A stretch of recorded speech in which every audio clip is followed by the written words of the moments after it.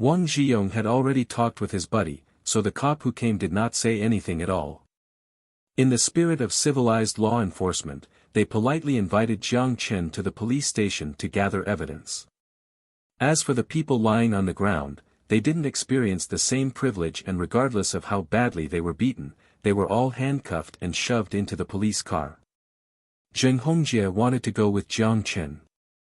Although he did not have any connection with the police force, he could still stand as a witness, but Jiang Chen waved his hand indicating it was unnecessary and urged him to settle the family problem first and quickly pay off the debt. Jiang Chen lent him the remaining 300,000 and told him that he could pay it off with his monthly salary. Under the grateful look of the entire family, Jiang Chen followed the courteous police downstairs. Seeing the humiliated expression on Li Chang's face, Jiang Chen halted, smiled, and pulled out his car key, waved it in front of him and then got in his own car. Because it was just for the sake of formality, he didn't even need to go in the police car. But the hooligans who stirred up trouble would at least be locked up for half a month. Naturally, someone would teach them some lessons. However, there were not a lot of opportunities for them to prove themselves in front of their superiors. After coming to the police station, Jiang Chen cooperated and provided the evidence. The witness statement was not even needed before the whole thing was settled as a legitimate self-defense case. When leaving the police station, he accidentally ran into Wang Zhiyong, who was heading towards him. Li Gangming, who was driving the car, awkwardly smiled after seeing Jiang Chen. Due to his minor altercation with Jiang Chen in the past, and the latter's seemingly exceptional relationship with his superior, he was afraid that Jiang Chen would seek vengeance on him.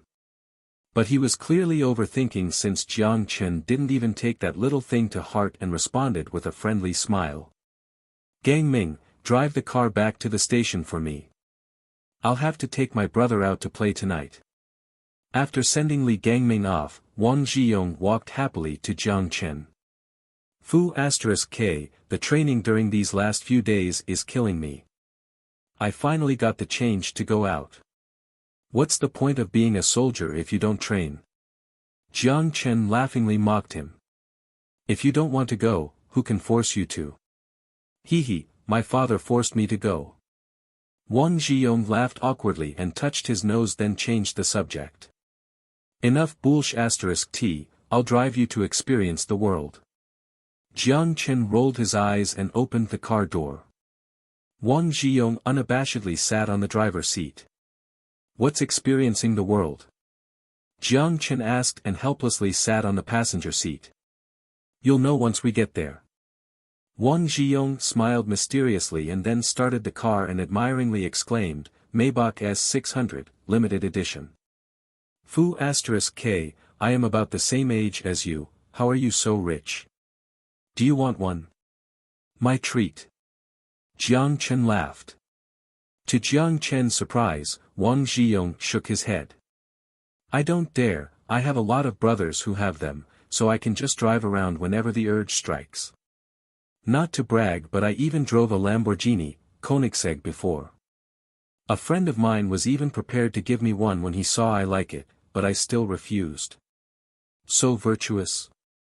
Then why are you still a soldier? You will receive a lot of commendations if you were to become a politician." Jiang Chen laughed. Wang Zhiyong also chuckled and continued, "It's not about being virtuous, you're overthinking. For those people who want to join my force, I wouldn't even think about it unless it is at least 1,000. Only Wang Zhiyong would dare to say this out loud. "I only need enough money to spend. I don't have much interest in being a millionaire. The friendship would change if I accept my friend's money," Wang Zhiyong said casually, but it certainly hinted deeper meanings. Jiang Chen could not help but grow astonished at his words. He thought this guy was just a blockhead descendant of an influential politician who only knew how to do reckless things with his buddies, but he certainly had his own convictions in life. It was apparent that he truly considered Jiang Chen as his friend. When there was money involved, the dynamics of relationship would change. "Don't think too much. I simply have too much money to spend and had no other intentions," Jiang Chen said and chuckled. Wang Zhiyong also laughed. Let's not talk about this anymore. Oh yeah, you created Future 1.0, right? Yes, are you using it? Jiang Chen gave him a surprised look. Hee, the holy trinity of holy up apps, even better than Momo by a large margin. Could you turn me into VIP 5? That shouldn't be too much trouble, right? Not at all, give me your account number. Jiang Chen said in a forthright manner. He texted Wang Zhiyong's little white's account number to Xia Xiyu. Upgrading to VIP 5 only needed a word from him, the chairman. After the car arrived at the suburbs, Jiang Chen looked outside of the window. As the buildings became more and more common, he could not help but get confused. He thought Wang Zhiyong would take him somewhere fun downtown and did not expect him to drive to the outskirts. Well, aren't you curious? As though seemingly aware to Jiang Chen's confusion, Wang Zhiyong arrogantly smiled. That's right, what fun is there in the suburbs? Jiang Chen did not hesitate to ask what was boggling his mind. We're almost there. It's a nice place. With a mysterious smile, Wang Zhiyong turned the steering wheel into another corner. After the bend, Jiang Chen had a sudden feeling of enlightenment. At a glance, he could very well discern the destination of this trip. The European-style structure looked out of place in the less busy neighborhood, just like a castle amidst the ghetto. Surprisingly, its remote location did not impact its popularity at all. From the nearly full parking lot, not only was this place popular, but it was not a place for ordinary people. Jiang Chen's expression could not help but turn odd while looking at the magnificent building that was decorated exquisitely. The name was very familiar to him. The bright and colorful words were, Hongyi Private Club. After parking the car, Wang Zhiyong and Jiang Chen were ushered to the door by a server. Why did we come to this place? Jiang Chen asked while walking. Is there any problem? Wang Zhiyong froze. Ahem, Hongyi gang and I had a little bit of conflict. Upon hearing this, Wang Zhiyong's expression was rather odd, then he burst out laughing and patted Jiang Chen on the shoulder. If you mean those goofballs, don't worry, they don't have anything to do with this place. I heard about Lu Changlong from my friend. He oversaw the security of a construction site for my brother in the past, then he got transferred here as a security guard. My brother saw that he was doing good, so he told him to open a nightclub. That guy seemed to have established more businesses and created the Hongyi gang. That club used this private club name to help itself out. Nothing worth being bothered about. Wang Zhiyong then took out a card as he arrogantly waved it between his fingers. VIP card, my brother gave it to me. Everything is free of charge. Tonight is on me. Although Jiang Chen was curious who his brother was, he didn't say anything anymore as he accepted the gratitude. He took out his phone from his pocket and sent a text to Aisha. I might be a little late for dinner, no need to wait for me. Suddenly, his finger froze in place. Who are you texting? Your girlfriend. Wang Zhiyong grinned and poked his head to peek at the screen. Jiang Chen quickly moved the phone away and gave Wang Zhiyong a dirty look and pressed send. Don't worry, we are all men. I understand. Wang Zhiyong patted Jiang Chen on the shoulder and then walked to the door laughing. Although he had an inkling as to what kind of place this was, he finally confirmed it when he saw the look in Wang Zhiyong's eyes. Jiang Chen smiled wryly. Those eyes filled with love appeared in his mind. Fu *K, this guilty feeling is unreal. The main colors of the building were gold and light gray. An elegant bronze chandelier was hanging in the central dome, and on both sides of the aisle were lined with exquisite European-style marble columns. Under his feet was a soft, red carpet and above his head were star-spangled crystals. This was just the lobby on the first floor. Those who occasionally passed by were very quiet as the decoration naturally made people slow down their footsteps. Sitting at the front reception was a gorgeous receptionist, wearing a light makeup on and smiling gracefully at the two of them. The spa here is not bad. You should try it. Hee, but I recommend the activity on the third floor. Wang Zhiyong laughingly winked at him. Based on his expression, Jiang Chen knew what type of service to expect on the third floor. It was obvious that he was a regular at this place since the receptionist appeared to be familiar with him. Without even looking at the card, she started asking what kind of service he would avail. The usual for me. What about you? Wang Zhiyong turned to Jiang Chen.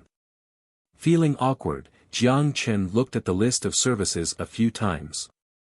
He hadn't been to this kind place before, so he could not understand the types of service they were offering. Spa should be about bathing, right? But what in the world were the goddess spreading flowers and lotus coming out of the water? Only the acupuncture and massage sounded normal. However, since he was already here, it would be rude to just turn around and walk away. As Jiang Chen pondered on this matter, he decided to go for something light. Truthfully, he already had a beautiful wife back home, so he had little interest in other flowers. He subconsciously thought this would be that kind of place. But just as he was about to speak, he heard an unfamiliar voice. Brother Yong, why didn't you tell me that you'll be here to play? Are you done with your training? A young man wearing a pair of glasses walked over with a smile on his face and warmly greeted Wang Zhiyong. Jiang Chen couldn't tell the price of his suit, but from the aura that the man gave off, he felt that he was not a simple character. He didn't look anything special, and the only thing that left an impression on him was a pair of squinting eyes. Whether he was laughing or not, his eyes appeared to be perpetually squinting. Nope. I played hooky. Let's not talk about this. Let me introduce you to someone. Wang Zhiyong put his arm around Jiang Chen's shoulder. This is the chairman of Future Technology. Jiang Chen, this is Zhou Zihao, a major shareholder of this private club. What major shareholder? Only a bunch of friends making some pocket money. Zhou Zihao modestly smiled and then looked at Jiang Chen. I am nowhere comparable to Mr. Jiang. Accomplished at a young age, the Future Technology even made it in Wall Street Journal. This is truly giving our country glory. I don't deserve such praise, I just got lucky, Jiang Chen said while smiling. However, in his mind, he was secretly thinking. Zhou Zihao was not someone who was easy to deal with. He never thought these second generations of politicians were easy to fool, but rather himself was always at a disadvantage in terms of foresight and shrewdness. Take Wang Zhiyong for example. Jiang Chen always thought that he was just a little blockhead, but the words he said in the car completely altered his perception of him in his mind. Wang Zhiyong knew too much, but he was simply not interested in politics, and that's why he always acted in a straightforward manner. On the other hand, Jiang Chen couldn't see through Zhou Zihao. His name is Zhou. Could it be the Zhou family? Thinking of this, Jiang Chen started to become more cautious. No. Zhou Zihao offered his hand and shook hand with Jiang Chen. Compared to my not-so-accomplished brother, Mr. Zhang's corporation achieved far greater things in the tech industry. Upon hearing these words, Jiang Chen's mind turned quickly. Brother? Does that mean his brother is in charge of military artificial intelligence? But what does this statement mean? A friendly gesture. What kind of relationship does he have with his brother? Competitive or close? He only knew that Wang family and Zhou family were cut from the same cloth, but he didn't know the intricacies of these political dynasties. After all, only a few months ago, he was a nobody. Wang Zhiyong suddenly laughed and patted Jiang Chen on the shoulder, which interrupted his train of thought and said, "That's enough. Why are you being serious about when we're having fun? Zihao always pretends to be poetic. Don't you feel tired speaking like this?" Ahem, this is not a serious talk but only casual greetings. Zhou Zihao squinted his eyes and smiled. Future Technology is only a startup company, so it doesn't deserve such praise. Jiang Chen laughed and let his hands go. Oh yeah, Zihao, one of your younger brothers, Lu Changlong, seemed to be embroiled in a conflict with Jiang Chen, you take care of it. Wang Zhiyong chuckled as he looked at Zhou Zihao. Lu Changlong. Zhou Zihao frowned, thought for a moment before his eyebrows relaxed. Oh, him. Don't worry, Mr. Jiang, I'll give you an account of this. Jiang Chen waved his hands. It's really nothing. Although he did plot against me, now he knew better, so don't worry about it. That won't do. Zhou Zihao shook his head in seriousness. Today will be on me as a token of apology. Piesich, I already said it's on me. Wang Zhiyong slapped the table with a grin. Zhou Zihao squinted at him, you. The card says that it is only free for you. How many people did you treat with it? Wang Zhiyong shamelessly laughed and waved his hand nonchalantly. Don't worry about it. Just pretend I used it twice. Is it the first time for Mr. Jiang? Zhou Zihao glanced at him. Jiang Chen nodded, slightly embarrassed. Zhou Zihao glanced at the reception, beckoned and whispered a few words to the receptionist. He then turned around to Jiang Chen, with a smile, since this is your first time, then let's start with something light. What do you think, Mr. Jiang? What's something light? Jiang Chen was still confused but politely smiled. Then I'll listen to the host. What about Brother Yong? Zhi Zihao looked at Wang Zhiyong. I don't play with rookies, you know. Wang Zhiyong waggled his eyebrows and smiled devilishly. Zhou Zihao sighed and smiled wryly. Take care of your kidney. Wang Zhiyong was instantly provoked by the words, he slapped the table with bulging eyes. Fu *K, my kidneys are great. I am a soldier. How many times have you actually trained? Under the direction of the staff, Jiang Chen headed to the second floor and due to his curiosity, secretly examined the place along the way. On the surface, it appeared to be just an ordinary private club. In the lobby of the second floor, there were pool tables and sofas. The back of the wall was a bar for serving drinks. On the other side was a gym with only 2 rows of treadmills. The common feature of these appliances was no one was using it. Clearly, they were only there as a decoration.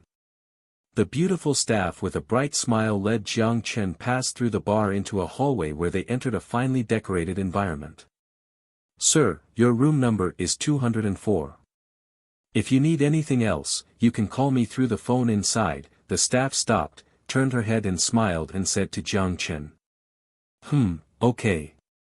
Seeing that the staff had already left, Jiang Chen looked at the card in his hand and hesitated. Fu *K, I am not a virgin, why am I hesitating? He cursed in his mind as Jiang Chen bit the bullet and swiped the card on the door.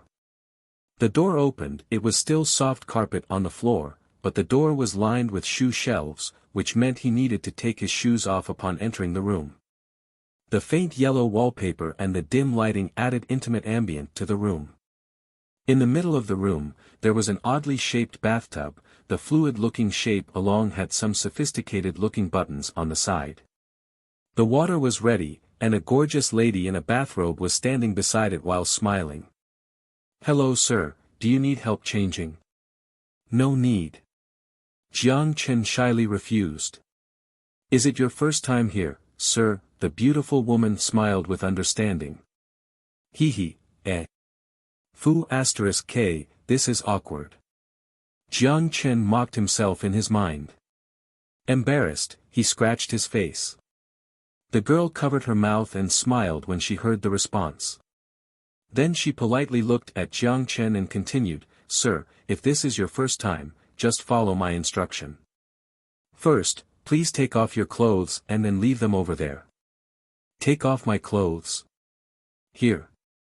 Jiang Chen thought he heard it wrong. Yes, unless sir you want to bath with your clothes on. The girl winked and said with a smile, do you need me to turn around? Ahem, it's okay. Help yourself. Jiang Chen's face turned red and coughed. Fu *K, being this shy is not like me. Jiang Chen swore in his mind as he made up his mind and undressed. Do you exercise regularly, sir? With a cheerful smile, the beauty looked at Jiang Chen without avoiding his embarrassing part, then stepped forward to help Jiang Chen fold his clothes and guide him to lie in the bathtub. No, why? Nothing, I just think you are very muscular. The beauty maintained her smile, held Jiang Chen's head gently in the right spot, and then she leaned her head, intentionally or not, closer to his ear. If I were to be embraced tightly by you, it would sure feel great. The voice was full of magnetism. Jiang Chen felt his scalp become numb and his blood pressure spiked. Relax, close your eyes. Jiang Chen obediently followed. He felt a pair of hands touch the acupuncture points on his face pliantly but with just enough force and soothed each of his stiff nerves. The water level in the bathtub gradually decreased. The tiny water outlet sprayed out warm mist and gently washed his entire body. This acute feeling was quite intoxicating, and along with superb massage skills made Jiang Chen only feel relaxed. The tension and fatigue built up through the days of continuous battle were washed away in an instant. As if all the burden had been wiped away by the warm water stream and gentle hands. It felt like he was in the clouds. It appeared like he had thought too much. It was not some intense sexual service but just a unique massage. This beautiful woman's technique was skillful. She first used a word to cause his blood flow to speed up, then used a soothing massage to make his muscle and mind fall into a deep state of relaxation. That feeling was even better than the embarrassing act. The small hands gradually moved to his chest and further down. The water level rose again as the beauty appeared to have pressed a button on the side as the water in the bathtub vibrated. Sir, your muscle is really nice. The voice in his ears sounded magical as it flirted through his relaxed nerves. Just like an ASMR guiding him to deep relaxation. Skin is really nice too. Relax, just leave your body to me. Jiang Chen had long since done that. Because it was too relaxing, his breathing became rhythmic and he fell into a slumber. On the other side, Zhou Zihao, who sent Wang Zhiyong upstairs, took out his phone. Wang Zhiyong was ushered to the third floor, but Zhou Zihao didn't go with him. Wang Zhiyong knew his friend disdained those types of girls, so he didn't invite him. Likewise, Zhou Zihao knew what type he preferred, so he pulled out his phone. They were all smart people, it's just that they were pursuing different things. Wang Zhiyong only wanted to spend his days as a second-generation officer. To gain harmless, small benefits from his friends, no need to be powerful, just to live free and comfortably. But Zhou Zihao was different. He was the second son in the family. Honestly, he didn't have the best relationship with Zhou Qianguo, but his father clearly preferred his brother over him. Zhou family's influence was in Shangjin, but he came to Wanhai City partly because of this. Although he always looked indifferent on the outside, the fact was he longed for power more than anyone else. He desired recognition. The reason why he started this private club with a bunch of silk trousers was a way for him to establish connections. Did Wang Zhiyong really bring Jiang Chen along because he wanted to play with women? Did he really just casually brought up the conflict between Jiang Chen and one of his dogs? In fact, Wang Zhiyong was very clever. He clearly knew Zhou Zihao wished to befriend Jiang Chen, so he deliberately mentioned it. Call Lu Changlong. He commanded Little White as Zhou Zihao patiently waited for the call to get connected. Hello. Boss, what's going on? The fawning voice of Lu Changlong came from the other side. Did you offend a man called Jiang Chen? Zhou Zihao said leisurely. Lu Changlong's heart immediately thudded as he cursed in his mind. Although he didn't know why his boss was asking this, the tone did not sound good at all. No, one of my worthless underlings had a conflict with him. I already kicked him out. It has nothing to do with me. Hearing this, Zhou Zihao did not have the slightest intention to let this go. His face did not have the same amicable expression when he was chatting with Jiang Chen and Wang Zhiyong. Ho, everyone else knows what you were plotting, but you're pretty smart and know when to back down. To say it plainly, Lu Changlong was only a dog raised by the people above. When Changlong heard this, he sweated coldly as he deliberated the intention of his boss. Did he want him to do it, or did he acknowledge him for being smart enough for not doing it? Let's put it this way, I want to get to know this person. Can you think of a way for me? Zhou Zihao was laughing, but the tone was filled with cutting coldness. Someone has to take the knife, right? This sentence almost frightened Lu Changlong to death. He finally realized that his boss wanted to sell him out as a favor. Boss, stop talking nonsense, I'll give you a chance. You have half a minute to think who you're willing to throw under the bus. Zhou Zihao chuckled. Lu Changlong's hand that was holding the phone uncontrollably trembled while his underlings dumbfoundedly looked at their frightened boss. They didn't understand why their normally glamorous boss would be quivering like a dog. That's right, just like a dog. Lu Changlong secretly complained. He didn't even do it yet. If Jiang Chen didn't know he was plotting against him, it would be okay, but somehow he figured it out. Someone had to be thrown under the bus as a favor. What to do? Use Lu Anshan as a scapegoat? A fierce glint flashed in Lu Changlong's eyes. Although it was his brother, there was no way he could care about family now. But just as he was about to say Lu Anshan's name, another name popped into his head. Fang Yuanyuan. He remembered his son, brimming with confidence, took a bunch of hooligans to extort someone called Jiang Chen.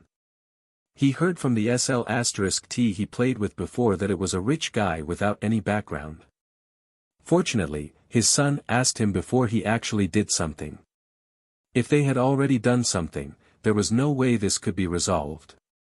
Although when he first plotted against Jiang Chen, it had nothing to do with Fang Yuanyuan, however, she did call his son so she could be the scapegoat.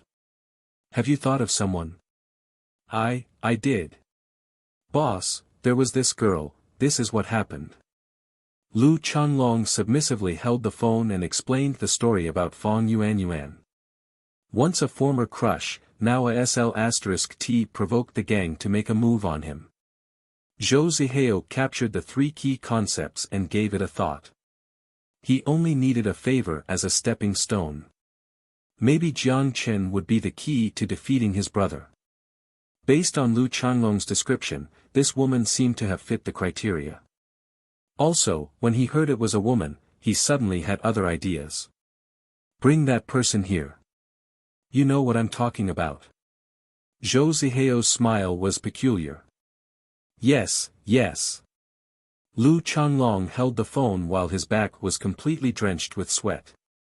Lu Changlong hung up the phone and glanced at the thugs around him. The thugs were all silent and afraid to look at their boss in the eyes. Jiaozi, go capture her back, I'll give you 1 hour. Lu Changlong said emotionally. He regained his tyrannical bearing as if the submissive conversation never happened before. Yes. Jiaozi nodded and hastily left. Lu Changlong leaned against the chair and rubbed his tired forehead. A smile appeared on his face. After comfortably leaving the room, Jiang Chen twisted his neck and felt his entire body's weariness was washed clean. It was already 5:30, the staff was waiting at the door and led him to the dining hall. Once he arrived, Jiang Chen saw that Wang Zhiyong and Zhou Zihao were already waiting there. Yo, did you have fun? Wang Zhiyong waggled his eyebrows. Not bad, I fell asleep in the latter half. Jiang Chen smiled and pulled a chair to sit down. Such a shame, the best way to enjoy it is to close your eyes and relax your body. Zhou Zihao was still with same squinting eyes as he picked up a cup of tea and took a sip. Enough, don't bring your good living philosophy here. Waiter, bring out the dishes and alcohol, Wang Zhiyong called out. Do you take this for a hotel? Zhou Zihao was speechless and then signaled the waiter on the side to bring out the dishes. The dazzling dishes were placed on the table and the gorgeous staff slightly leaned forward to pour a glass of wine for each one of them. Wine can help with blood circulation. This is a good stuff. Is Mr. Jiang okay with it? Zhou Zihao smilingly raised his wine glass for a toast. Based on the purity of the color, the wine must have been very expensive, but Zhou Zihao did not mention the year and brand. His shrewdness truly ran deep. Pretty good, but I don't drink much. Jiang Chen smiled and raised and clanked his glass with him. Zihao had always liked these fine things. Who would drink this sour wine? Wang Zhiyong jested, but his hand was still on the wine glass. After a couple rounds of drink, the three started conversing with one another. Wang Zhiyong was surprisingly quiet and Zhou Zihao was talking a lot more. Jiang Chen had a feeling that Zhou Zihao was trying to befriend him. His attitude made him feel wary. Logically speaking, his artificial intelligence was almost overlapping with Zhou family's craft. In other words, Zhou Zihao was not popular at home. So he wanted to form a relationship with me. Jiang Chen was not repulsed by Zhou Zihao's friendly gesture. After a few glasses of wine, they started calling each other brothers. Brother Jiang, I'll have to offer you a glass one more time. This glass counts as me not controlling my subordinates and causing problems for you. Zhou Zihao suddenly stood up, smilingly offered a toast and drained the glass of wine. To drink wine like this was a waste of a luxury. Seeing this, Jiang Chen also hurriedly stood up and smiled wryly. There is no need, brother Zhou. I don't really mind, and he hadn't done anything yet. Zhou Zihao waved his hand and then signaled the server on the side. The waiter courteously nodded and walked out in haste. After a while, the door opened. Jiang Chen saw a strange man came in. The person was sporting a buzz cut. His face had a certain kind of resoluteness but also had a terrified expression on his face. Age-wise, he was at least 10 years older than Zhou Zihao. Jiang Chen's eyes narrowed slightly as he guessed the identity of this 30-year-old man. Lu Changlong, the leader of Hongyi gang and the man who plotted against him. Wang Zhiyong watched while he carried his glass with a gloating expression. Zhou Zihao didn't look at Lu Changlong and only stared at Jiang Chen with the same smiling expression. Jiang Chen glanced at Lu Changlong and then questioningly looked at Zhou Zihao. Ahem. Zhou Zihao lightly coughed. There was a pudong sound as Lu Changlong, a man 180 centimeters tall, dropped to his knees and knocked his head on the ground. I, Lu Changlong, was blinded and listened to wrongdoers' incitement and planned to kidnap your parents. I hope Sir Jiang Chen to forgive me and let me go like a fart. Jiang Chen was stunned. He really did not expect Lu Changlong was planning to abduct his parents outside of the province. He also didn't think that before he even made a move, Zhou Zihao had already brought him here to apologize. Wang Zhiyong looked at Lu Changlong, who was kowtowing and seemed to wear an expression that this was to be expected. Zhou Zihao still didn't spare a glance at Lu Changlong and remained his focus on Jiang Chen while smiling. Is Brother Jiang satisfied with this result? Jiang Chen's throat moved and laughed awkwardly, very satisfied. He didn't know what to say, and though he disdained these scums of society and was enraged by the fact that Lu Changlong planned to use his parents to threaten him, he did back down. Zhou Zihao with his squinting eyes was a ruthless character and not at all easy to deal with. In any case, he owed him a favor. Jiang Chen thought to himself, but his expression remained the same. When Zhou Zihao saw that Jiang Chen had relented, he then waved his hand. The beautiful waitress on the side, holding a bottle of about 1 liter of baijiu, came over and placed it in front of Lu Changlong with a smile. You know what to do, Zhou Zihao said casually. A cold sweat rolled across Lu Changlong's forehead, but when he thought of Zhou Zihao's intention, he gritted his teeth, opened the lid with his teeth and began drinking.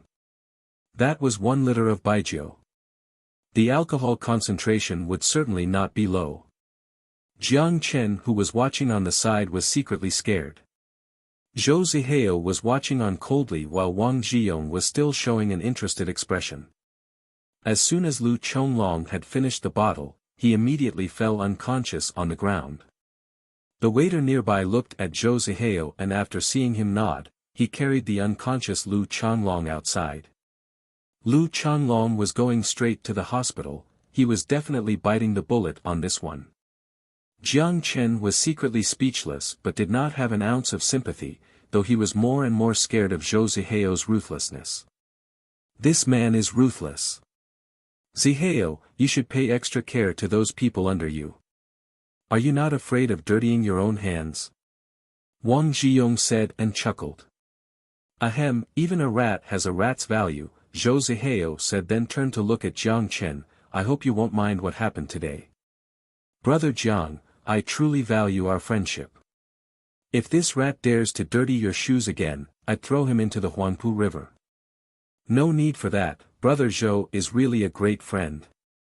It's my honor to become your friend, Jiang Chen said. Thankfully, they were not enemies. There is no need to go back today. Why don't stay for the night? Zihao prepared you another fun show.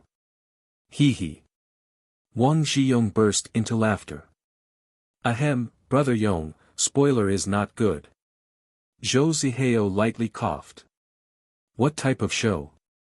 Jiang Chen asked casually. Trust me, you will love it. Zhou Zihao smiled mysteriously after continuing, would Brother Jiang give me this chance? It would be impolite to refuse. Jiang Chen only debated for a second before quickly replying, then, I'll listen to the host. There was nothing to it but say yes. After dinner, it was still the same smiling waitress. Jiang Chen was led into a quiet room on the third floor under her guidance. The noise insulation here is excellent. Enjoy yourself. The staff smiled ambiguously and backed out of the room. Jiang Chen touched his nose shyly, stood at the entrance for a while before finally going into the room. Looks like I am not going home tonight. Thinking of this, Jiang Chen pushed the exquisitely decorated door open, but after entering the room, he was surprised to see someone he didn't expect. It's you. Jiang Chen's expression could not be more strange. It's you. Jiang Chen looked strangely at Fang Yuanyuan sitting on the chair. Although she was sitting, the posture could not be described as elegant. Her face was filled with horror, her hair was disheveled, and her lips were covered with black tape. Her limbs were tied up by nylon ropes in an indecent style on the chair. Although her clothes were intact, she was without any kind of decency in this position. Next to the bedside table was a laptop, the bright screen projected an audio file. As if Jiang Chen had guessed something based on Fang Yuanyuan's appearance, he stepped forward and gently pressed the play button. Yo, girl, did you miss your brother? Pervert. Let me tell you something, I have a classmate who made a fortune. No, clean background, I know that guy, he just got lucky. Jiang Chen quietly listened to the voice recording and stared at Fang Yuanyuan with a faint smile on his face. Fang Yuanyuan evaded Jiang Chen's gaze, afraid to make an eye contact with him. Regardless of how unbelievable it was for her, this was the reality. The foolish fly that once buzzed around her like a fly had become someone that could control her life and death. That's right, life and death. When she was on her way home from work and was forcibly tied here, a frightening-looking man told her, 2 options. First, satisfied the man named Jiang Chen regardless of what he would do. Afterward, she would receive $10,000 as compensation. Second, become fish bait in the Huangpu River. She had never seen anything like this before, so she got scared that she almost peed her pants. Her captors didn't talk more as they skillfully tied her on the chair and threw her in the wretched room. The center of the room had a round bed and beside the closet was some strange bondage devices as well as some frightening tools. Fang Yuanyuan looked at the man whom she had hurt before, horrified. She was scared, and she feared that he would use those awful things on her. If he actually did, she would have to endure the pain. At this time, the phone suddenly rang.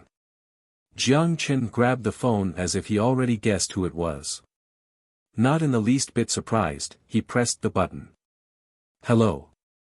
Hee, is Brother Jiang satisfied with the show? Without a doubt, the lyrical-sounding tone was definitely from squinting eyes. Brother Zhou is worrying too much. If you really want to cooperate with me, you only need to tell me. Why are you using these low-level tricks? Jiang Chen's voice was slightly cold. There was a distinct pause on the other side of the line. Brother Jiang. I don't really understand what you mean. Oh, yeah. If you want to watch porn, then I can give you a few gigabytes of torrents. What's with the fetish of watching things live? Jiang Chen hung up the phone, put it in his pocket, then threw it in the storage dimension. He didn't take his hand out of the pocket as he took out an EMP grenade directly from the storage dimension and detonated it. A faint static noise was heard in the room. The laptop instantly turned black as a trail of smoke came from the fan. The light bulb on the ceiling flickered a few times before the light abruptly dimmed down. As if to confirm his suspicion, Jiang Chen keenly caught a glimpse of a few wisps of smoke from the several corners of the room. He walked in front the photo frame directly above the bed, he sniffed, and the faint burnt smell was not difficult to capture. In the control room, Zhou Zihao with the phone still in his hand was bewildered, his squinting eyes were actually opened. He didn't know what Jiang Chen just did that short-circuited all the monitors in the room. Interesting, he muttered to himself as he looked at the 4 blacked-out screens. There was no hatred without cause, nor was there any goodness without reason. Slap his underlings a few times for a new friend? This sorry excuse for friendship was pure bullsh*t. There was no deep hatred running between them, but he put on a show of asking for forgiveness, and then bring Fang Yuanyuan to his room with the recorded conversation. It was as if he is trying to provoke the hatred. From beginning to end, Zhou Zihao didn't ask him anything but did so much. When Jiang Chen saw the design of the room that was meant to incite him into committing a crime, he suddenly understood. In Zhou Zihao's plot, at this time, he would have been furiously ripping her clothes apart and unleashing his anger to humiliate her in the most torturous way possible. But in that case, what was there to gain for Zhou Zihao? To record these atrocities, and then use them would be the best way to maximize the gain. If he could be ruthless to one of his own, then there was no reason he would be gentle to an outsider. Jiang Chen ignored the surprised look on Fang Yuanyuan's face and once again pulled out his phone. He needed to confirm if Wang Zhiyong knew about this. Hello, Brother Yong. What, Brother Chen? Hee, don't tell me you're done already. There was woman's voice on his side, it seemed to have been more than one. The brother Zhou you introduced me is a bit of a bore, or does he have a fetish for peeping at others' privacy? Jiang Chen's voice was full of other meanings. The other side of line paused for a moment. Sorry, I'll give you a response to this. I didn't expect Zihao to be this ruthless. He wanted to meet you and asked me to make an introduction. I thought there would be opportunities for you guys to cooperate. So, it's okay, I just wanted to confirm. Okay, I'll head back first. After this turn of event, Jiang Chen didn't want to stay here any longer. After hanging up, Jiang Chen glanced at Fang Yuanyuan and burst out laughing. He ripped off the tape on her mouth, disregarded her cry of pain and gazed into her frightened eyes. I really don't understand your mentality. Because you're jealous that you're giving me trouble? Or do you think that I've done you wrong? Look at you now. Although the tape was ripped off, Fang Yuanyuan could not let a word. She looked at Jiang Chen, curled back looking horrified. Looking at her cowering look, Jiang Chen did not know why he thought it was amusing. This is so ironic. Who knows why I got so blinded that I thought I had loved you for a moment. Jiang Chen shook his head and walked towards the door. Don't go. Seeing Jiang Chen was about to leave, Fang Yuanyuan was nervous. Jiang Chen stopped and turned around. He didn't expect Fang Yuanyuan to stop him. He gazed at her with an odd look. Fang Yuanyuan didn't dare to look at him in the eyes, she mumbled, If you have something to say, spill it now, Jiang Chen interrupted impatiently. Jiang Chen's apathy made her feel humiliated and wronged. After hesitating for a moment, she spoke while sobbing. When Jiang Chen heard that if she didn't make him happy, she would be thrown into the Huangpu River as bait, he laughed. That means you're begging me to *ku and then write a positive comment on your butt? Hearing this, Fang Yuanyuan's pale skin swelled into a deep red color. She buried her head, no longer speaking. Why do you have to make yourself into a SL*T? Want me to *ku? I'd feel dirty even with a condom on. Leaving these words, Jiang Chen turned around and left the room despite the pleading on her face and mercilessly slammed the door shut. Zhou Ziheo's trick was already exposed. Why would it matter if he had sex with her or not? The SL*T didn't know that she was only a pawn. Wang Zhiyong walked into the control room. Zhou Ziheo seemed to be expecting his presence as he stood there waiting quietly. Without a word, Wang Zhiyong walked up and threw a punch on his face. The staffs were all shocked and bewildered, and helplessly watched their boss and his friend. Zhou Ziheo touched his nose, saw the blood in his hand and smiled suddenly. Brother Yong, your temper hasn't really changed. Wang Zhiyong dragged him up by the collar, the smiling face was pulled forward. You know my temper, then you should know what type of person I can't tolerate. I do. Zhou Ziheo's expression didn't change slightly, his tone was very flat. I don't give a *T about the things in your family, but I nicely brought my friend for you to meet, and you made me look like this. Wang Zhiyong stared directly into his squinting eyes.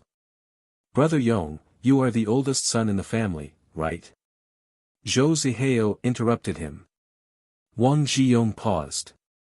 He couldn't understand the meaning behind his words. Then you don't know how I feel. Zhou Ziheo gently removed Wang Zhiyong's hand holding his collar. If you knew, then your desire to control will not be lower than mine. This time, it's my fault. I didn't expect the newly rich Jiang Chen was not as dumb as he looked. But if I was given another chance, I will still make the same choice. If I can't control the pawns in my hand, then what's the point of it?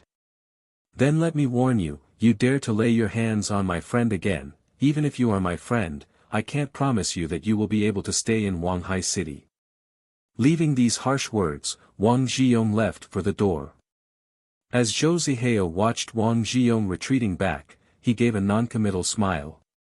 147 official scandal videos, not you, even your dad would not make me go back to Shangjing. He had been playing with fire for a long time ago. After a moment, he shook his head again. This is disappointing. Looks like using military artificial intelligence as a starting point to take down my brother is not realistic. Jiang Chen, forget it, it's best not to anger Wang Zhiyong further. When he drove back to the villa, it was already 10 in the evening. The lights were out, so Aisha seemed to be already asleep. Jiang Chen drove the car into the garage and headed straight to the office. He leaned against the chair, turned on the laptop and checked his email. The cast is set. Buddy, should we go to the next step? Robert attachment, Johnny's personal information and script. Jiang Chen carefully read through the attachment. He gave it some thought as his fingers typed furiously on the keyboard. Suddenly, a cup of hot cocoa was gently placed on the table. Jiang Chen paused and turned around. Aisha was standing behind him and was affectionately looking at him. It's late. Why are you still up? Jiang Chen stopped what he was doing, looked at her fondly and smiled. Well, I just got out of the training chamber. Aisha put her hands on his shoulder and began massaging. Go to sleep first, I still have something to do. Jiang Chen put his hand on top of hers and squeezed her soft, little hands. Seeing the blushing Aisha left, Jiang Chen returned to the computer screen. Should the plan be expedited? Jiang Chen murmured as he entered few more words to the text field. Ask Nick to prepare. I'll head to Kane in October. Before that, he needed to head to Apocalypse to acquire some powerful firearms. _min_ you guys are crazy. Thank you for your support and shout out to the Patreons. 5th day. 5 days had passed, the morale was very low. Although the supplies were adequate, there was despondency in everyone's face. Victory, the price they paid for it was too heavy that it cast a gloom on their victory. For power armors were destroyed, and the boss was nowhere to be found. The mutants left a total of 41 bodies that were lying on the field. Fortunately, the harvest was bountiful. For shoulder-launched recoilless rockets along with 3 reinforced armored truck were seized. Huizhong Mercenaries' bullet production line was a pleasant surprise, so Fishbone would able to produce rifle ammunition on their own without the need to import from 6th Street. At the top of the laboratory was 4 anti-aircraft guns that seemed to have been a modified .50 caliber machine gun. These were excellent in typical survival camps as they were considered to be powerful stationary weapons. If they were equipped with armor-piercing bullets and could get the first shot, they could easily suppress an armored vehicle. Huizhong Mercenaries detained more than 20 captives in the basement. It was quite funny when the survivors were kicked off from the mutants' truck. Not only they were not frightened, but rather their face was full of happiness. It was as though they had been saved. It was indeed true, as they no longer have to worry about being thrown into a pot and being pickled into eunuchs. Many people would rather die than be captured by mutants. If they were taken as a prisoner, there would be at least room for negotiation, wouldn't it? At least they could fight, so they definitely have some value. Although the wasteland was not necessarily short of a population, they absolutely lacked in experts like them. As to whomever they worked for, they couldn't care less. Although there were a lot of clamors from the survivors to kill off the gang's survivors, Sun Jiao still ordered them to be locked up first. A nutrient supply a day would stave off the hunger and death. As for the nutrient supply, they were naturally raided from their warehouse, as Fishbone Base didn't have a need for those. Other than being unpalatable and lacking in nutrition, there were still some benefits to the nutrient supply. The people who ate these concoctions didn't need to defecate for a long time, as the metabolic waste would be reduced to its limit. Even if they were imprisoned in the basement, there was no need to worry about the hygiene. Simply put, the decision to kill or not would have to wait until Jiang Chen came back. He will be back, Sun Jiao still firmly believed that. As usual, Sun Jiao sat in the doorway of the tent. Behind her was the place where Jiang Chen was last seen. As early as 5 days ago, she ordered to use the tent to surround the place where Jiang Chen had disappeared into. It was his biggest secret and also Fishbone Base's biggest secret, so there was absolutely no way she would let anyone find out about it. She was still holding Sirius in her hands. The laser rifle that had accompanied her for many years was used to slaughter over and over again in these past 5 days. And during these 5 days, she had been thinking about a problem. If Jiang Chen never came back, what would she do? "You liar, you said you will take me to the other side." Her eyes looked sorrowful. Lin Lin was standing not far away from Sun Jiao as the latter stared blankly ahead above the tent. Although she was permitted to get off the truck and walk, she was ordered to stay within the 100 m radius. If she exceeded that distance, Sun Jiao calmly expressed that she would shoot. That girl was so scared she almost peed her pants again. "What on earth are you looking at?" Lin Lin looked up helplessly as she murmured disapprovingly. At the moment her left eye was black, but her right eye was bloody red. After 5 days of communication, she finally reached a tacit understanding with the bug, or Tingting. The body would be controlled by Lin Lin, but the right eye would belong to the bug. This was also a compromise of sorts. Although Lin Lin was opposed to the idea of a bug living in her head and had racked her brains to think of ways to get rid of it, it had never lasted for more than 3 seconds for her to realize it was an exercise in futility, and so she gave up on it. Anyway, there was no harm other than the fact that part of the nutrients would be divided between the two of them every time she ate every day. "Jiang Chen, you are talking about him. That scoundrel is now in trouble. This feels great. He totally deserves it. I don't know, hopefully, he's safe." Although her initial reaction was that of gloating, however, after giving it careful consideration, that guy did not seem so bad. Lin Lin was conflicted, her head was in turmoil. She had seen the women in the basement, and she could not believe that the world had fallen into such chaos, nor could she imagine what would have happened if anyone else other than that man had encountered her. Lin Lin shuddered and wrapped herself around her arms. Puke, that's too disgusting. With my stunning look, I will be ped 100 times over, then will be turned into a sex toy. Well, in addition to narcissism, her delusions and paranoia were also quite problematic.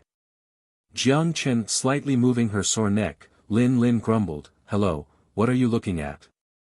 Other than radiation dust, what else is there in the sky?" Jiang Chen, the mother bug, was still transmitting the same thought. Stunned, Lin Lin touched her heart as she sensed the gradually increasing beat. Her digital left eye shrunk slightly as she tried to understand the abnormalities in the surrounding area. Did she see Jiang Chen? But how could that be? There was nothing in there at all. Suddenly, Lin Lin appeared to have thought of something. Her pupil began to dilate and muttered to herself, "That's impossible. Theoretically, that's not possible unless..." "What are you looking at?" Sun Jiao looked her over and frowned, her messy hair obscured her eyes with gloom. Lin Ling was startled by her gaze and said while trembling, "No, it's not me. It's the bug that wants to look and also that mentioned Jiang Chen's name." She was extremely frightened of Sun Jiao. In her fragile heart, this female demon was more sinister than the male demon. At least she could detect a trace of sympathy and compassion in his eyes on occasion, but there was none from this woman. For this woman, other than the things I like in this world, it was things I dislike. Sun Jiao's eyes flickered for a second and she seemed to have thought of something. "Ask it, what did it see?" "Ugh, I have been asking but it seems to only know those 2 words. Lin Lin smiled wryly. Sun Jiao silently shifted her line of sight as if losing interest in Lin Ling. All of a sudden, the tent cover was lifted up. "Ahem, sorry, I'm late." The voice Sun Jiao had missed dearly rang by her ear, her pupil began to dilate, and her eyes were instantly covered with a fine mist. "Hello, what are you doing?" His chest made an impact with something soft as his back came in contact with the ground with a muffled sound. Jiang Chen looked at the beauty lying on his chest with a grin. For these past 5 days, every morning, he had been trying to start the interdimensional bracelet and finally succeeded this morning. Just like what he had suspected, the travel function was not broken, it was merely overloaded. As soon as he arrived, before even gaining his balance, he was struck on the ground by this girl. Stupid, stupid, stupid. Those soft fists were pounding hard against his chest. Jiang Chen was stunned while looking at the sobbing Sun Jiao. From the beginning, she had always given him that little devilish feeling. It was the first time seeing her so weak and vulnerable. Jiang Chen opened his mouth and wanted to say something. "Why didn't you come back earlier? Do you know how difficult these past few days have been for me?" Her grievance halted, her crystal eyes were quivering with mist. Jiang Chen hugged her waist and suddenly kissed her on the lips. From stun to obedience, Sun Jiao gently closed her eyes as if the grievance of the past few days didn't matter anymore. She hooked her arms around his neck and responded just as passionately. Due to the enormous softness pressing against his chest, Jiang Chen felt his mouth became parched. Unaware of his condition, Sun Jiao worried about Jiang Chen's life and death condition. Did he not miss her too? He reached out his hand to pull the zipper of her suit. "No, don't." Sun Jiao was suddenly frightened and shrank back as she awkwardly covered her front and looked away. I didn't shower." She had been here for 5 days, although there no scarcity of water, she was not in the mood to take care of her hygiene. Jiang Chen paused before a smirk appeared on his face. While Sun Jiao shrieked softly, he got on top of the charming girl. "I don't mind." Jiang Chen roughly tore the zipper on the one-piece combat suit and kissed her neck. "No." The faint murmur sounded insignificant in this intimate scene. Sun Jiao with misty eyes caressed Jiang Chen's back, her slender jade legs rubbed unconsciously with one another. Don't you want to listen to my explanation? Jiang Chen suddenly stopped as he gently bit her earlobe with a smirk. No, I want. The explanation can be saved for later. Yes, the day after. Lin Lin stood awkwardly outside the tent, her pale face was flushed. She could not decide whether to go or not. Leave. She was afraid that Sun Jiao would really kill her. Stay. But these shameless people, they started doing it. He was indeed a huge pervert. Although she didn't know what it felt like, just the thought of it was embarrassing. Suddenly, her heartbeat began to accelerate, making her stunned. Tingting was trying to seize control of her body. You're insane. If we go, that savage girl will kill us. What? Can't you beat her? Yes, but I don't want to fight. Ah. Stop. Wah, I can't control my strength. Inside of the tent was filled with romance, outside of the tent. A beautiful girl who had a 2.5-dimensional anime appearance was desperately using her right hand to hold on to her uncontrollable left hand. She was mumbling nonsensical words that resembled anime lines. The scene could not be more comical. The basement door opened. Jiang Chen watched as the 170 centimeters man dashed into the room, smashed the cell door lock open with the gun and hugged his wife crying. The woman's top was exposed and her eyes appeared to be lifeless, but she seemed to be moved by the crying sound as her eyes gradually regained its clarity and tears of sorrow gushed down. I really can't bear looking at this, Jiang Chen muttered to himself. His tone was somewhat complicated. What are you going to do with the captives? Sun Jiao glanced at the door imprisoning Zhou Xiaoxia. Public execution. There was no need to hesitate. For authority, for order. Jiang Chen paused for a moment before continuing, but before that, I want to meet our old friend. Upon hearing this, a mischievous smile appeared on Sun Jiao's face. Zhou Guoping slumped into prison dejectedly. He was clearly aware of his impending doom, but his heart still held a glimmer of hope. He did not care who he was fighting with, for he was confident in his intellect. However, when he saw the face from the small window of the cell, his confidence instantly vanished and his face lost all of its blood. Oh, remember me? Jiang Chen asked with a smile. Although he never saw him before, Zhou Guoping must have known him. Zhou Guoping swallowed hard and slowly nodded.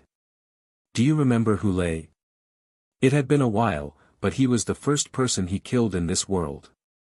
Jiang Chen faintly remembered the feeling of astonishment while staring at the skull that burst open by a gunshot. It was you who killed him, wasn't it? Zhou Guoping smiled, but that smile was uglier than crying. That's right, I had no reason to let him go. Jiang Chen's tone was very calm. Then why are you wasting time on me? Zhou Guoping smiled bitterly. Jiang Chen grinned and settled his hand on the window pane. You have two options here. First, tell me everything you know. If it's useful enough, I might consider sparing you. Of course, I'll ask the same question to other people, so you better tell the truth. Second, well, I don't think I need to explain it. I choose the first one, he chose without hesitation. He didn't want to die even if he might still do after unraveling everything. You better start, Jiang Chen said with a smile. To save his own life, Zhou Guoping spilled everything he knew. Jiang Chen was able to gather a lot of useful information from his revelations. The first one was the supply. Other than the 4 modified machine guns and the bullet production line they had plundered, there was also a zombie electricity generation in the basement of the laboratory. It used the organic material of zombies or mutants such as fat or protein as raw material to produce electricity. It was a great thing since winter was fast approaching. Since Fishbone Base's electricity was powered by solar, they would definitely experience a decrease in energy production. With this zombie electricity generator, they would not need to worry about energy problem anymore. It was indeed surprising that these bandits were able to hide such good stuff. In addition to supplies, Jiang Chen also heard some interesting information. Those mutated humans came from Jia City and are now stationed at the 7th zone. They initially wanted to absorb us, but our boss refused it since no one wanted to become a eunuch. The first wave only had 5 people in them and we successfully killed all of them, but we didn't expect that a big group would show up. Zhou Guoping laughed bitterly. It was a disaster, our boss' skull got smashed in half.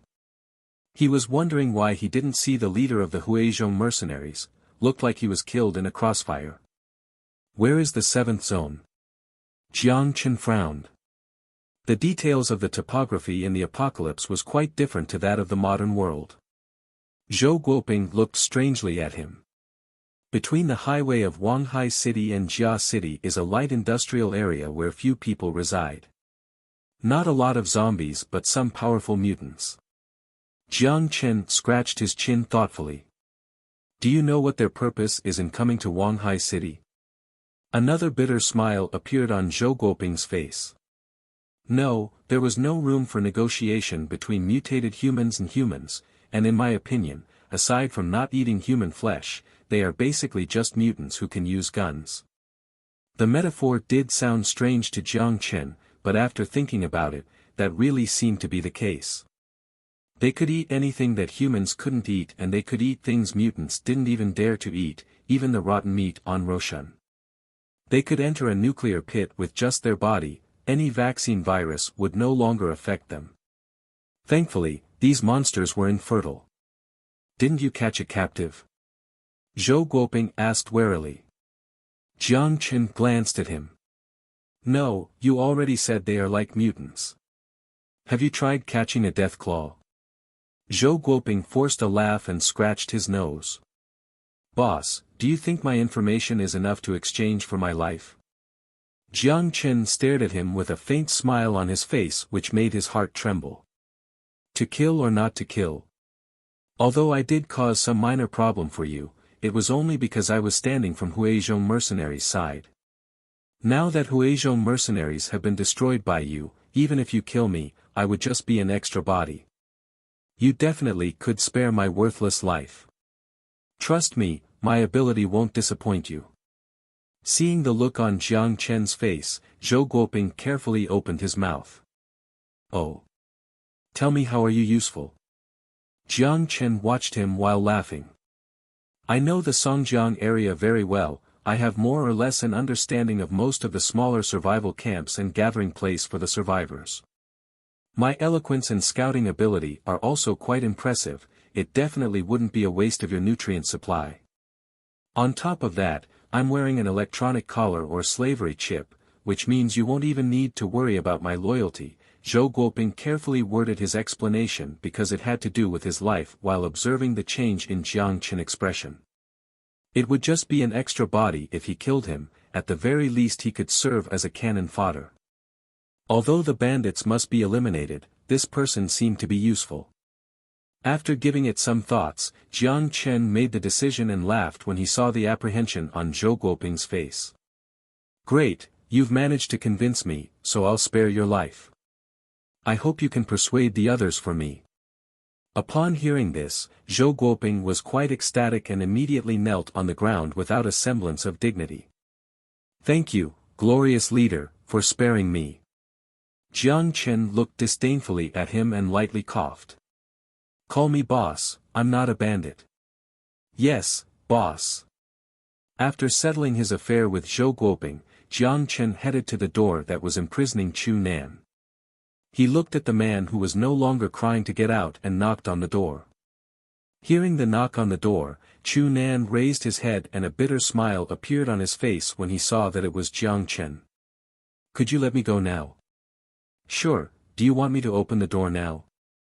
Jiang Chen took out the key and waved it, and asked, May I ask where you'll be heading next?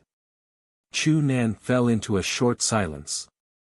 I don't know, but I definitely can't go back to looting town. Jiang Chen asked in a casual tone, Would you like to come to my base? Hearing this, Chu Nan lifted his head and looked at Jiang Chen a few times. Didn't you say you don't need a pilot? Jiang Chen shrugged, I've changed my mind. Although I don't have a plane right now, but soon, I'll definitely get one. Chu Nan suspiciously looked at him, some uncertainty still lingered in his heart. I don't even know what kind of organization you belong, the bread you ate last time, 3 meals a day. Deal. Chu Nan shouted immediately without the least bit of hesitation. Aren't you going to consider it? Jiang Chen burst out laughing. Hee, what is there to consider? Chu Nan mocked him. Funny, food every meal. Although Luding Town provided B-grade nutrient supply for a pilot like him, and even if it was grade A, it didn't taste better than the actual food. Jiang Chen nodded and remarked, Good, in 2 days, I'll send you to the 6th Street to be implanted with the slavery chip, you'll be a member of our fishbone base then. Finished, Jiang Chen turned round to prepare to leave, but, wait, Chu Nan stopped him suddenly. What's the matter? Jiang Chen turned around and looked at him in bemusement. That. Chu Nan hesitated for a moment, what are you going to do with those women? Those women? Jiang Chen could not help but ponder on it. He had almost forgotten about this problem. Thinking about it, these women that had been practically broken by the bandits were extremely tricky to deal with. Take them back. What's the use of keeping these people? Fishbone Base was not a welfare home. Leave them here. Let them go. It would be no different than killing them.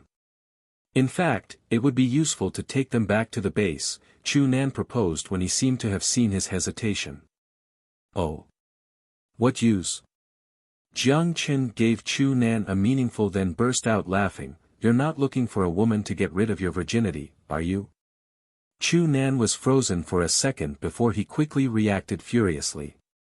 Fu *k, my name is Chu Nan, I never said I'm a virgin.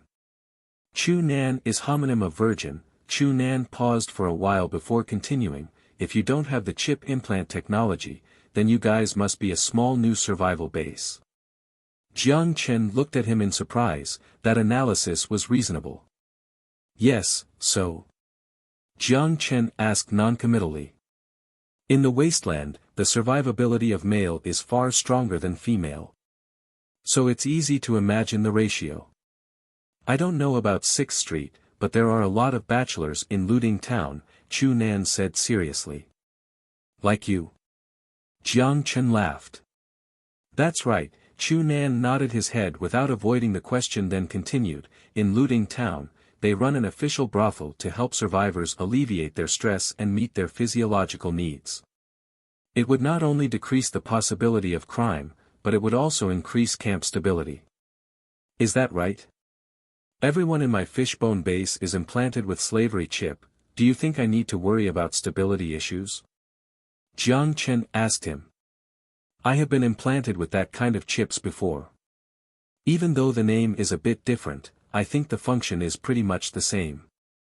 Let me put it this way, although you can monitor the privacy of everyone and control their life and death, you could not dictate their emotion. So. Jiang Chen processed the information. Unless you keep everyone in a state of perpetual hunger so that they don't have spare energy to think about anything else than survival, you can't expect a group of bachelors not to have hope for the next day. It might be okay for a while, but there will definitely be problems in the long run. Especially in a wasteland covered by radiation dust, everyone's mental state is nowhere good to begin in, Chu Nan laid out the facts bluntly. Mental state? Jiang Chen had not considered this point. He seemed to have only been paying attention to his own mental state. For example, when he first went back to the modern world from the apocalypse, he immediately went to Sanya to experience a lavish life. The ghetto in the 6th Street, those unemployed survivors were in a constant state of hunger, so they would not have any desire to breed. On the contrary, in Fishbone Base, because the hunger and clothing problems had been resolved, they would naturally start thinking of other things. Perhaps it was precisely like what Chu Nan had said. Unless everyone were perpetually hungry, it would be unrealistic to expect them not to have new desires. Even if Jiang Chen could control their life, he could not control the emotion of everyone. After all, not everyone had the philosophy of a monk. Although when he bought the refugees, slaves, he deliberately selected those who had a family and controlled the gender ratio. But regardless how hard he tried, the male population far exceeded the female population because of the expansion. Should he let the single guys masturbate with one another? It obviously not going to work. That is, you think I should open a brothel? Jiang Chen's expression was a bit peculiar. This was something against his principle. Of course, there are other means. Chu Nan paused as he had sensed Jiang Chen's disdain towards that idea, then added, for example, use these people as a reward and award them to bachelors who made contributions to the base. Reward? I don't approve of this inhumane approach. Humane? You think this is before the war? Jiang Chen paused and fell into silence. If you really have moral codes you have to follow, you can enact laws to protect the rights of these people. For example, prohibit intentional harming and reward those who can help these people regain their sanity to join the force. In short, since you are the leader, then you can make these rules. The key is on you decide. After listening to him talking, Jiang Chen looked at him in astonishment. I couldn't tell, but sounds like you know a lot. Hee. I just read some books whenever I'm bored. Chu Nan scratched his nose. Just as Jiang Chen was about to leave, he abruptly halted and casually asked, by the way, do you think these nth-handed people would be wanted? Chu Nan was at a loss and looked at him perplexedly. Why not? Jiang Chen was speechless. Is this the legendary generation gap?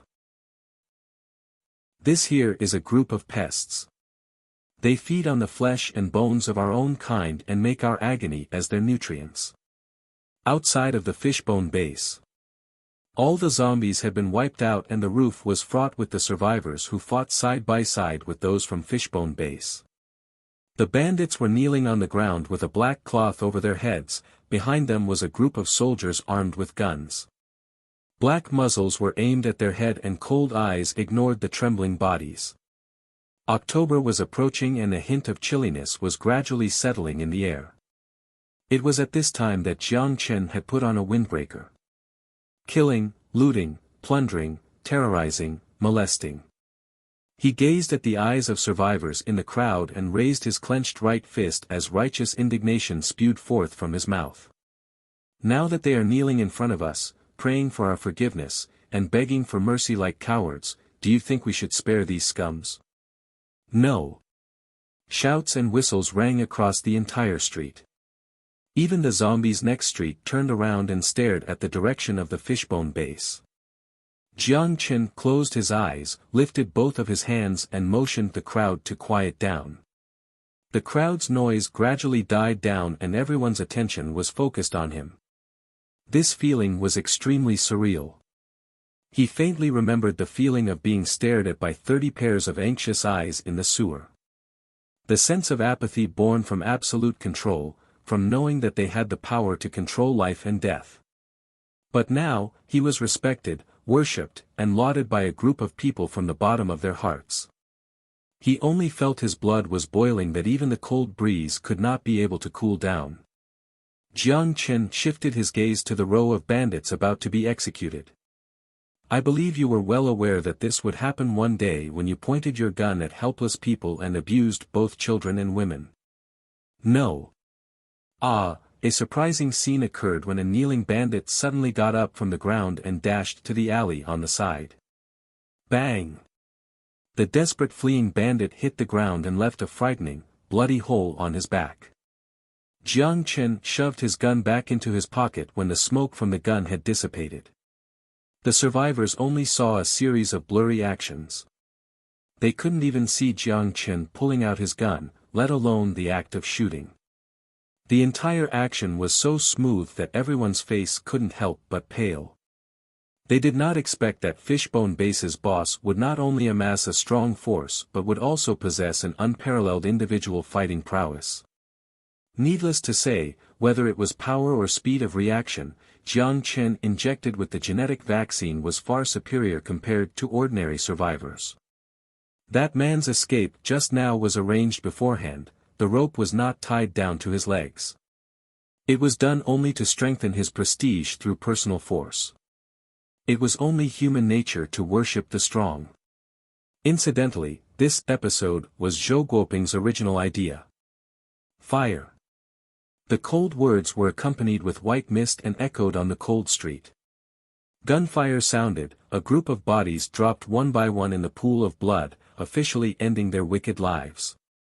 Zhao Gang held the rifle in his hand, staring at his enemy who was lying in the pool of blood. Jiang Chen had given him the chance to avenge himself by allowing him to participate in the execution of the bandits. The bandit who was in front of him was the same bastard who led the mercenaries to raid his family, kill his son, and capture and violate his wife. Seeing that the tumor that disrupted the region for so long was finally eradicated, the survivors cheered and raised their rifles celebrating. Jiang Chen enjoyed the cheers of the crowd as he continued to order formalin to be sprayed on these bodies to be hung at several major intersections in Qingpu to deter those who dared to commit wicked acts. Since then, Qingpu bore Fishbone Base's seal on the map. It was called the Seal of the Order. After dealing with the bandits' affairs, Jiang Chen was preparing to go back to the mansion when he saw a man kneeling in front of him. "What are you?" Jiang Chen paused to ask. "I have nowhere to go. You helped me get my revenge, so my life is yours." Zhao Gang was on his knees with his head lowered, the rifle was propped up on the ground. "Don't you have a wife? Stand up first." "That's exactly the case. We have nowhere to go. Please take us in. I am willing to sell my life to you, even if you want me to die. I, Zhao Gang, will not hesitate," he said in a deep voice. The resolute man did get up and remained kneeling on the ground. Nowhere to go. Jiang Chen had a sudden realization. Winter was coming. Their home had been raided clean, and even if they returned to that empty hut, they would not last through the winter. "Please." Zhao Gang buried his head even lower. Jiang Chen's eyes narrowed slightly and sighed. "Call me boss from now on." Finished, he went past Zhao Gang and went to the base. Zhao Gang was frozen for a moment before an ecstatic expression appeared on his face. He lifted his head and gratefully looked at Jiang Chen's back. In the end, Jiang Chen was still moved with compassion. He headed toward Qing Weigua who was out patrolling with a rifle, patted his shoulder and pointed at Zhao Gang's direction. "Arrange a place for him to live outside the wall. Tomorrow, take the other two along to the 6th Street for surgery." The other two were obviously Zhou Guoping and Chu Nan, and surgery referred to a slavery chip implant. "Yes." Qing Weigua saluted. Jiang Chen nodded with satisfaction, then walked inside the base. There were many things waiting for him to be dealt with. Qing Weigua watched his boss leave, swung the rifle behind his back, and walked towards Zhao Gang. "Get up, buddy." Qing Weigua put his right hand to drag him up. "You'll have to stay outside of the wall for the night. Tomorrow there will be someone taking you to the 6th Street for a chip implant, then you and your wife will receive a comfortable room and become part us." Zhao Gang hesitated for a moment. "Must everyone be implanted with a slavery chip?" Qing Weigua seemed to see through his hesitation. He smiled and then pulled out a cigarette from his pocket. "Want one?" This was one of the benefits of the Fishbone Base. He hesitantly took the cigarette. Qing Weigua grabbed the lighter and lit one for himself. The two then began to smoke in front of the gate. "I was hesitant like you in the past. I was only a refugee at the time, and when I was forcefully implanted with slavery chip and got sold to some unknown force in the 6th Street, my heart was full of fear. I don't really care about my life, but I don't understand why my wife would need a slavery chip," Zhao Gang muttered and slowly took a deep inhale. He could accept his wife being humiliated by bandits because it was his own incompetence that caused it, but he could not accept his wife becoming someone else's slave, even if he was willing to sell his life to Fishbone Base. Qing Weigua suddenly laughed upon hearing this. He looked confusedly at Qing Weigua, not knowing why he laughed.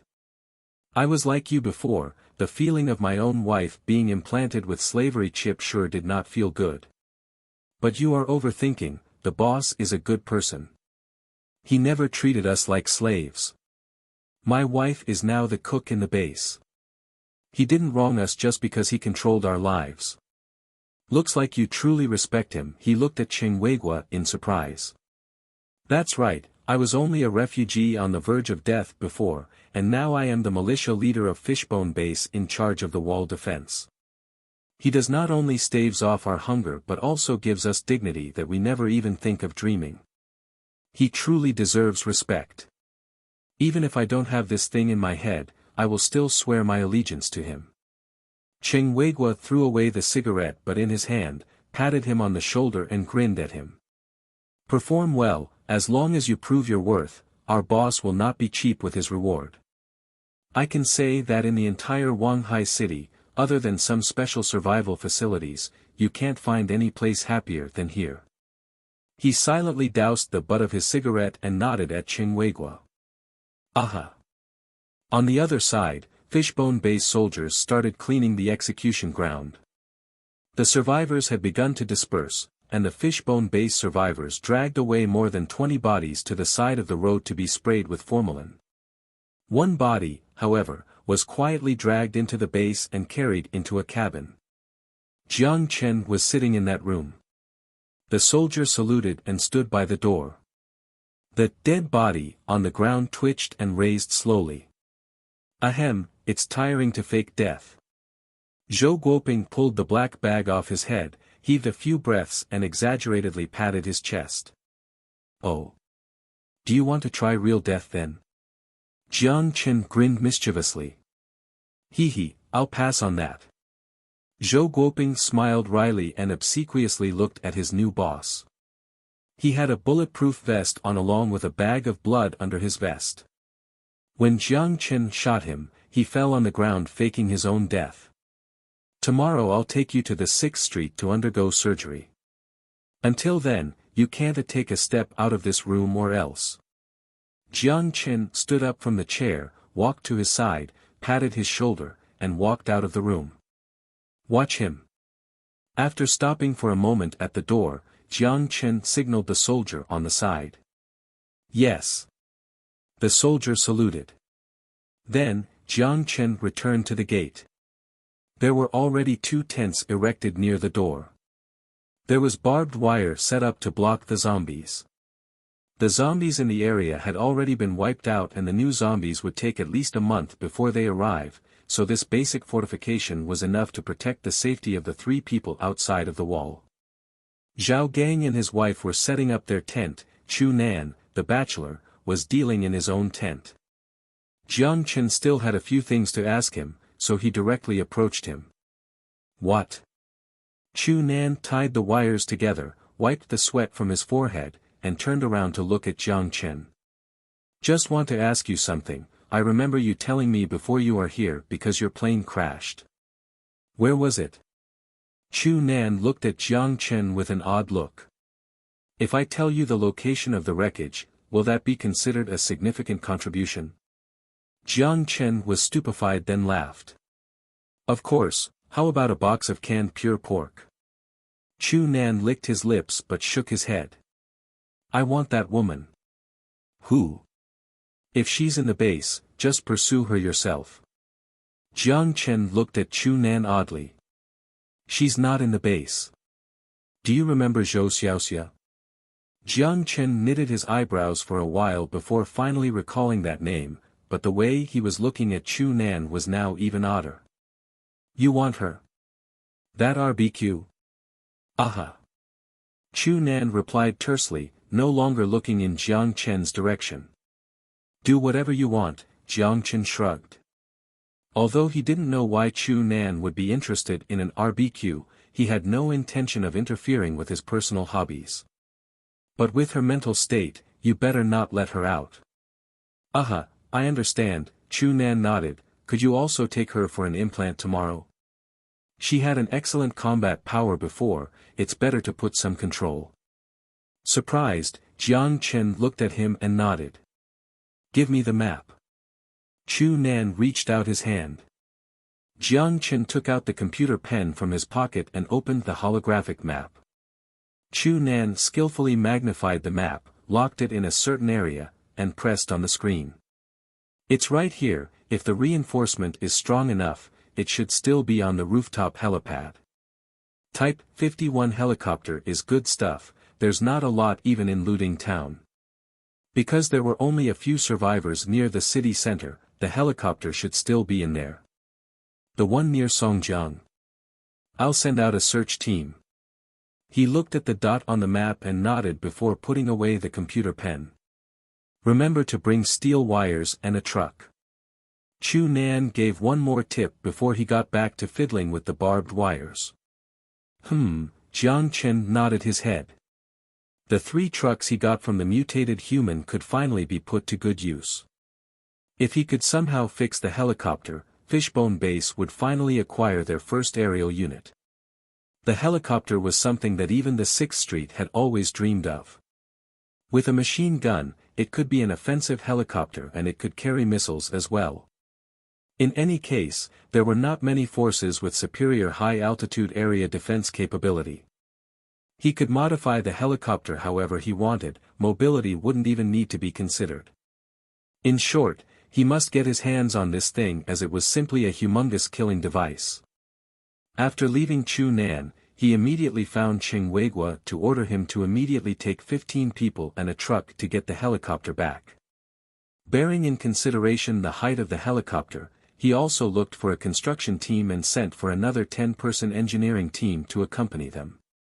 After dealing with all of these things, he returned to the base once again.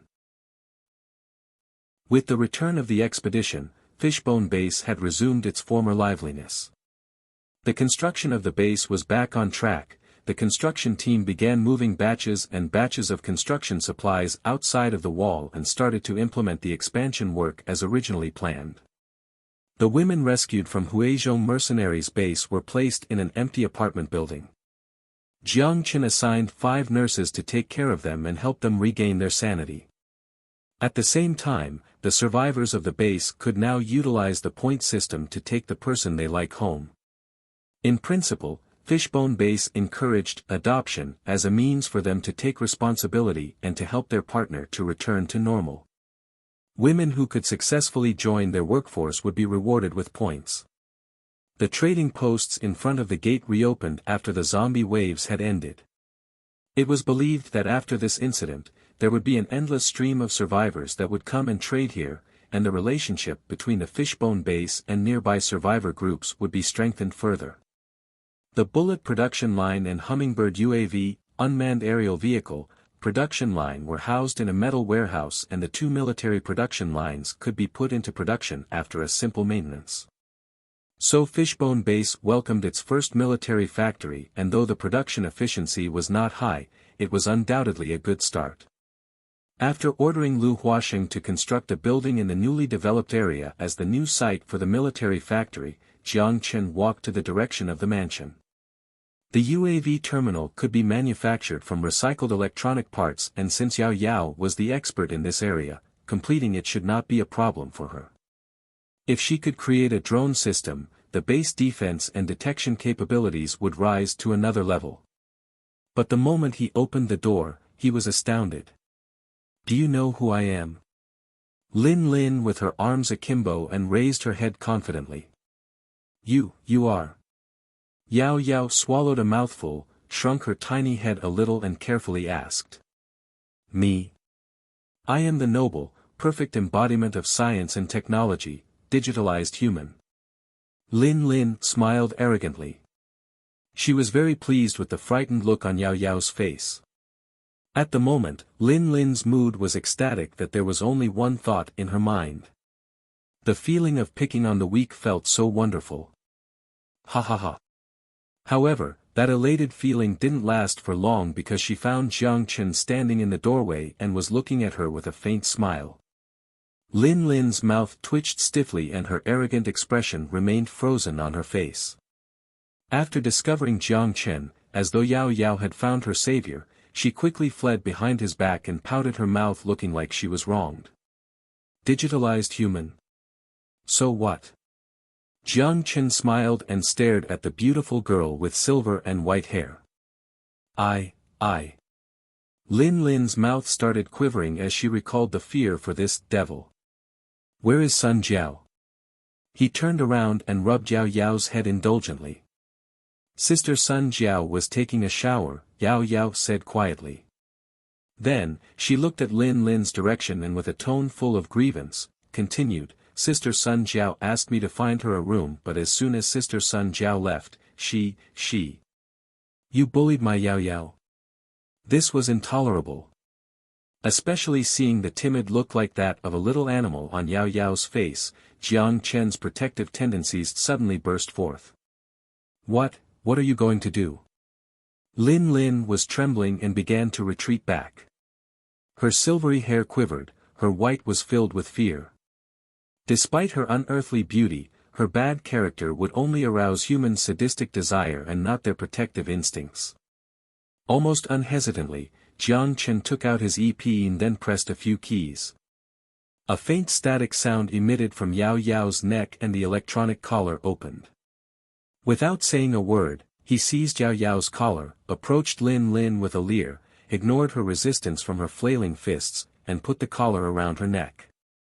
Yao Yao touched her neck with an aggrieved expression. That was the one thing connecting her and brother Jiang Chen, but it got taken away by this strange woman. The more she thought about it, the sadder she got. Her big adorable eyes began to get watery. No, it's too dangerous. I had always wanted to take it off for a long time. How about giving you a new gift later? When Jiang Chen saw her expression and hurriedly appeased her. Hello. If it is dangerous, why did you put it on me? Lin Lin protested. Who cares about you? Jiang Chen turned around and gave her a ferocious glare, making Lin Lin shrank back in fear again. Yao Yao looked back and forth between the two of them, feeling wronged, her tiny mouth pouted again. She had a bad feeling about this. It felt like there were more and more opponents. After forcing the unruly Lin Lin to stay put, Jiang Chen took her to the first floor of the study. It was called a study, but there was no book to be found here anymore. The bookshelves were disposed to the backyard as waste, and the room was now filled with experimental apparatus taken from Lin Lin's shelter. Ah! How dare you treat my babies this way? Lin Lin tearfully ran and touched her precious instruments. This is your room from now on. Clean it up yourself. Jiang Chen said bluntly with a wicked grin. He swore he had always been a nice person. But for some reason, Lin Lin seemed to be born with, please bully me, buff. Her favorite was her over-the-top provocation. Lin Lin fiercely glared at him before correctly placing the equipment upside down on the ground. Oh, so that's how it is. I thought that side was the bottom. Stupid, Lin Lin cursed inaudibly and was no longer looking at him. The mutated human and death claw body are in the freezer. Your current mission is to dissect them. I want to know exactly what the X2 virus is and what particular effects it would bring to mutants, and also the body stats data of mutated human. That shouldn't be too hard for you, right? When Lin Lin heard this, she haughtily cocked her head, long silver hair flailed neatly to the side. Why would I help you? If you don't need to eat, you don't really need to help me. Jiang Chen interrupted her words with a bright smile. You. Lin Lin instantly looked like she was severely wronged, but aside from making Jiang Chen felt pleased, there was not the slightest sense of guilt. Who told you to have such a foul temper? Your task has already been given to you, so if there's nothing else, I am going to head out now. By the way, you better be nice to Yao Yao because she is in charge of your food. Jiang Chen laughed and walked towards the door. Hold on. Lin Lin hurriedly stopped him. What? If you're going to protest, then it's rejected. Jiang Chen turned to look at her and said rudely. Where is my bedroom? Just to be clear, I want the best room on the top floor with its own bathroom and facing the south. Lin Lin was reserved at first but started to get carried away the more she went on. Her onyx eyes were flashing with rays of expectation. But Jiang Chen was just silently staring at her with an expression that couldn't be more confused. As though sensing that she was just talking to herself, Lin Lin cautiously looked at Jiang Chen and finally started to accept the reality that she had to yield to him. Lin Lin thought, a wise man does not fight when the odds are against him. As a beauty, I will submit for now, just wait until, just that she didn't know when would that time come. Is that okay? She asked tentatively. Jiang Chen was silent for a long time, then suddenly asked a nonsensical question. Does a digitalized human need to sleep?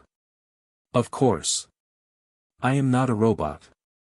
Lin Lin almost cried in devastation.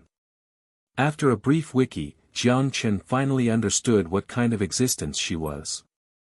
To put it in simply, she was just an ordinary person before, but because of congenital disease, 40% of her body's tissues were forcibly replaced with electronics.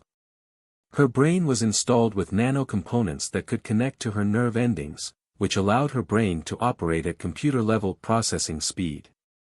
The artificial stomach allowed her to digest food at 2 times the efficiency compared to ordinary people, and which could also convert some of the energies into electrical energy storage. And as far as eating and sleeping needs went, there was no obvious difference between her and ordinary people. So, you're not a robot, Jiang Chen stated while he examined Lin Lin from top to bottom. Because he saw a robot at the 6th Street before, his previous perception made him think that she was a robot. I assumed you are made out of silicone. You are made out of silicone. Lin Lin gave him a fierce glare, but when she suddenly remembered she still had things to ask of him, her tone immediately softened and used a frail tone, the room. Room? It's right here, isn't it? Jiang Chen's expression looked odd. What? Here. You want me to sleep with a bunch of lab equipment? Lin Lin jumped up and shouted like a squirrel that had its tail stepped on. Then, why do you think we got you a big room like this?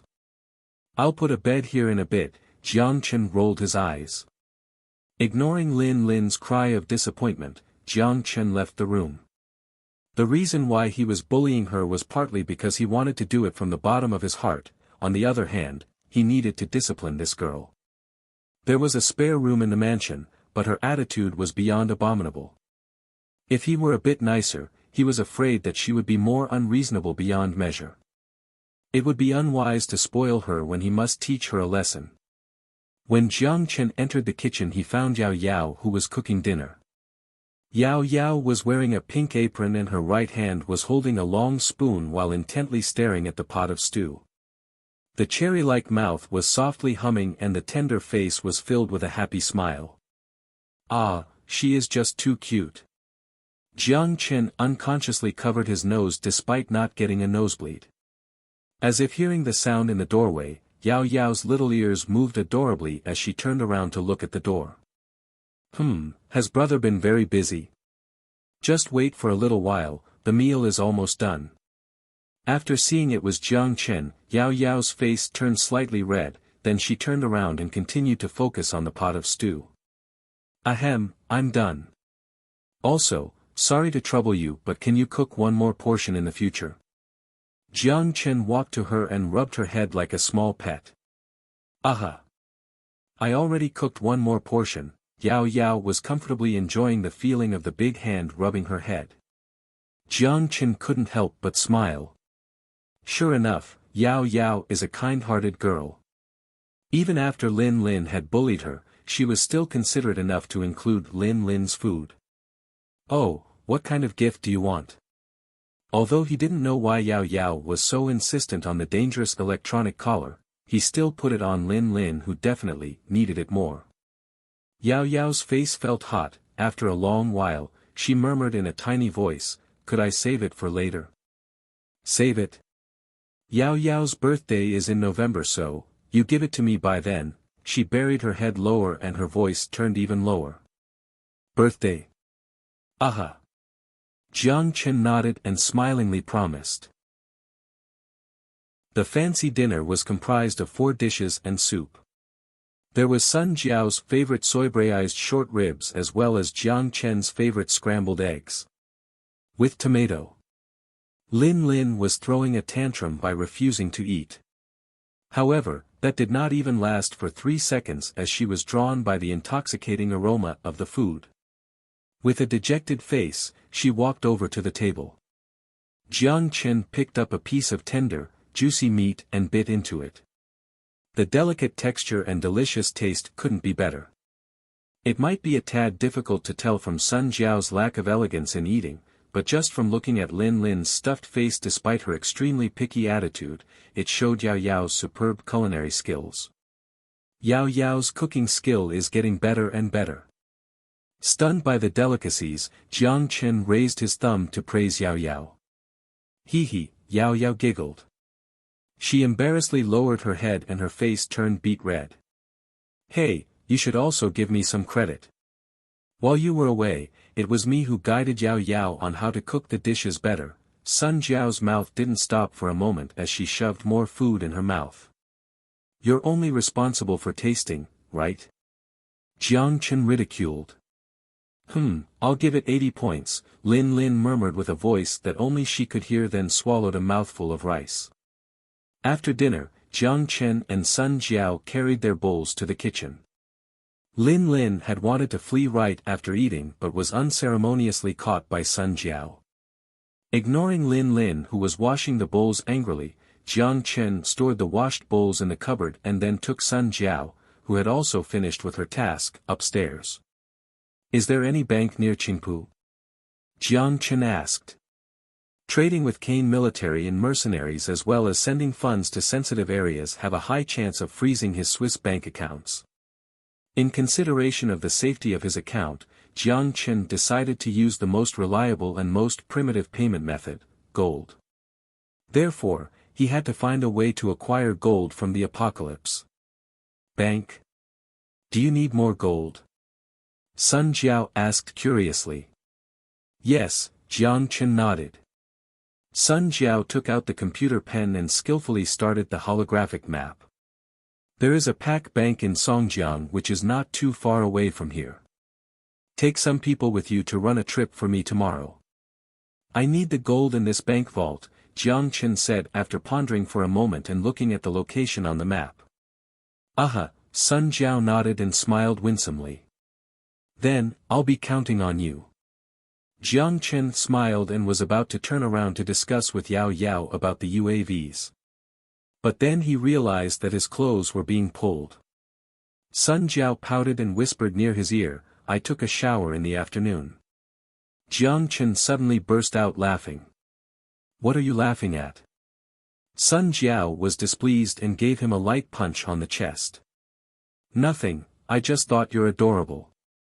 He reached out and caressed her silky, black hair. Cute. I am the queen. Sun Jiao straightened her back and rolled her eyes at him. Sun Jiao evaded his gaze and was suddenly feeling embarrassed. She then forced herself to remain calm. Do you want to? Jiang Chen naturally understood what she meant, but then he shook his head. Sun Jiao was stunned, her hands were on her hips with a displeased countenance. Why? Because we need to be peaceful and loving. When the immortals fight, the mortals suffer, Jiang Chen said helplessly. I still have something I need to talk to Yao Yao about. Wait for me in the room tonight. Jiang Chen grinned wickedly and gently touched Sun Jiao's face. Something? It's not what I'm thinking of, right? Sun Jiao looked suspiciously at him. Cough, no, you're overthinking. It's about the drones. Jiang Chen coughed embarrassedly.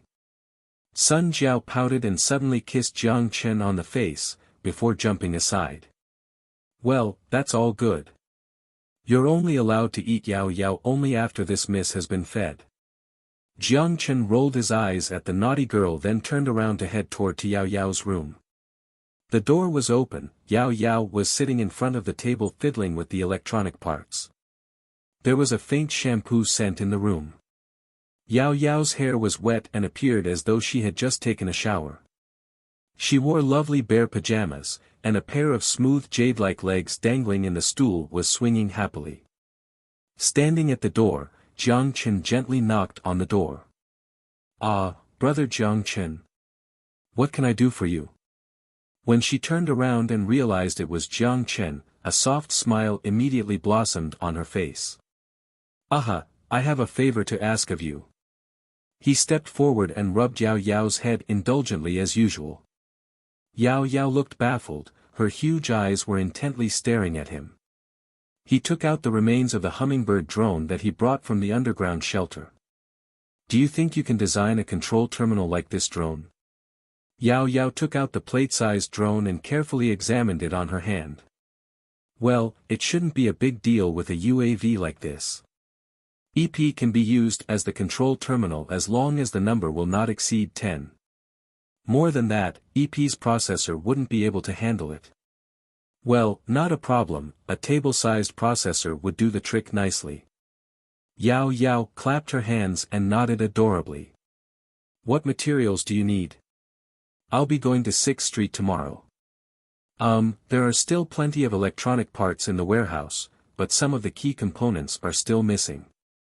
"How about this, I'll give brother a list of things that I need tomorrow morning, is that okay?"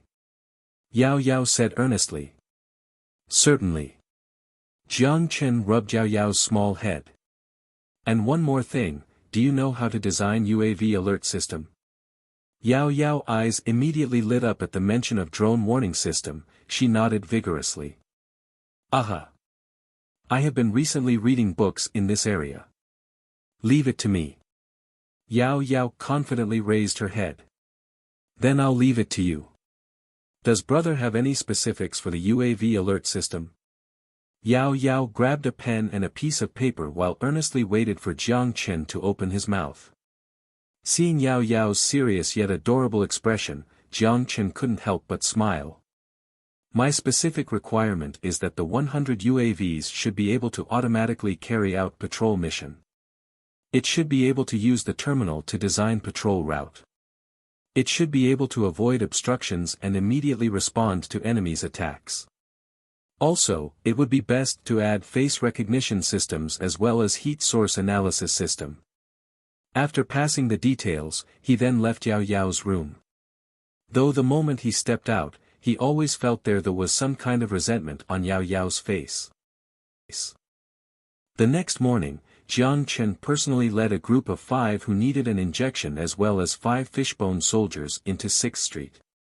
He chose to go with a team because first, he was curious about any changes 6th Street had undergone after the crusade, and 2, for market research purposes. Now that 6th Street's purchasing power increased, the goods they traded with them would no longer be limited to food. Once the initial burst of rapid production settled down, the highly utilized production lines would equip everyone with potent weapons, lowering the demand for firearms because of the market surplus. An increased hunting ability meant the number of acquired crystals would rise as well. Survivors would even expand the hunting radius and venture into the city center to obtain more crystals. After food, the most basic necessity, was fulfilled, people with a pocket full of crystals would begin to look for ways to increase their quality of life. With demand for other goods, numerous small factories would emerge like bamboo sprouts after the rain. Small workshops would gradually expand based on market demand, and a variety of other products would fill the store shelves. Small talk between friends would change from, "Did you get any nutrient supply today?" to, "How many crystals did you get today?" Order would appear once more on this part of land. Prosperity would return under freedom. But the catalyst behind these changes was a war that lasted a mere few days. "Welcome to 6th Street, my friend." Zhao Qinwu held a cigar in his mouth as he extended his arms to Jiang Chen from a few paces away. "Nice to see you again. Did you get a return on the money you invested on me?" Jiang Chen laughed. "Of course." Zhao Qinwu handed him a cigar. "Delicacy from before the war, 10 crystals for one." He didn't have to think about it, since Jiang Chen stood here, that meant the danger to Fishbone Base was alleviated and the batch of food was transported into Wanghai City. Jiang Chen took the cigar and lit it up. After being injected with the genetic vaccine, his smoking addiction was now almost gone, but it was hard to refuse the offer. Seems like you've made some money. Jiang Chen laughed. That's right, and about to make more. Zhao Chenwu cracked a smile, then warmly placed his hand around Jiang Chen's shoulder. Let's go. It's pretty cold outside, we'll talk in the car. The 5 who needed the injections were taken by Zhao Chenwu's people to the clinic while the accompanying soldiers returned to the base. He clambered onto Zhao Chenwu's vehicle, and they drove towards the inner circle. So, my friend, what wind blows you here? Zhao Chenwu looked at Jiang Chen with a bright smile.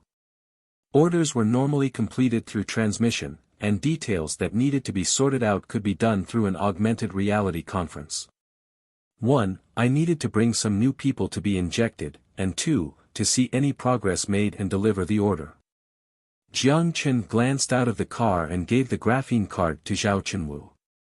It was the same wide gate, and through it, the daunting cannon remained unchanged, but the malnourished faces were now full of confidence. Construction materials lay in emptied spots as construction vehicles busied themselves outside 6th Street working on what seemed to be an expansion project. There were barely any people in the ghetto, making it feel quite empty. Zhao Chenwu could sense Jiang Chen's shock. He smiled while holding the graphene card and pressed the initiate button. He said casually, "These buildings are part of the newly expanded industrial area. The wall needs to be expanded out by several hundred meters, and the ghetto no longer sells people ever since the council pushed out a new regulation to start a buyback of the ghetto refugees." Buyback? Jiang Chen was unfamiliar with this new term. Anyone registered in 6th Street can be repurchased for the price of 10 crystals. The repurchased refugees are not permitted to leave 6th Street, but they'll work at the factory of whoever bought them back for 3 years before obtaining their freedom. So population trade is no longer supported? Jiang Chen raised his eyebrows. Officially, yes. Refugees are no longer the burden of 6th Street, but I do recommend that you go to the free market. There are plenty of merchants from other survival camps with slave dealers specialized in that business. Zhao Chenwu scrolled through the list on the graphene card to confirm Jiang Chen's order. 500 Reaper rifles, 20 Ghost snipers, 500 bulletproof vests, 4 boxes of regular grenades, general combat equipment, 5 20mm machine guns. That's a lot. Are you planning on creating an army? Zhao Chenwu asked perplexedly. Shipping out of the province, Jiang Chen replied concisely. It's true that it's being traded to the modern world. Okay, but with quantities like this, let's push the trade date to the 10th. I still need a bit more, so I'll have to make an order to the factory. Zhao Chenwu took out a paper-thin phone from his pocket and pressed a few buttons. 1,000 jackets, 1,000 snow boots, 20 tons of C-type steel, 10 tons of carm tree sap. These are easy, I can get the bulk price. Zhao Chenwu read through the list. Carm tree sap was obtained from the mutated carm tree. It was used as the raw material for multiple types of plastics, an industrial material common on the wasteland. Although the polluted soil could not produce any edible crops, plants that survived through natural selection remained, and 6th Street had a few small tree farms specifically dedicated to producing this tree sap. Together with the sap and C-type steel, as well as the electronic parts obtained through the survivor groups, most of the components required to manufacture the Hummingbird drone would be collected. Then I'll leave it to you. The trade date is set for the 10th then. This batch should be sufficient for 3 months, so the next trade should be set for the following January. Jiang Chen smiled. No problem. Zhao Chenwu nodded in reply. The car drove to the inner circle and stopped in front of a restaurant called Lihua. Zhao Chenwu explained that it was his restaurant in the inner circle. Jiang Chen gladly accepted the invitation for lunch, but when the dishes were brought out, he was shocked. Curry chicken, potato pork, vinegar cabbage. 3 dishes in total, 2 types of meat and 1 vegetable. The problem was not the dishes themselves, but they were all canned food. Jiang Chen was taken aback at Zhao Chenwu's eagerness to eat. When comparing the quality of life, the respected council member of 6th Street ate worse than the modern-day homeless man. Jiang Chen ate until he was 80% full. He sat in a luxuriously renovated restaurant, eating starchy bread and microwaved canned dishes. It was quite a comical feeling. Especially since the person sitting across from him was devouring the meal. After the meal, Zhao Chenwu used a napkin to wipe his mouth before leaning back against the chair with a smile at Jiang Chen. I do have to praise Fishbone Base's food. It's delicious. Thank you. Jiang Chen smiled. Oh, since you're here, I have something you may be interested in. As if he suddenly remembered something, Zhao Chenwu sat upright in his chair and lowered his voice. Oh. What is it?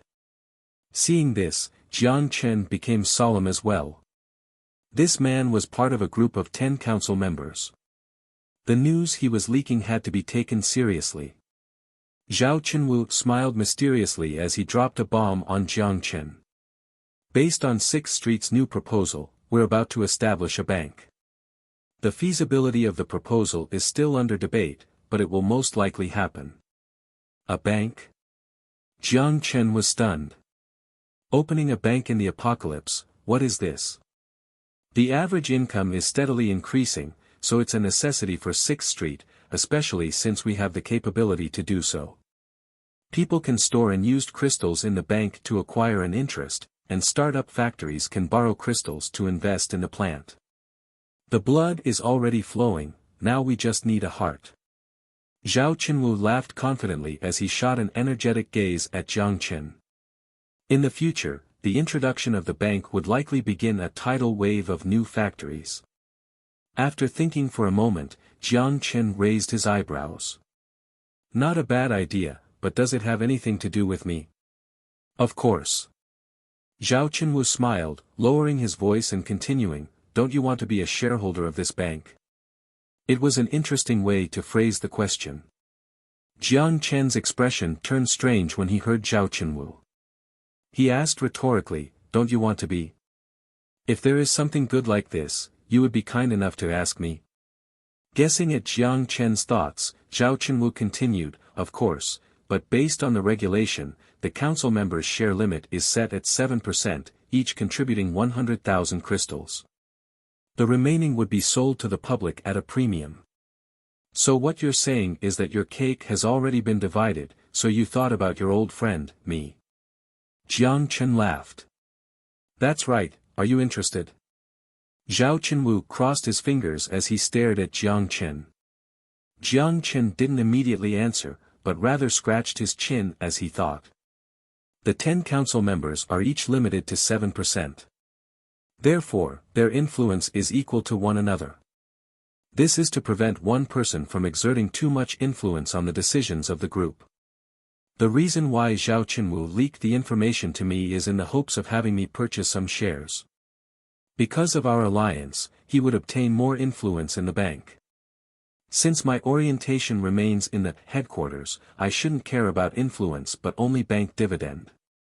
Considering 6th Street's recent developments, this bank posed significant meanings, or else Zhao Chenwu wouldn't have become so involved in it. It was the heart that would become the bloodline. A mischievous smile grew on Jiang Chen's face as he had made a decision. He realized he was becoming more skilled at politics. And the bank's investment criteria is? Jiang Chen asked stoically.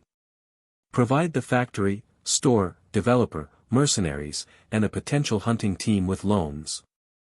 Zhao Chenwu replied. What about the purchase requirement?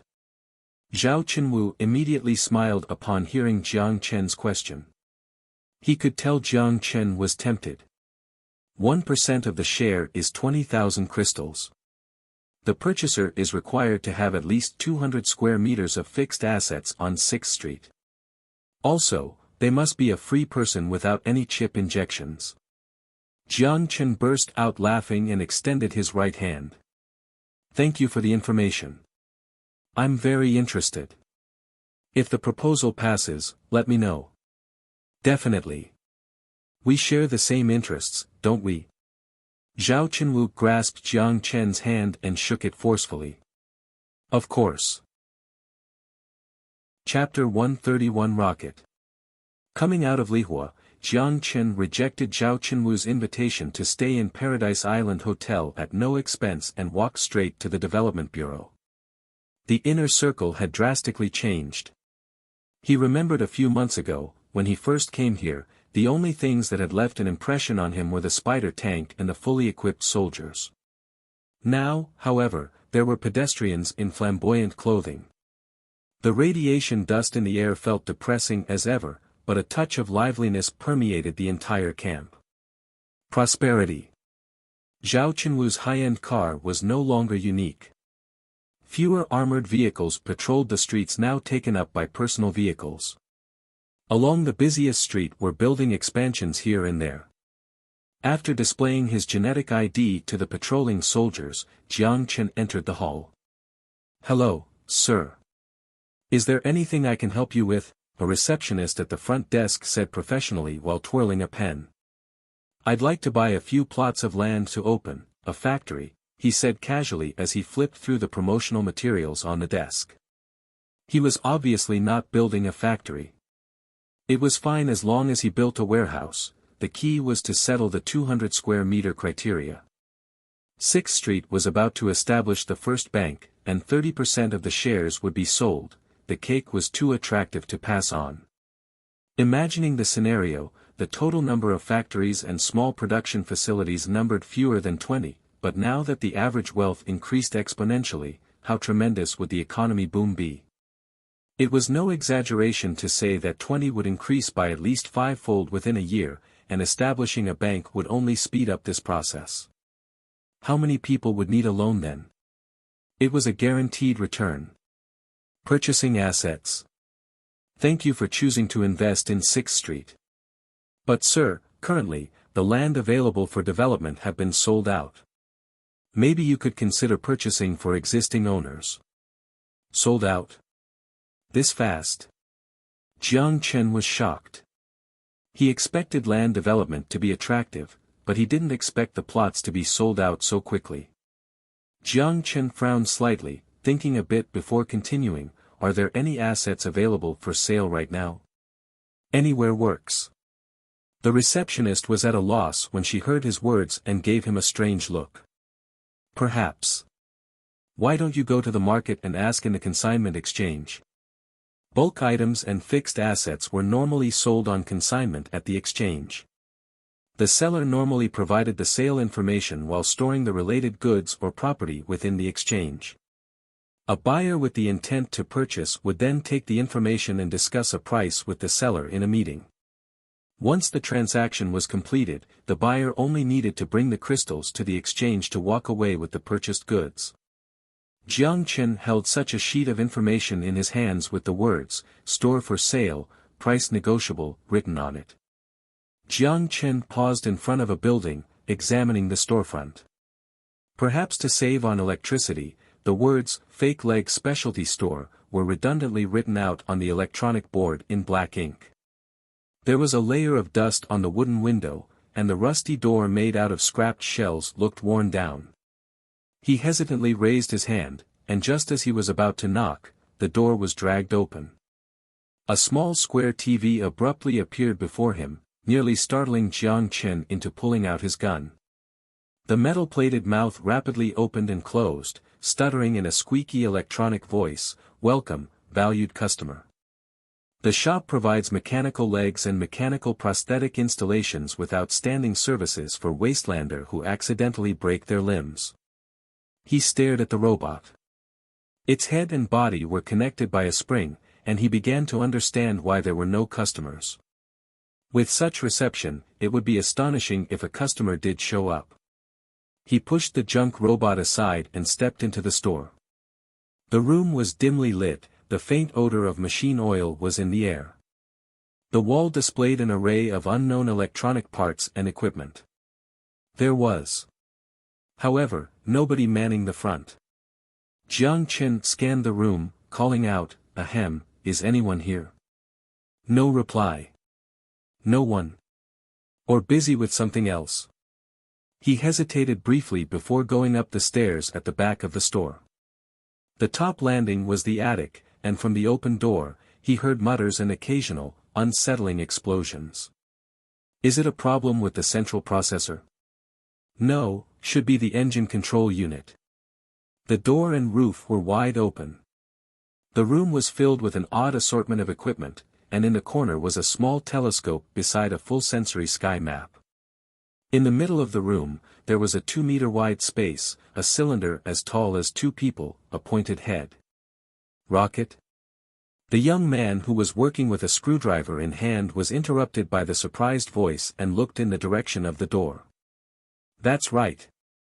It is a rocket. He threw the screwdriver to the side, rubbed his messy and oily hair, and smiled. Jiang Chen examined the rocket as tall as 2 people and burst out laughing. Huh, someone finally understands the beauty of my design. The person clearly misunderstood, his expression excited as he opened his arms towards Jiang Chen. He smoothly avoided the hug from a man who obviously hadn't showered in a few days. Jiang Chen cleared his throat. The purpose of my trip is, investment, right? I know. No, you seem to have Ms. Shu. The man suddenly gestured for silence. With a mysterious expression, he waved at Jiang Chen. Let me take you to see something fun. The man quickly sauntered to the corner of the room. Jiang Chen gave the man a strange look but eventually followed after a moment's hesitation.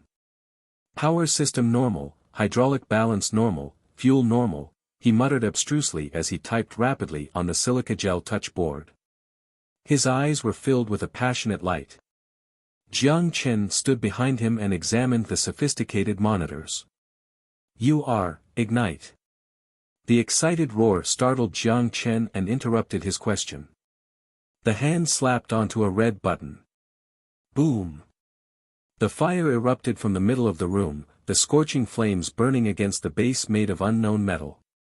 The floor began to shake violently, and the window panes screeched. Gusts battered at them, and Jiang Chen had to cover his face from the rapid air flow. Between his fingers, his astonished expression could be seen.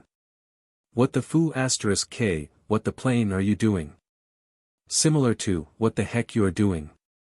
It's a rocket. Space, here I come. Launch. Against the violent airflow, the man struggled to maintain his balance. He placed his hand over the trigger and pushed it to the top.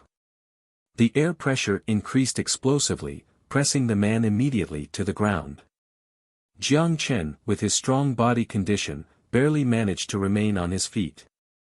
Just as he was about to fall, he activated the nitrogen armor on his right arm. The nitrogen armor burst out and expanded from his right arm. The special field created by the nitrogen created a decompression zone that deflected the airflow. The force was immediately cancelled out. Thanks, buddy. The young man barely managed to hold on to his body as he smiled awkwardly. Jiang Chen deactivated the nitrogen armor and glanced at the shadow already high in the sky. He threw a dirty look at the young man. Are you stupid? Firing a rocket from the room? What shocked him, even more, was that future technology allowed rockets to be launched from indoors. How advanced were the materials and fuel technology? The man gave a forced laugh as he rubbed at his messy hair. It's okay, 6th Street doesn't prohibit shooting things into the air. Jiang Chen was speechless. Patting at his mussed clothes, the man cleared his throat and extended his right hand. Jiang Lin, owner of 6th Street's fake leg specialty store. After a brief pause, Jiang Chen shook hands with him and then looked at him strangely. Fake leg? Can you tell me how fake legs are connected to rockets? Jiang Lin smiled, slightly embarrassed. The fake leg store was opened by my dad. And now? Although he asked, Jiang Chen had already guessed what happened. The son didn't continue his father's business, putting it aside to begin working on rockets. I'm not very good at that job. He shrugged, appearing forlorn, but then he waved his hand at Jiang Chen with renewed interest. Let me show you something cool. Jiang Lin left Jiang Chen again and hastily walked to the other side of the room. At a loss, Jiang Chen let out a defeated sigh before following. Based on the program settings, my Explorer 8 with the highest speed in the universe entered the orbit. Look! Jiang Lin's fingers pressed a few buttons on the touch board. Vibrant lights from the cylindrical image formation device began to interweave, creating a magnificent visual image. This is our planet. Jiang Lin spread his arms with a grin and hugged the imaginary visuals. He then turned around to Jiang Chen with proudly raised eyebrows. Jiang Chen's pupils contracted as he shook in disbelief. Wow, this is King amazing. Blue, and yellow. It was his first time observing this land. Other than the colors, it was no different from the other world. The colors belonged to the ocean, and the clouds that were supposed to be white was instead mixed in with an unhealthy shade. This was the radiation dust, chemical dust, as well as industrial pollutants.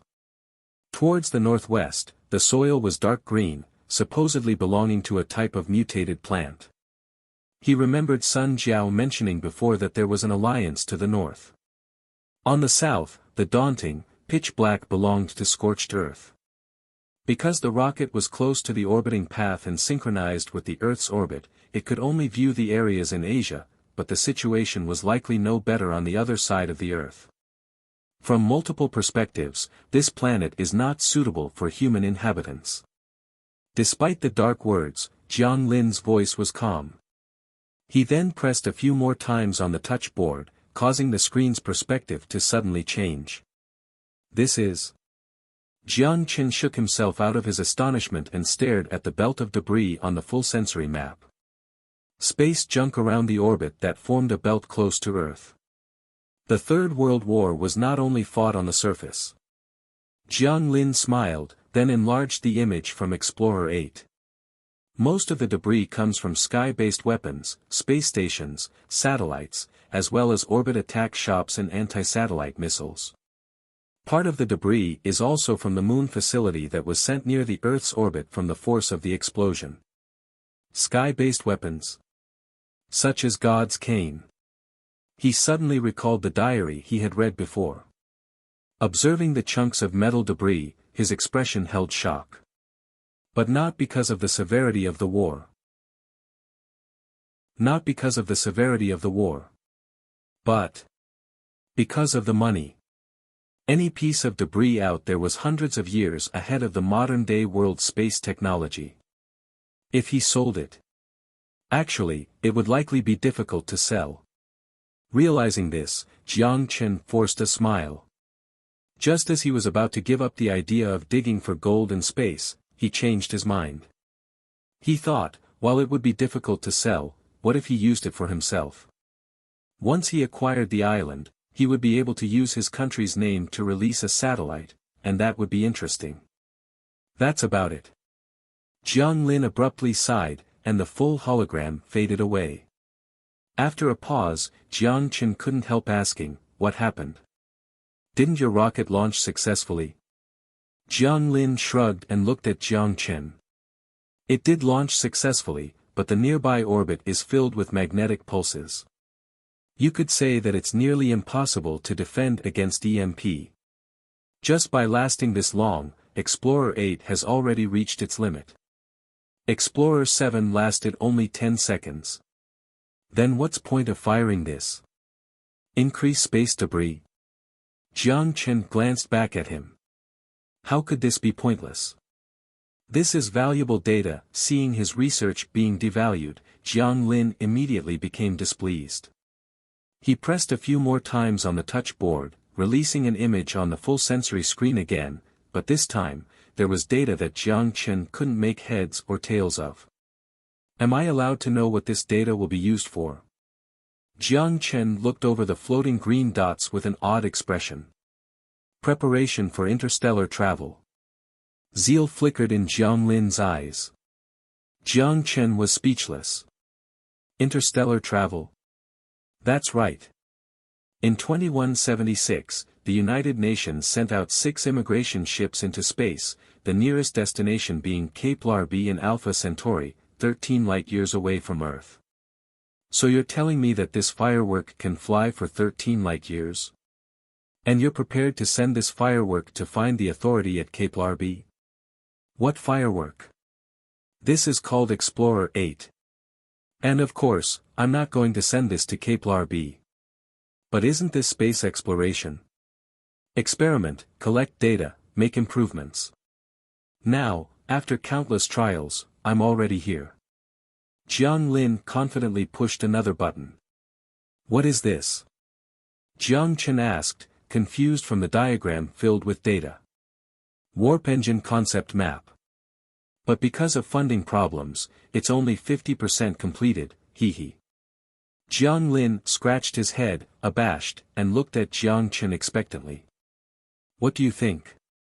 The warp engine can achieve speed faster than light, and there will be hibernation chambers to help pass the time on the journey.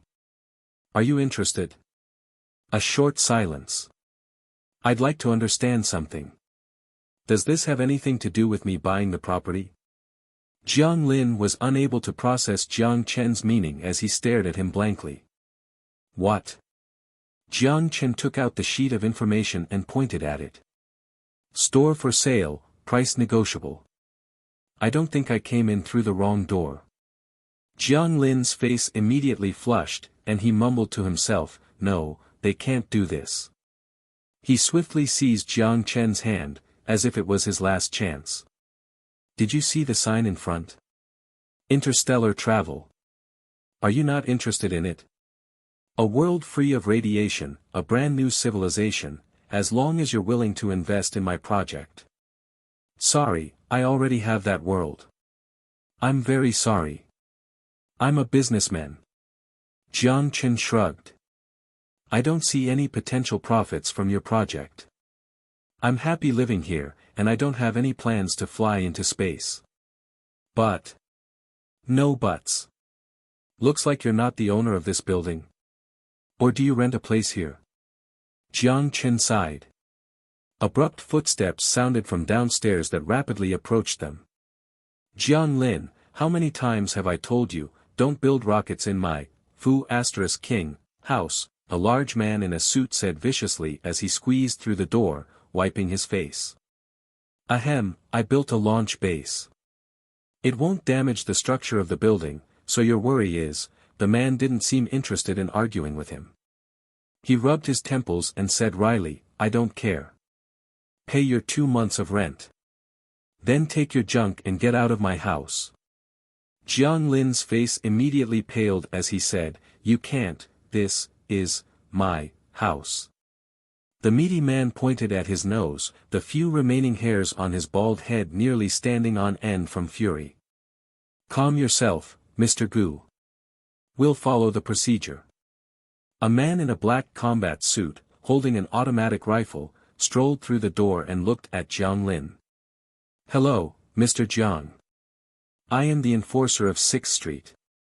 Base on the minimum, you must pay a total of 68 crystals to Mr. Gu Hongkai, or else the enforcement agency has the right to take action. Additionally, because the rental contract has been terminated, please move out within 3 days. Otherwise, the enforcement agency will have to resort to forceful measures. But I don't have that much money, Jiang Lin stuttered. Sorry, this is the law.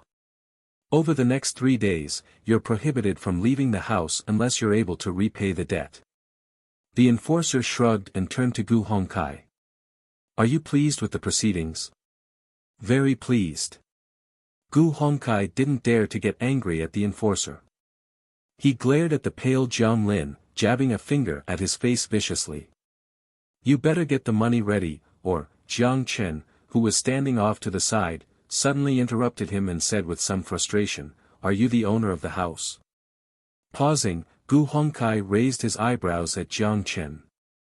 You are. Jiang Chen. If this information belongs to you, we can talk about the price now. Jiang Chen retrieved the information sheet and pointed at it. Gu Hongkai's eyes lit up immediately, and he smiled widely with sudden energy. Mr. Jiang would like to buy the house. Good, good. Let's have a nice chat at the bar. Since the problem is solved, I'll take my leave now.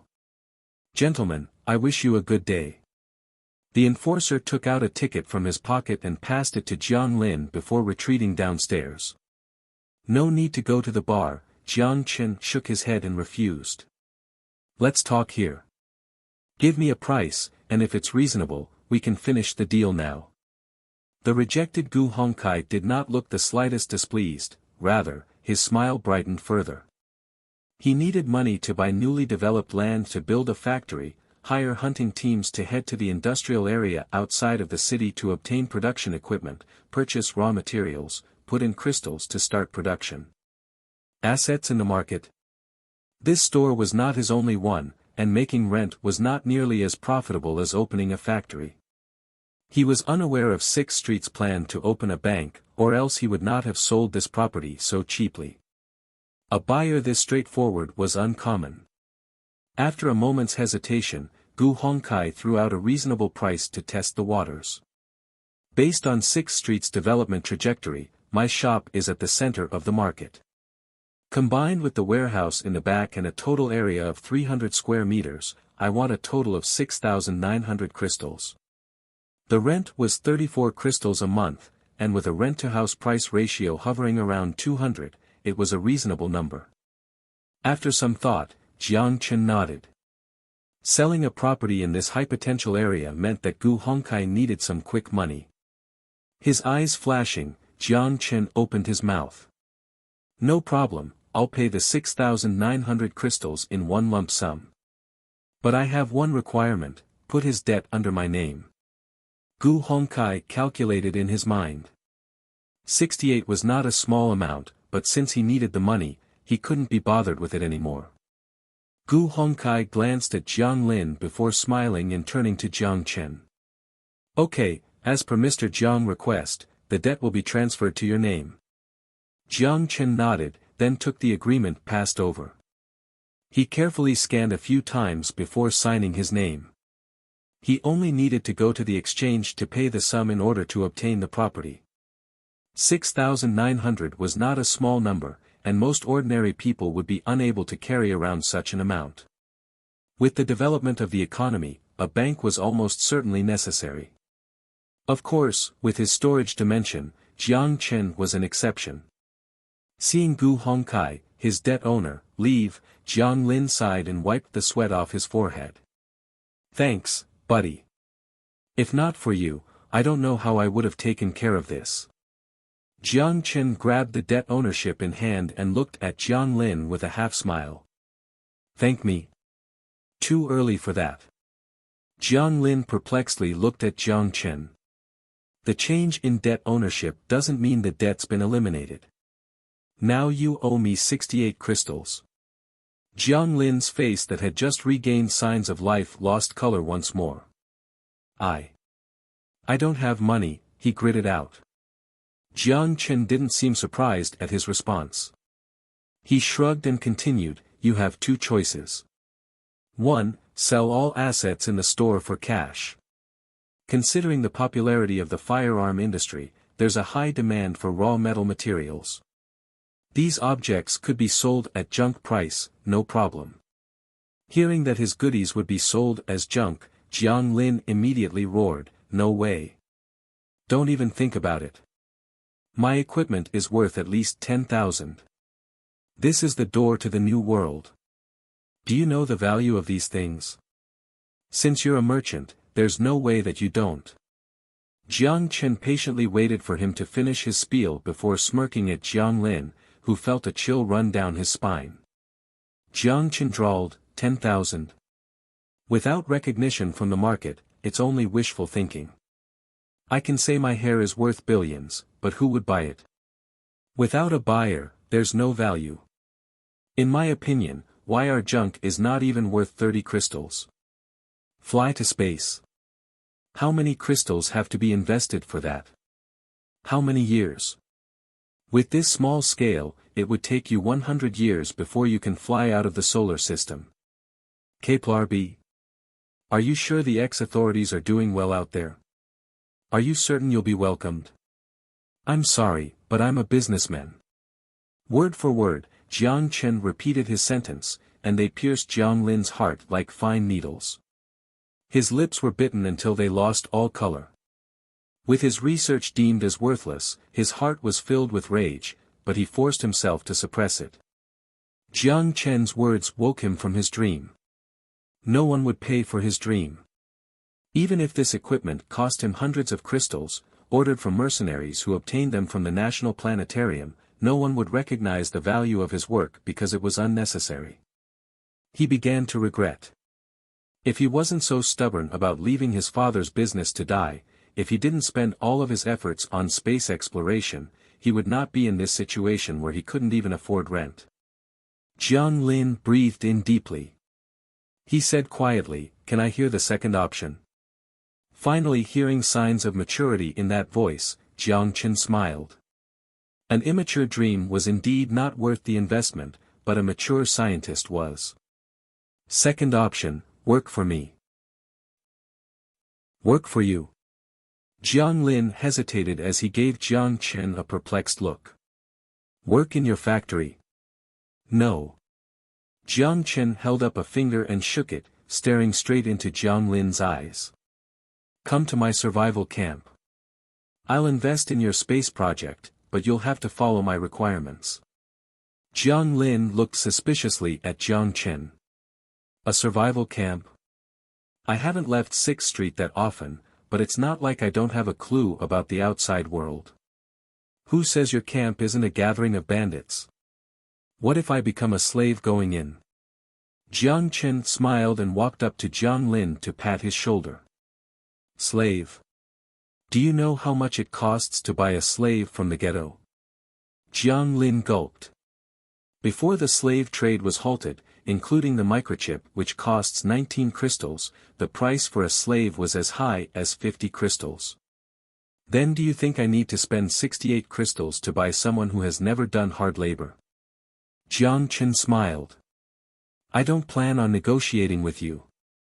You only have 2 options. Sell your dream as scraps, and go work at the factory to pay off the remaining crystals. Or sell your dream to me, and I'll provide you with resources and directions. All you need to do is install a chip on your neck. Listening to Jiang Chen speak, Jiang Lin's inner turmoil could be seen in his eyes, but in the end, he sighed in compromise. Before Jiang Chen's pleased gaze, he opened his mouth to say, I choose 2. Since Jiang Lin had already nodded in agreement, the rest was fairly simple. Jiang Chen arranged for him to pack everything and then sent him to the clinic for injection. On the 10th, when they were to conduct the trade with the Zhao Corporation, Zhao Chenwu would send the people and the goods together. As for the store's new purpose, Jiang Chen had yet to think of a solution, but he went ahead and hired construction workers to seal the open roof. Since winter was coming, a tent that only shielded from rain did not seem reliable at all. Overall, the criteria of having a 200 square meter fixed asset were met for him to join 6th Street Bank. The next morning, Jiang Chen took Jiang Lin to the hospital. After paying a hospital fee of 19 crystals, Jiang Chen watched as the doctor reached the end of the hallway while he met up with the 5 people who were just exiting the rehabilitation room. Due to the chip's installation into the neural network, interference from the electric parts was inevitable. Therefore, after the injection, they were required to spend a few hours in rehabilitation, which they had just clearly finished, before being released from the hospital. Chu Nan saw Jiang Chen from afar and greeted him. Zhou Guoping had the same simpering smile, and Zhao Gang held his wife in silence. Zhou Xiaoxia's vision seemed to lag, as though she'd been injected with a tranquilizer. How are you feeling? Not bad. Chu Nan shrugged. Try your EP. A doctor in a white coat walked over and gave a nail-sized memory card to Jiang Chen before beating a hasty retreat to the surgery room. Holding the memory card in hand, Jiang Chen inserted it into the EP on his wrist. He noticed that while it was loading, Chu Nan's eyes stayed on the loading bar. Missing your freedom? Jiang Chen joked. Chu Nan smiled, then glanced away. What's freedom? From the moment I was born, I fought for one power, and now I changed to another one. The bar finished loading. Seeing the words "Is slavery chip online" hovering on the screen, Jiang Chen grabbed the memory card and crushed it. Freedom is a good thing. Within certain boundaries, I'll grant you enough of it. Jiang Chen smiled at Chu Nan as he pressed buttons on the EP. Jiang Chen's face surfaced on the screen in a clear image. He was connected to Chu Nan's vision. Chu Nan rubbed his temple. Is this a neural injection? 6th Street slavery chip is quite intriguing. Looting Town doesn't have this? Jiang Chen asked casually as he selected the option to end the connection. No, we have more opportunity to fight long distance with few chances to battle on foot. We call it the dictator chip. It emphasizes communication and remote sensors, but it doesn't seem to be as stable as this one. It's controlled by the central processor on the ship and will grant control to someone's EP only under special permission. Chu Nan moved his limbs and gradually accustomed himself to the feeling. What about you guys? Jiang Chen asked as he surveyed the remaining 4 people. Zhou Guoping, with his shiny, bald head, continued his attempts to flatter. Hee, very good. I pledge allegiance to the boss. Zhao Gang's wife was a bit frightened and hid behind Zhao Gang's back. As he comforted her, he said solemnly, not bad. Zhou Xiaoxia, as usual, had the same blank expression. Some conversations were not meant for a public hearing. After confirming the chip's functionality, Jiang Chen took all 5 of them to the fake leg specialty store. Once they all arrived, Jiang Chen closed the door behind him. Seeing that the boss had something to say, Zhou Guoping's eyes rolled cleverly before he moved a chair for Jiang Chen to sit on from behind the counter. Chu Nan glanced at him and turned away disdainfully. Their conflict started over a month ago, but now that they worked under the same boss, there was no longer any opportunity to seek revenge. Zhao Gang held his wife's hand and stood off to the side in silence. I've arranged a few things, so listen up and follow. Jiang Chen sat on the chair without caring for appearance. Zhao Gang, take your wife back to the base and join the civil army while waiting for further orders. I understand. Chu Nan, since you're familiar with the helicopter, go purchase whatever's necessary for repairs. Then take her back. Jiang Chen pointed at Zhou Xiaoxia, who had yet to regain consciousness. No problem, but I don't have a single crystal on me. Chu Nan opened his palms helplessly. Under Chu Nan's shocked gaze, Jiang Chen grabbed 200 crystals from his pocket and threw it at him before clapping his hands. Okay, get moving. The 4 immediately left, leaving Zhou Guoping at a loss. Seeing Jiang Chen stay silent, Zhou Guoping stayed true to his servile character and proactively asked with a simpering smile, Boss? What about me? I heard that during your time working for the Huizhong mercenaries, you were stationed in 6th Street. You must be pretty familiar with the area. Jiang Chen leaned back, fingers crossed, and smiled decisively at Zhou Guoping. Hee, of course. Boss, what would you like to know? Zhou Guoping patted his chest confidently. Do you know any slave merchants? Zhou Guoping immediately nodded and said attentively, yes. There is a slave merchant from Sioux City in 6th Street. There are also clones from the 071 survival base, but because of production problems, they must be ordered beforehand. The good thing is that they are all original. What are you thinking about? Whether it's original or not, Jiang Chen jokingly cursed, I'm not planning on doing that. Hee, boss, if you want, you can have some fun in New Ray Hotel. Once you train the newly produced clones a little, they're exactly like sex dolls. Zhou Guoping smiled lewdly. Okay, I'm talking to you about a serious matter, Jiang Chen interrupted with a frown. Yes. Contact the slave merchant. The base still needs 200 people. How much should the price be? Zhou Guoping thought for a moment. If they're ordinary slaves, 10 crystals each would be enough. If you're looking at Fallout Shelter 071's product, then probably 20 crystals. Considering the market at 6th Street, the population price could double. That's fine. Go ahead and contact them. Transportation is difficult during the winter, so put the order in first and ship them here next year. Try to lower the price as much as you can. It's time to test your ability. Zhou Guoping laughed and smacked his chest with confidence. Don't worry, boss. You can count on me. Once the population business was taken care of, it was now time to discuss the store's purpose. What do you think we should open this store for? Jiang Chen asked as he scanned the decoration in the store. Zhou Guoping's eyes rolled a bit, and he scratched his head. That's up to what the boss wants. If it's to make money, then a food store would definitely be the best choice. Jiang Chen thought for a bit before shaking his head. Not a food store.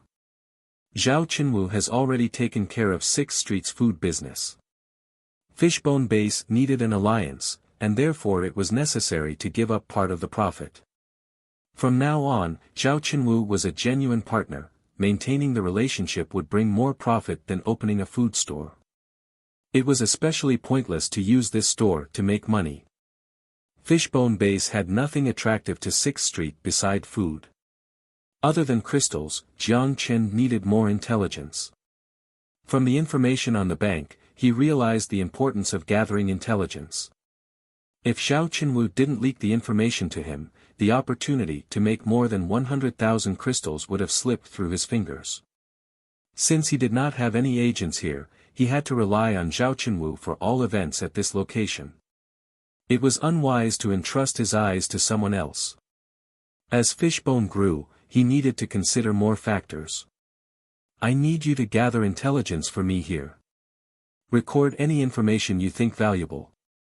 You worked for the Huizhou mercenaries before, so you should be familiar with this type of work. Zhou Guoping smiled self-assuredly, responding immediately with, "Of course, boss. I'm great at this sort of thing. When I used to work for the Huizhou mercenaries, I spent all day in bars and official purchasing centers, recording all of the fat prey and sending the information back. We could open our own bar.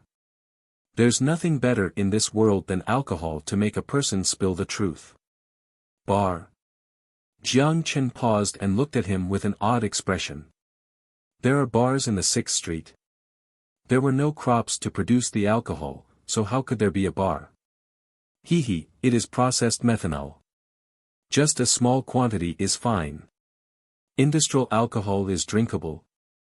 What the Fu*K, the alcoholics in the apocalypse go pretty far. But speaking of this, he forgot that selling alcohol was an excellent way to make money, perhaps even more popular than food. I'll leave the bar to you. Get someone to renovate this place, and send me a message when it's done. Don't worry about the alcohol, I'll take care of it. If the alcoholics smelled the scent of beer, wine, and baijiu, would they barrel down the door of the bar? The more he thought about it, the brighter his smile became. Although alcohol was scarce in the apocalypse because of the lack of crops, that was nothing in the modern world. Any store had an abundance of it. Seeing his boss's delighted mood, Zhou Guoping was also secretly happy. His future depended on Jiang Chen. If Jiang Chen was satisfied, then he would be better off. Yes, boss. Zhou Guoping responded and bowed with a flourish.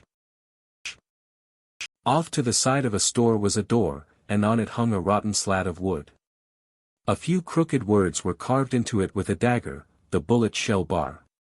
This was the place Zhou Guoping had talked about. According to him, it was an entertainment hub of 6th Street.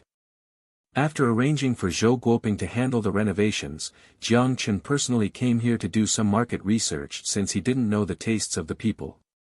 The best way to find out was to personally have a drink or two. While the renovations weren't the best, there was a surprising number of customers. Strange individuals covered in large trench coats sat alone at a table near the door, drinking alcohol that stung the nose. A young man with a red headscarf had a cigarette in his mouth and one foot on a chair as he dealt cards. There were lone travelers, bandits, and those of the profession that recently came into popularity, hunters. Women in exposed clothing leaned against the bar under the flickering lights and waited for tonight's prey to take the bait. And among the shadows, a black market merchant hid, selling harmless products. The air in the bar was shrouded, and the noise cluttered the already limited room. This was Jiang Chen's first impression upon stepping into this space. It was not an illusion that when he took a step onto the dry wooden floor, at least 10 pairs of eyes flicked over at him. Some were friendly, most were not. After a second's pause, Jiang Chen continued to walk and directly approached the bar counter. "Are you not going to buy me a drink?" "Handsome." A woman in heavy makeup leaned against the counter and displayed a charming smile. Jiang Chen ignored her with a smile and looked beyond the counter at the bartender who was silently wiping a cup. White shirt, black pants, a relatively clean appearance. But the slight beer belly turned what should have been suave movements into rather comical motions. "What do you have here?" Jiang Chen sat on the chair and asked casually. Hearing Jiang Chen's words, the bartender stopped and glanced at Jiang Chen. "Your first time here?"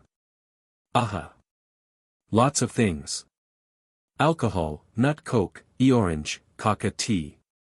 The chubby bartender resumed wiping the glass cup that had been cleaned countless times. "Also, hamster milk tea and cockroaches smoothie." A young man whistled and laughed. "I won't sell those things to newcomers." The bartender kept his head down. "Looks like I don't have the opportunity to experience those."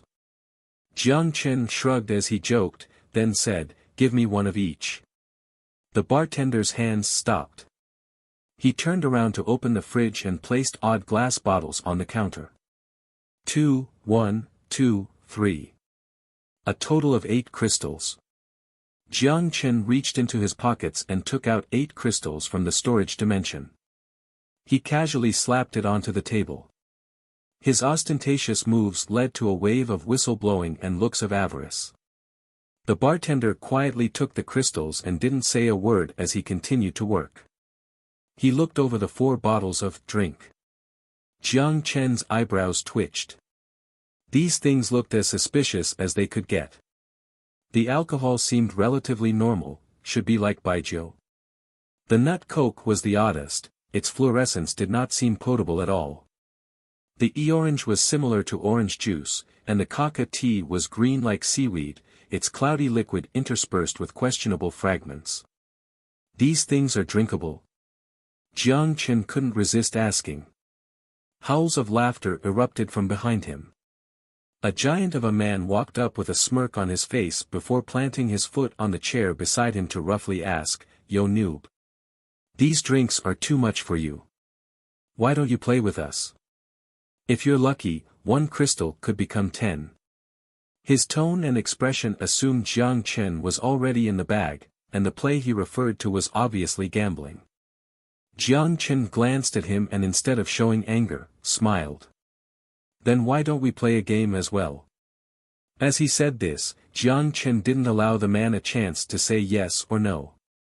He slowly withdrew a crystal worth 50 energy crystals from his pocket and waved it in front of the giant who was showing off. 2 crystals per turn. Guess which hand the crystal's in. If you're right, then it's yours. The giant was at a loss at Jiang Chen's abrupt actions, but his expression soon became ecstatic. He thought, "This dumba *s. If I guess 10 times, regardless of how you trick me, I'm guaranteed to be correct at least once." But he wasn't a dunce. If Jiang Chen left after 2 turns, his crystals would have gone to waste. 20 crystals and I guess 10 times. The giant smiled viciously and slammed the crystals onto the table.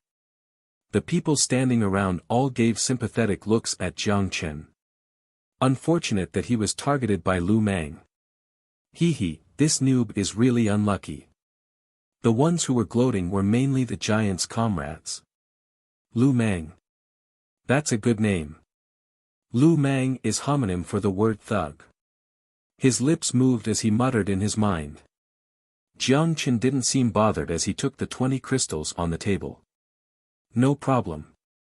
It'd be fine even if you wanted to guess 100 times. Jiang Chen yawned as he threw the energy crystal into the air with nimble hands.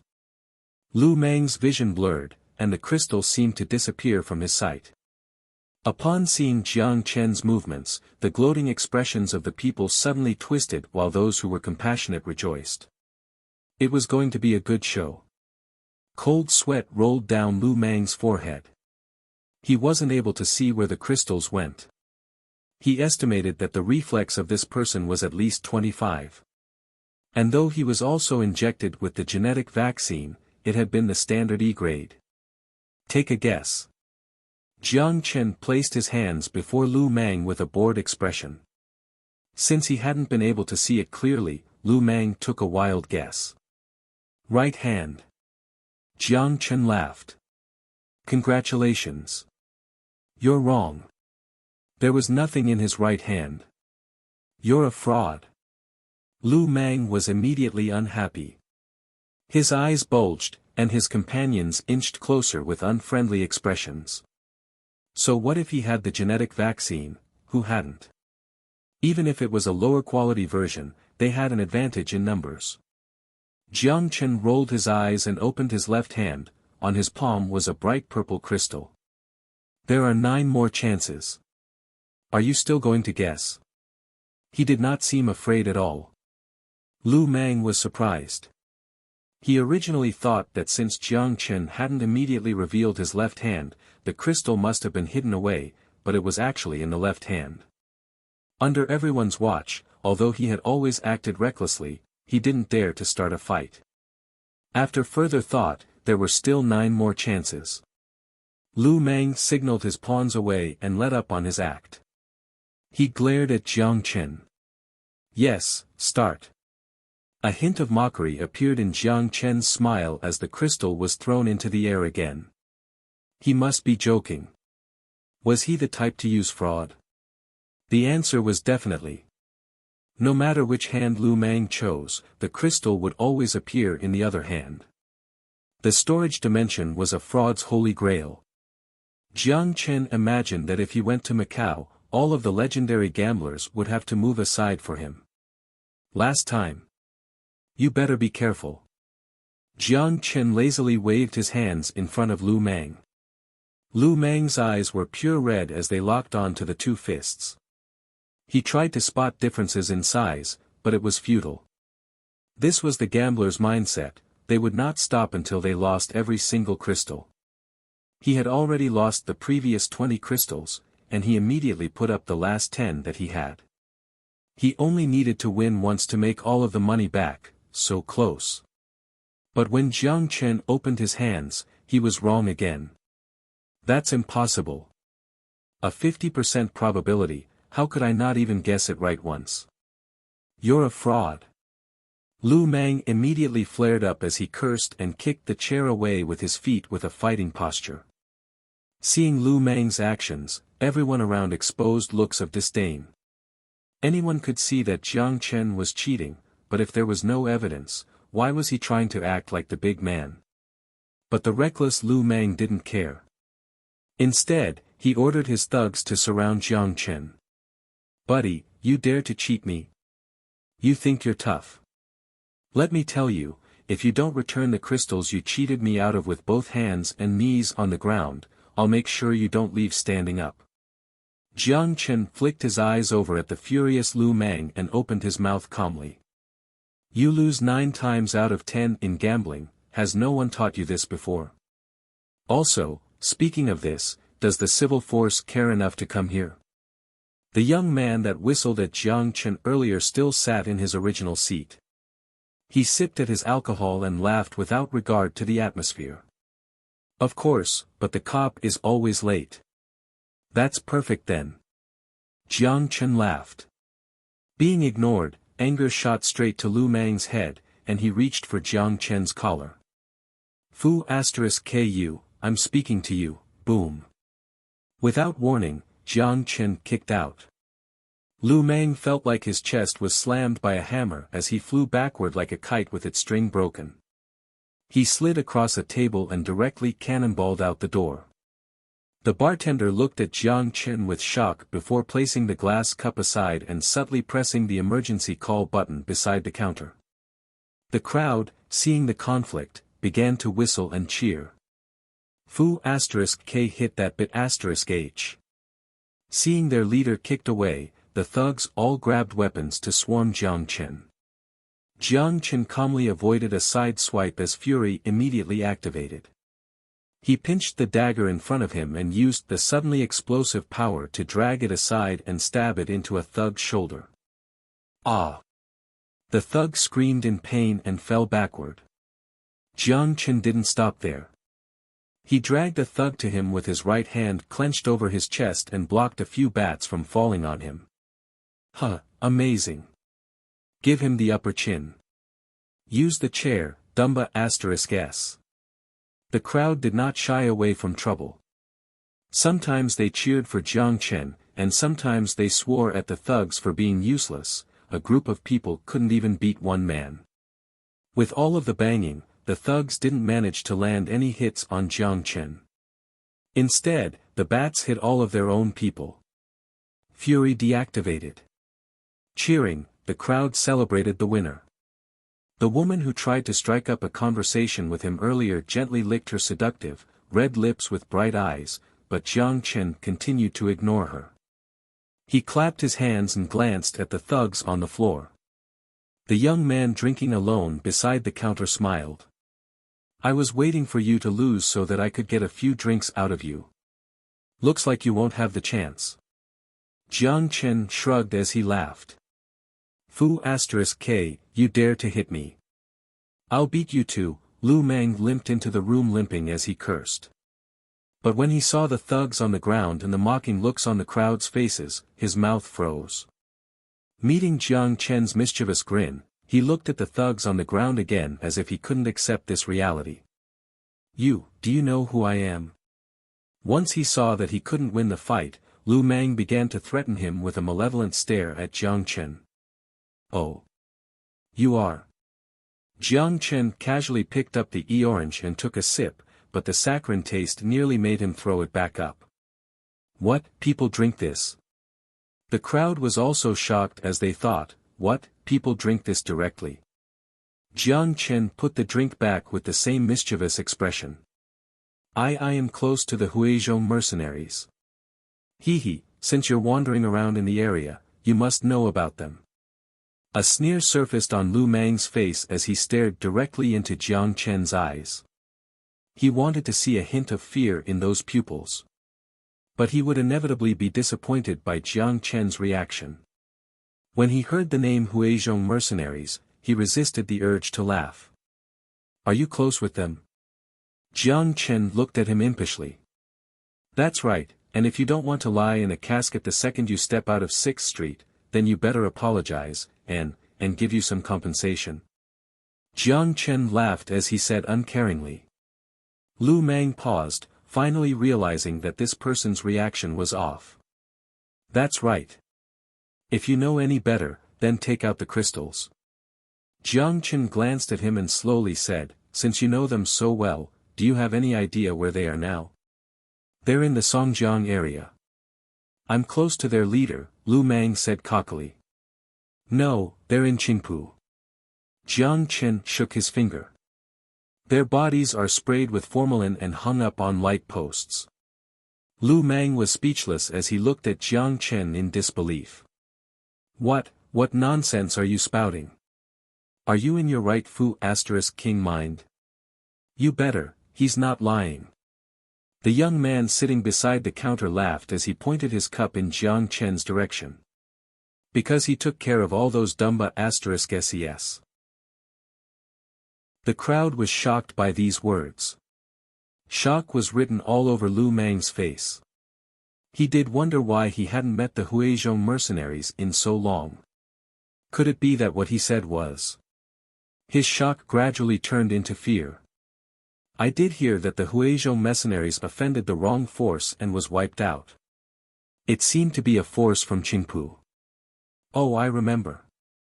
An alcoholic from Qingpu did say this. Lone travelers on the wasteland naturally had heard some news. For example, Songjiang was suddenly stabilized, and the Huizhou mercenaries' raid team had abruptly evaporated into thin air. No one would have guessed that this recognized force had been wiped out by the man standing in front of them. The woman that continued to piercingly gaze at Jiang Chen was even more shocked.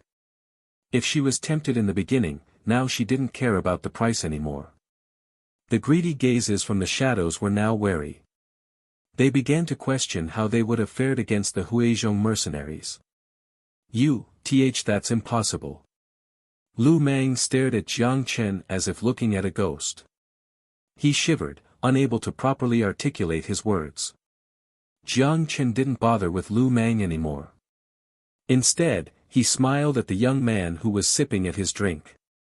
I've heard that this industrial alcohol is not too good for you. It's fine. You can have 2 bottles as well. People with genetic vaccines have a strong digestive system. The man put down his cup and laughed casually. You know who I am? Of course. I came from Jia City for the sole purpose of finding you. The young man shrugged and extended his right hand. Lin Chowan, from Jia City's Defenders. Pleased to meet you. Defenders? Why don't you call yourself the Avengers? Jiang Chen. With an odd expression, Jiang Chen similarly extended his hand for a handshake, but the caution in his eyes remained. Don't look at me like that. I'm a nice person, Lin Chowan said innocently in response to the look of distrust in his eyes. Jiang Chen didn't refute him and looked away. He returned to the seat beside the counter and turned to the frightened Lu Mang. You're lucky. At least you can choose which brand of formalin you want to use. When he heard those words, Lu Mang immediately got on his knees. Please spare me. I didn't know any better. Enough, I've heard too much of the same thing. If you want to live. Jiang Chen said irritably. He slapped the counter. These 4 strange concoctions, you can get the hell out once you finish them. Lu Mang's face turned green instantly. PSH, an entire bottle of industrial alcohol. Half of his life would be gone by the time he finishes. What a waste. Why don't you? Before Lin Chowan could finish, a bottle flew in his direction. He caught the object thrown at him by Jiang Chen and laughed as he poured himself another cup. The remaining 3 bottles, go ahead. Jiang Chen slowly said as he stared at Lu Mang. The 3 drinks did not look normal at all. He didn't have the intention to drink it himself. But for market research, as well as curiosity, it was not a bad idea to find his own white rat. Lu Mang thought about Jiang Chen wiping out the Huizhou mercenaries and lost all courage to fight back. He bit the bullet as he valiantly walked up, picked up the bottle of nut coke, and began to guzzle it. The crowd blew whistles as the lot of them stared at his pants mockingly. By the time he finished the entire bottle, Jiang Chen was shocked to discover that this guy's pants had lit up. That's right, lit up. Nut coke adds a trace amount of a radioactive strontium isotope that makes the pee fluorescent. Damn, a whole bottle in one sitting. This guy's D*K could be a light bulb for an entire day, Lin Chowan mocked as he took a sip. Radioactive element? Is it not harmful to the human body? Jiang Chen asked as he gave a weird look at the nut coke. This thing is harmless. They sold it before the war. Lu Mang picked up the dark green coca tea. His forehead twisted, but he still raised his head with a look of agony and started to chug. Coca tea has an excessive amount of T polyphenol as well as other radiation-resistant substances. It doesn't look the best and tastes bitter to the point of stinking, but the radiation resistance effect is quite superb. Just as Lin Chowan finished speaking, Lu Mang's pants lost all illumination. After finishing the 2 bottles, Lu Mang held the last orange and looked at Jiang Chen with a troubled expression. Why are you looking at me? Drink. Jiang Chen stared at him. Yes, yes. Lu Mang grit his teeth as he began drinking from the bottle. As soon as it reached his stomach, however, he fell unconscious to the ground. Orange, concentrated sweetener. The normal way to drink it is to use the cap to pour it into a big bottle of clear water. If he drank this entire bottle, it'd be better to send him to the hospital right away, Lin Chowan explained with a smile. Jiang Chen glanced at him but didn't say much. A few enforcers in black combat suits walked in, catching sight of the thugs on the ground as they eyed the bartender questioningly. They were the one escalating the conflict. They were taught a lesson. The bartender neutrally explained the situation. From his calm expression, it didn't seem to be his first time dealing with this sort of situation. The enforcer smiled at Jiang Chen. We apologized for your infringed rights. The people who started the conflict will receive a 15-day imprisonment sentence. Afterwards, the enforcers walked up with handcuffs and escorted the people from the ground and away. The enforcers from 6th Street would always have a courteous attitude, but in times of conflict, they would not hesitate to pull out their gun to shoot. Seeing the cops take the people away, the crowd began to disperse because there was nothing more to see. The bar returned to its previous busy atmosphere. The gamblers rolled die, and alcoholics nursed their cups. The woman in heavy makeup was prepared to strike up a conversation with Jiang Chen before she suddenly realized that he was not there anymore. In the alley beside the bar, there were deserted junks covered by layers of dust that had accumulated over time. The area was dimly lit, and mutated moss covered the walls. It had been a while since anybody had passed by this area, but two figures now stood there. Speak your mind. Why did you travel so far to find me? Jiang Chen looked at Lin Chowan with an odd expression. He didn't recall going to Jia City before. Could reputation spread through the air? Regardless, Lin Chowan's ability was not to be underestimated. To be able to wander the wasteland freely without a large group to protect him, only those with insane powers could do that. Jiang Chen was also curious to know why he sought him. Seeing Jiang Chen ask straightforwardly, the grin on Lin Chowan's face began to fade into a more serious expression. A few days ago, a mutated human began moving towards Wanghai City and destroyed a survivors' gathering spot. It was a bandit nest, Jiang Chen shrugged and added. Whatever it was, I followed the mutated human's tracks to Songjiang in Wanghai City, but then I only found proof of it being attacked. I came to 6th Street shortly after and heard rumors about you in the bar. Based on the information, the real outcome must be that the mutated human destroyed the Huizhong mercenaries, and they happened to bump into you, after which you wiped them out. You could interpret it that way. And I've been trying to find you, but all I heard was that you were in the Qingpu area but not the exact location. Now we've met by coincidence today, boss of Fishbone Base, Jiang Chen. Lin Chowan stared into Jiang Chen's eyes as he spoke in a low undertone. So why did you want to find me? Jiang Chen reiterated the question. He didn't want to be involved with a mutated human again. Fighting them was a lost cause. Lin Chowan seemed to have expected Jiang Chen's reaction. After a pause, he continued, based on our information, the mutated human's force has been gathering in the western area of Wanghai City. Western area? That's Qingpu and Songjia. They're moving in this direction. Jiang Chen's face suddenly changed color. His fishbone base was in the Qingpu area. But then he remembered something and looked suspiciously at Lin Chowan. Wait, if you're in Jia City, the mutated humans moving towards Wanghai City would be a good thing for you. Why did you come find me?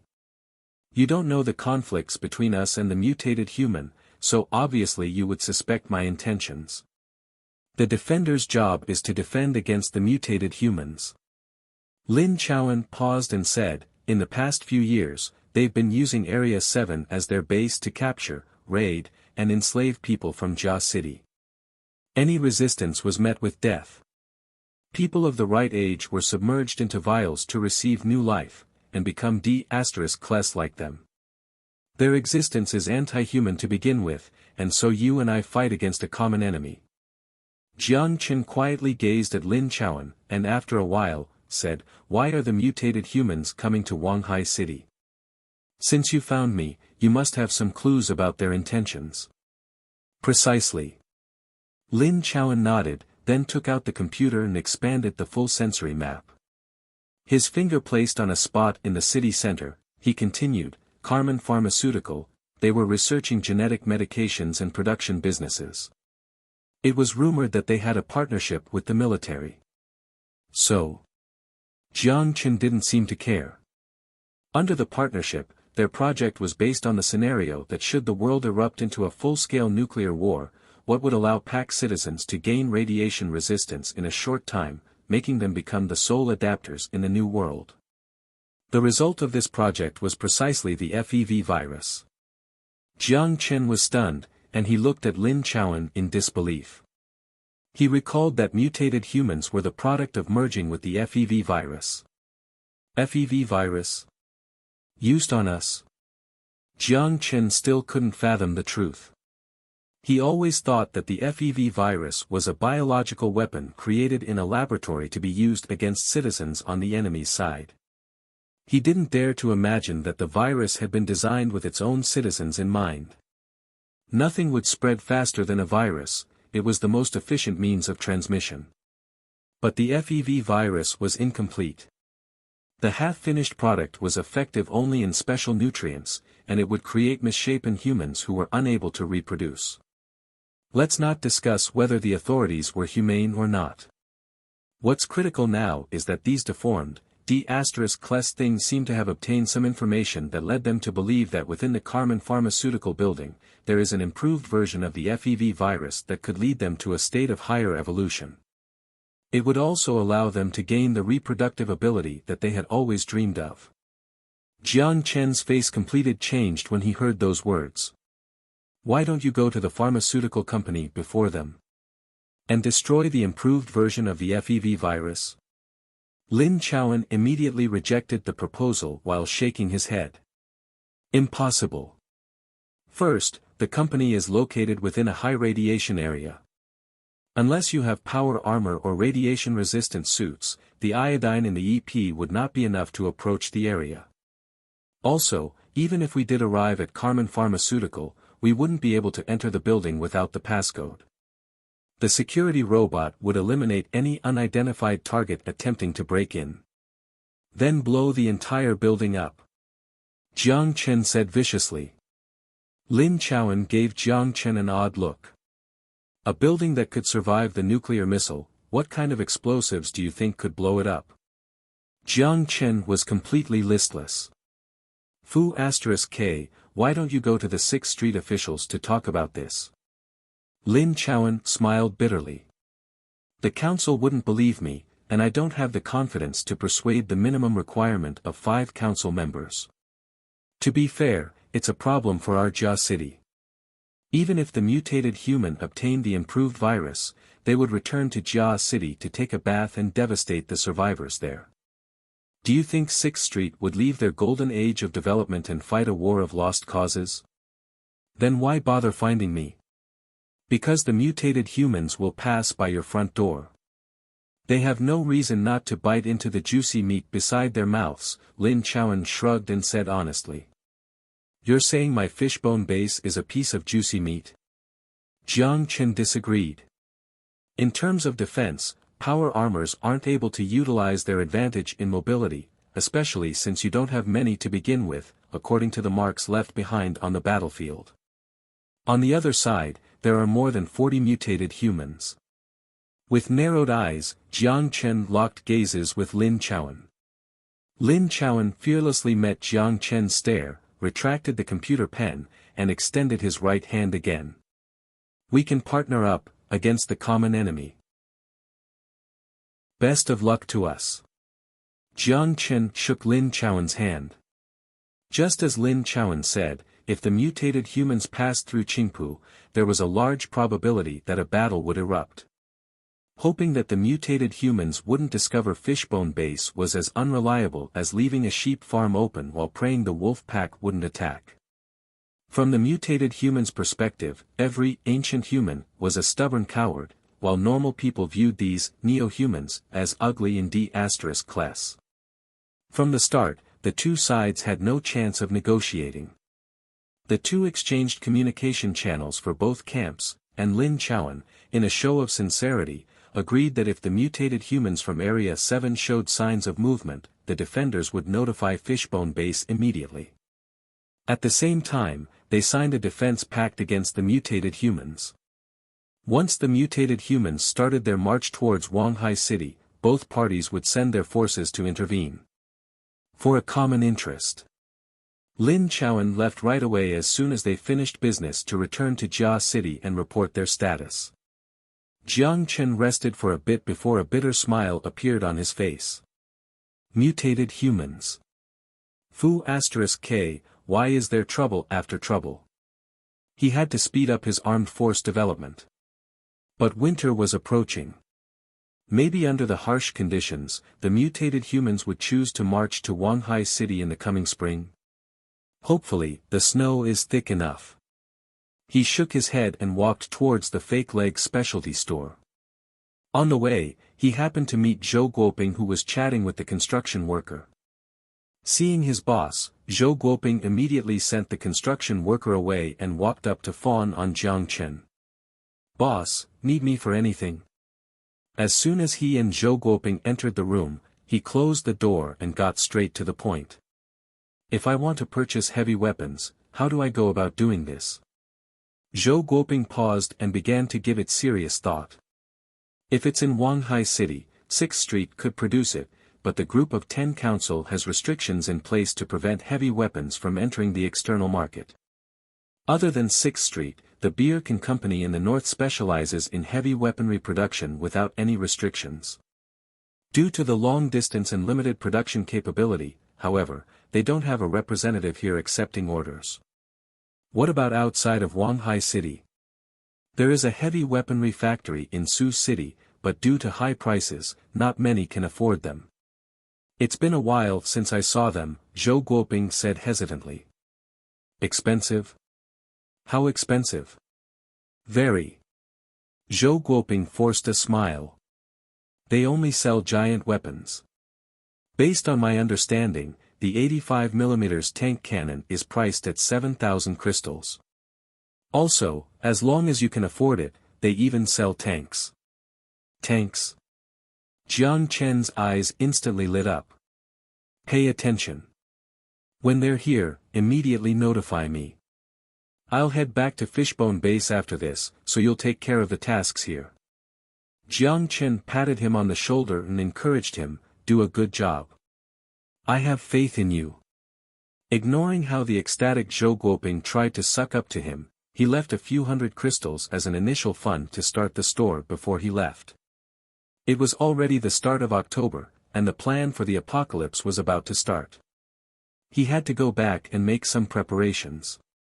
After leaving 6th Street, Jiang Chen headed for the sewerage entrance guarded by the Zhao Corporation. Following the surge in trade between Fishbone Base and Zhao Corporation, the sewerage had been upgraded. The mold and dirt on the road were cleaned away, and the confusing intersections were locked off. The wall corners were even installed with light-activated cold lamps. He took the elevator back to the surface where a soldier guarding the elevator saluted. With a nod of acknowledgement, Jiang Chen followed the closed-off concrete walkway to the inside of Fishbone Base. At the shooting range outside of the wall, Jiang Chen found Zhao Gang. How do you feel? Jiang Chen smiled. Not bad. Zhao Gang nodded. After that terrible incident, the audacious man had become reticent. 10 for 10, damn, how is this not bad? Cheng Weigua carried the rifle and spoke while laughing. Jiang Chen looked at Zhao Gang with surprise and nodded appreciatively. I have a mission for you. Aha, Zhao Gang agreed without asking for the details. Jiang Chen took out the computer pen and marked Area 7 on the map. I need you to head for Area 7 and find out as much information as you can about the mutated humans. Their camp spot, combat power, number of people, the more specific, the better. The more he knew about the enemy, the higher the chances of winning against them. The mutated humans were stationed in Area 7, and Fishbone Base had no information on them at all. Based on the crossfire from last time, however, mutated humans were not to be underestimated even with armor or firepower. Jiang Chen also didn't completely trust Lin Chaoen's words. It was far more reliable to send his own men. Understood. When should I leave? Tomorrow. Take some time to prepare.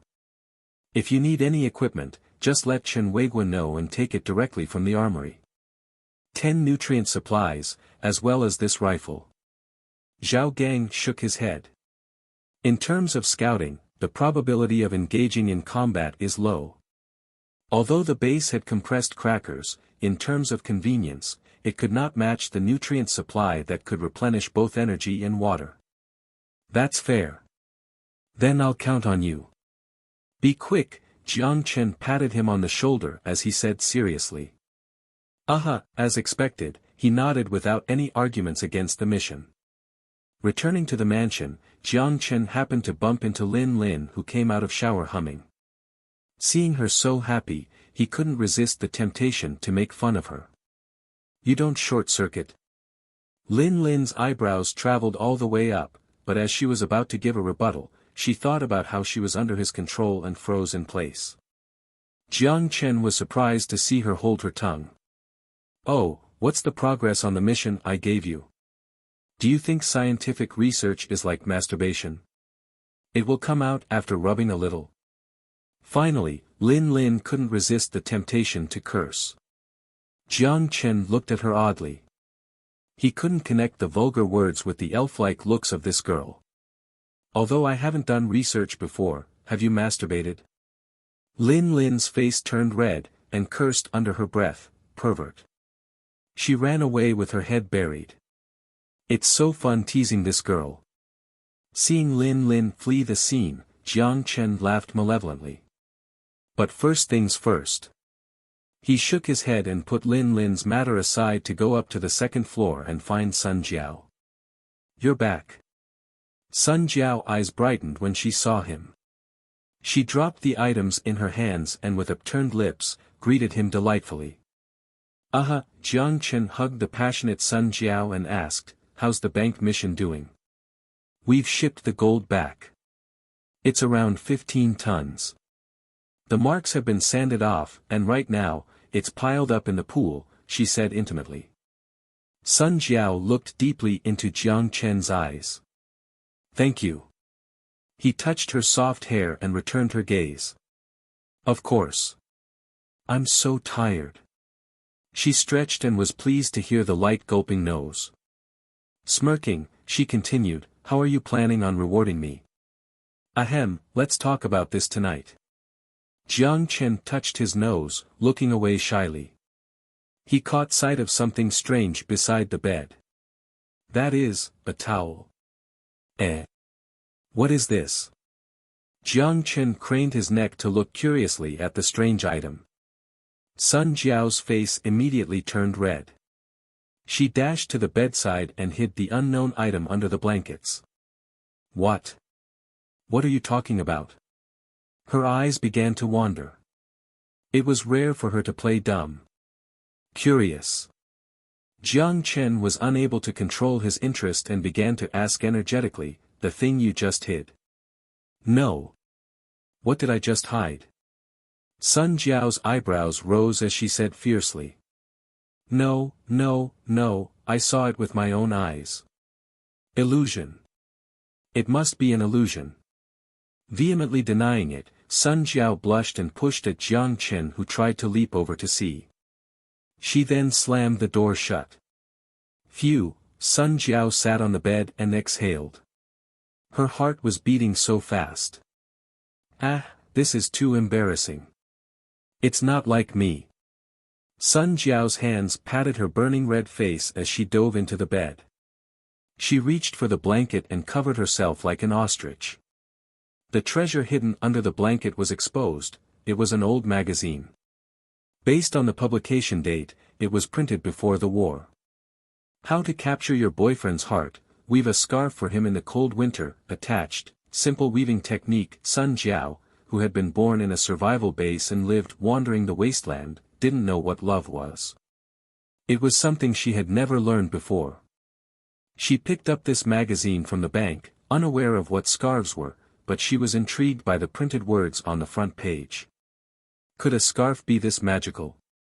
Sun Jiao didn't really understand. But if Jiang Chen came from before the war, then it had to be useful for him. She firmly believed this. Standing by the poolside, Jiang Chen observed the lustrous gold. In the apocalypse, this gold was worth less than dirt. He took a deep breath and submerged his conscious into the storage dimension. Compared to before, the storage dimension seemed to have expanded by a lot, from 1 cubic meter to 5 cubic meters now. But Jiang Chen was still clueless on how the interdimensional bracelet evolved. Charging it repeatedly seemed to be useful, but otherwise, it was not obvious. The overload from last time seemed to have increased the size of the storage dimensional by quite a lot, but Jiang Chen didn't dare to do anything so dangerous again. Instead of overloading it, it could potentially fry the bracelet. Putting the gold into the storage dimension, Jiang Chen was prepared to return to the modern world, but he suddenly remembered the promise he made with Sun Jiao. A smirk appeared on his face. "I'll go back tomorrow morning." When he left Sun Jiao's room, it was already noon. A smile rose unbidden to his face when he recalled the intimacy from last night. She seemed to sense that he'd be gone for a while because she'd been extra passionate. By the time the two fell asleep in each other's embrace, it was already late into the night. He stretched his stiff body and walked to the bathroom. With a light press on the touchscreen, hot water filled the sink. Taking a deep breath, he leaned against the sink and submerged his head into the water. After holding his breath he resurfaced from the water and briskly shook his head, feeling refreshed. Jiang Chen looked at his reflection in the mirror and let the water droplets roll down his face. It's been 3 months. He touched his chin, lost in his memories of 3 months ago, back in July. It was the middle of summer, and as soon as he came here, he encountered a girl on the verge of starvation. Jiang Chen laughed. He wasn't sure why he wanted to laugh. Maybe because the experiences in these past 3 months had been too exciting. Or because of his own transformation. Or perhaps because it had been too fulfilling. He vigorously shook the water from his head and picked up the electric razor. There are many things in this world that are quite convenient. He plastered a thin layer of plastic wrap around his mouth, and with a click of a button, he could shave his beard away in a second. This was a treasure to the world. In the washroom itself, there was a digitalized shower, a smart toilet, multifunctional bathtub with a sauna function, and even the toilet paper was more advanced than the modern world's. Life is a magical journey. Jiang Chen looked outside the window. The view faced the newly expanded wall. On top of the metal scaffolding were workers and engineers order the construction. He remembered that in the beginning, his only thought was to obtain gold and become a carefree, wealthy man. And as soon as he got his wish, the first thing he did was spend it lavishly, blowing it all away and experiencing the life he had envied before. But he fulfilled those wishes a long time ago. Now is it power? Jiang Chen stared at his right hand. The water droplets on the back of his hand reflected his matured face. Once he had the 500 million USD in his hands, a sprout called ambition grew in his heart. From that point onward, troubles began to hound him. Sometimes, he imagined what would have happened if he came to this world for the first time and didn't walk into this mansion. What if he didn't encounter the naughty and cute girl, didn't meet so many unforgettable people? Sneak some gold and sell it discreetly in the modern world, becoming a rich man in the shadows. If he met malicious forces, he would switch cities, or even citizenship, instead of using his power to push them away. If he met mutated bacteria he was unable to resist, he would leave the area. This place was an ATM for him anyway. There was no reason to risk his life to eliminate the bacteria source. But it would be a different kind of life. In the modern world, he would enjoy a lavish lifestyle, and in the apocalypse, he would discreetly explore. No attachment, no concerns, perhaps that was the safer choice. Perhaps it was the best way to survive in this world filled with danger. But it would lack the excitement of a vibrant life. Jiang Chen shook his head laughing and walked out the door. Without a myriad of beautiful encounters, what was the purpose of living? Since on productivity alone, man could not beat machine. At the door, he met Yao Yao on her way to the washroom. She walked half asleep and rubbed her drowsy eyes with her small hand. The pouted mouth looked like a cherry freshly picked off with the morning dew. Because she was anemic, she couldn't handle mornings very well. Although she seemed to be overly conscious about her small flaw, Jiang Chen didn't care. A dizzy loli was too cute to be true, especially when she was asleep and subconsciously sought to hug anything warm. Ahem, don't ask how he knew.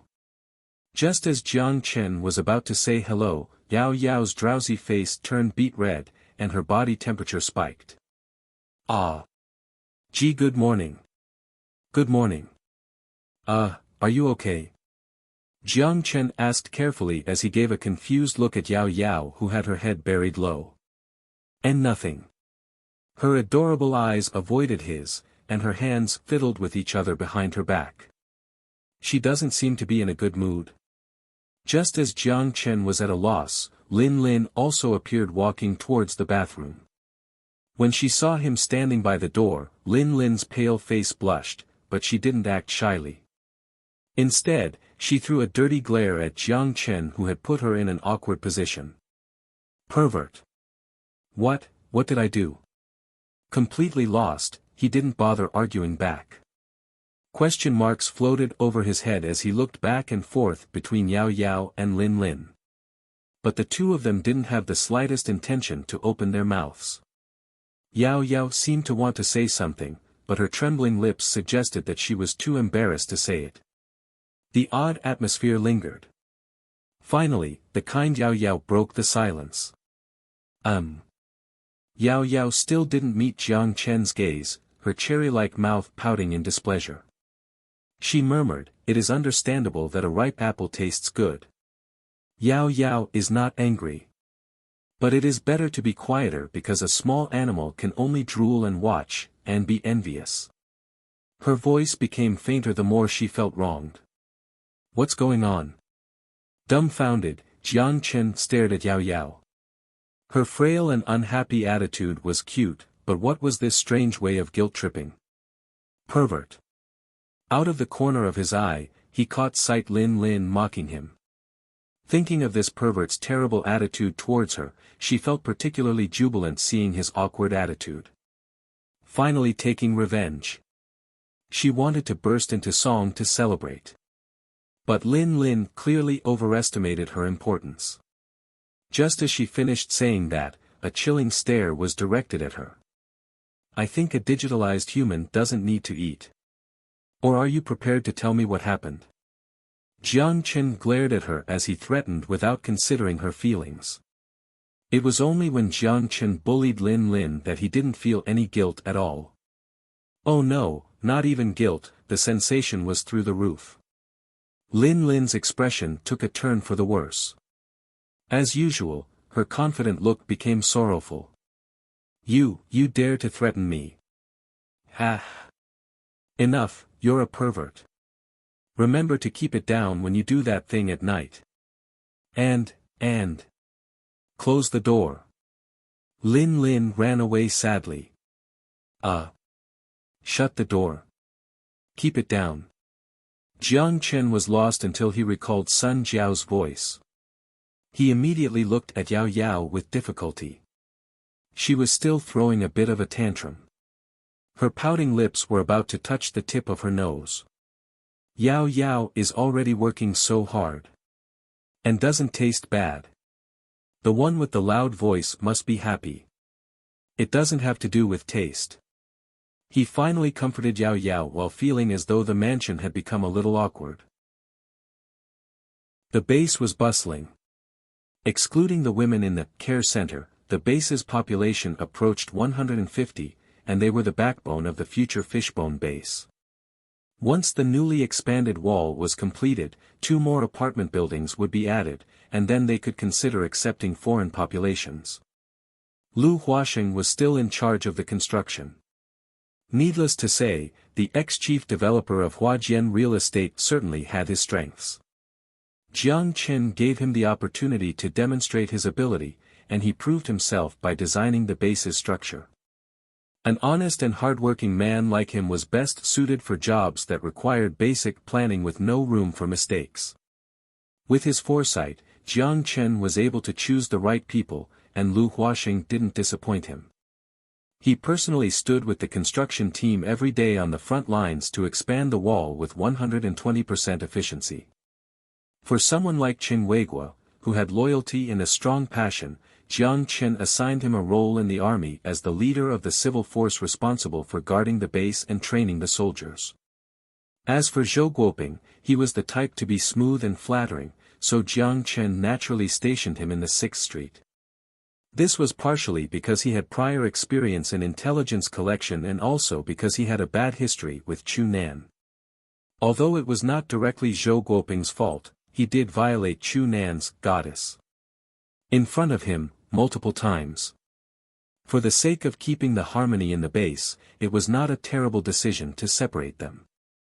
On his way to a warehouse, Jiang Chen passed by the community center, which was a temporary hangar to store the Type 51 transport helicopter. Entering the hangar, Jiang Chen found Chu Nan hard at work repairing the helicopter. Virtual reality training chambers inside the base were installed with general weaponry training, and they could also copy general technical skills from the city library. But for a military transportation vehicle like the helicopter 51, which was considered top secret before the war, it was excluded from the civil force training courses.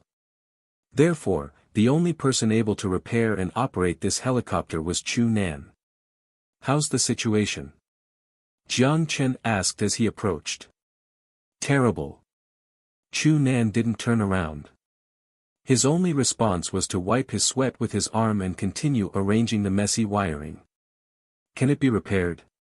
He glanced at the helicopter that seemed to come straight from science fiction and touched the circular side wings. He didn't see a rotor on the helicopter, but based on the appearance, the suspension force most likely came from this circular structure.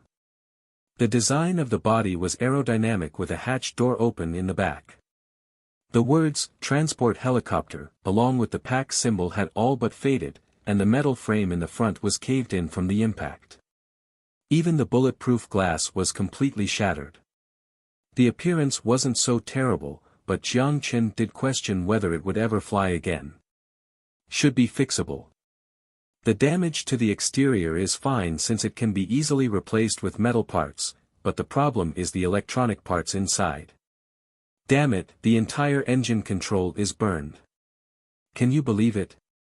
Inside the city center, I met a monster that can fire an EMP from its mouth." Chu Nan cursed as he retracted a palm-sized box from the helicopter's side and connected the exposed wiring to the computer on the side to input some data. Jiang Chen's expression turned strange when he heard Chu Nan's words. He himself had encountered a monster that could emit EMP before. Isn't it hard to see mutants that can fire EMP? Chu Nan turned around with a look of surprise. Actually, it's common to see mutants that can fire EMP. Jiang Chen paused. Now that he thought about it, he knew Chu Nan ended up in that area because he failed a mission, but he never asked about the specifics. The mission was to eliminate a mutant creature and collect the crystal. We sent out 2 helicopters as well as a force of 12 soldiers equipped with power armors. When we arrived at the target location, I suspended the helicopter above the yellowish-green particles. Then our captain requested missile support. The missile would expose the body, the soldier's parachute, kill, and collect the crystal. That was the routine, and it wasn't my first time out on such a mission. It was a beautiful hit. The electromagnetic cannon fired from Luding Town directly hit the building and the concrete tumbled down like an avalanche. Just when we thought all we needed to do was go down and collect the crystals, Chu Nan paused with a mysterious smile, a red meat cannon as tall as half the building fired a red beam into the sky. It hit nothing, but the two helicopters immediately stalled. The monster seemed to have exploded, so the parachuted soldiers must have been successful. But who knows? Chu Nan shrugged as he inserted a processor into the helicopter body. Did no one from looting town come to save you? That's impossible. Chu Nan's mouth twitched. For looting town, pilots can be mass-produced. The only thing of value was this metal scrap right here, but the point of the crash was too far from the port. I almost flew half a city. Jiang Chen fell into silence. He suddenly recalled his time in the underground fallout shelter. The artificial intelligence had described the bug that infiltrated the fallout shelter. Even if it missed, your metal pieces will become a metal casket. Klein particles. Jiang Chen muttered to himself. What's that? Chu Nan asked confusedly. Nothing. He would ask Lin Lin about Klein particles later. For now, Jiang Chen avoided the topic. Oh, once you finish repairing the helicopter, could you make some modifications to it? Modifications? Aha. Such as installing a 50mm machine gun on the side and welding a fire cannon on the top. Different than looting town, Fishbone Base's focus was on land, hence, there was no need for long-distance combat, and it would better suit Fishbone Base's combat needs if the Type 51 was converted into an air cannon vehicle. Do you think the helicopter is a truck? That you could weld anything on top? Chu Nan couldn't help but ridicule him. What's the problem? Stumped, Jiang Chen frowned. There's a big problem. Chu Nan shook his head as he dragged the wiring from the computer. He picked up the screwdriver again to adjust parts inside the helicopter. Balance is a big issue. Even casual modifications could cause the helicopter to be unable to suspend itself or fly a certain distance before it flips over. Then let's not do a casual modification. Jiang Chen laughed as he patted Chu Nan on the shoulder. I'll leave the trouble to you, the expert. I need you to add some weapons on this thing, the stronger the firepower, the better. Hearing such an unprofessional request made Chu Nan rub his face with his palms. He let out a helpless sigh. I'll try my best. I'll install a machine gun on the side and design a new fire control system. As for the fire cannon, I'll install it near the back hatch. It should be okay if it's manually controlled. But if we modify it like this, the transport helicopter will become a combat helicopter. Jiang Chen smiled at Chu Nan's doubts. Exactly what I want. After parting from Chu Nan, Jiang Chen took a stroll around the base. Now that everything was on the right track, there weren't many things that he needed to do as the boss. As long as he set the overarching direction, there were others to take care of the rest. For now, all he needed to do was transport food over from the modern world. For now, the tasks related to the Crusade's aftermath were finally resolved. The freckled girl was more mature compared to when she first arrived, developing an air of professionalism. He remembered that she'd been like a startled squirrel. With her constantly anxious attitude and top-notch accounting grades, he assigned her to take care of the warehouse. Honestly, Jiang Chen felt happy watching the growth of his employees. Once she heard out Jiang Chen's intention, she took out a tablet terminal and reported the status of supplies within the base. We've organized the supplies that are ready to trade with 6th Street. There aren't many food supplies left, and with the current consumption speed, it can last for at most 10 days, she said with concern. The supplies were carefully recorded in a list, so precise that each bag of rice was listed with its warehouse location and by weight. The comprehensive software had also been designed by Yao Yao while the game New Era was passed on to Du Yongkong for an update. Since he used to be a game developer, it matched his skill set. Yao Yao, other than the warehouse management software, also installed some more interesting gadgets for the base. For example, she set up the worker management system used by Lu Huaxing during construction, the control system for the cameras around the base, as well as the drone patrol system. You don't have to worry. I'll take care of it. What about the firearms? It was easy for him to take care of it once he returned to the modern world. Seeing the boss' confident look, Wang Qin smiled and nodded. She pressed a few more buttons on the tablet and pulled up another list. He roughly scanned the items on the list before Jiang Chen asked her to take him to the weaponry. He took around 10 Reaper rifles as well as 1 Ghost Sniper, a box of ammunition, and 10 grenades before returning to the base. He put the supplies away in the storage dimension and approached the poolside in the backyard. With a deep breath, he commenced traveling. When he opened his eyes, he was lying on a soft bed. He sat up and shook his head. Taking out the phone, he called Robert's hidden number. The phone rang 3 times before it went through. "Hi, buddy, how have you been?" "Not bad. How goes the business?" Jiang Chen didn't bother with small talk and cut straight to the point. "Don't worry, the Irish guy loves acting." Delighted laughter could be heard from a distance on the other side. "I've already arranged the things on Kane's side. When do you plan on leaving?" "I booked the ticket for tomorrow." "Get Nick to leave, we'll meet invite." "Okay, but he's already there, so contact him once you arrive." "I've sent the itinerary to your email, Mr. President," Robert joked. After exchanging some light banter, Jiang Chen hung up, and after thinking for a bit called the food store owner he was partnered with. It would still be sent to the same storage, and the shipment would arrive in the afternoon. It was most likely his last order with them. Once Xinlong food processing plant got on track, he would opt to use that channel instead. Stuffing the phone back into his pocket, Jiang Chen got up and left the bedroom. A mansion this spacious with only 2 people living inside did feel empty. He stepped on the expensive hardwood floor. Looking at the delicate decorations, Jiang Chen suddenly felt emotional. He'd bought this mansion a while back, but he never took the time to enjoy it since he'd been so busy handling tasks in the modern and apocalypse world. It seemed as though he was living life with too rough of pace. Maybe sometime later, he would take a vacation.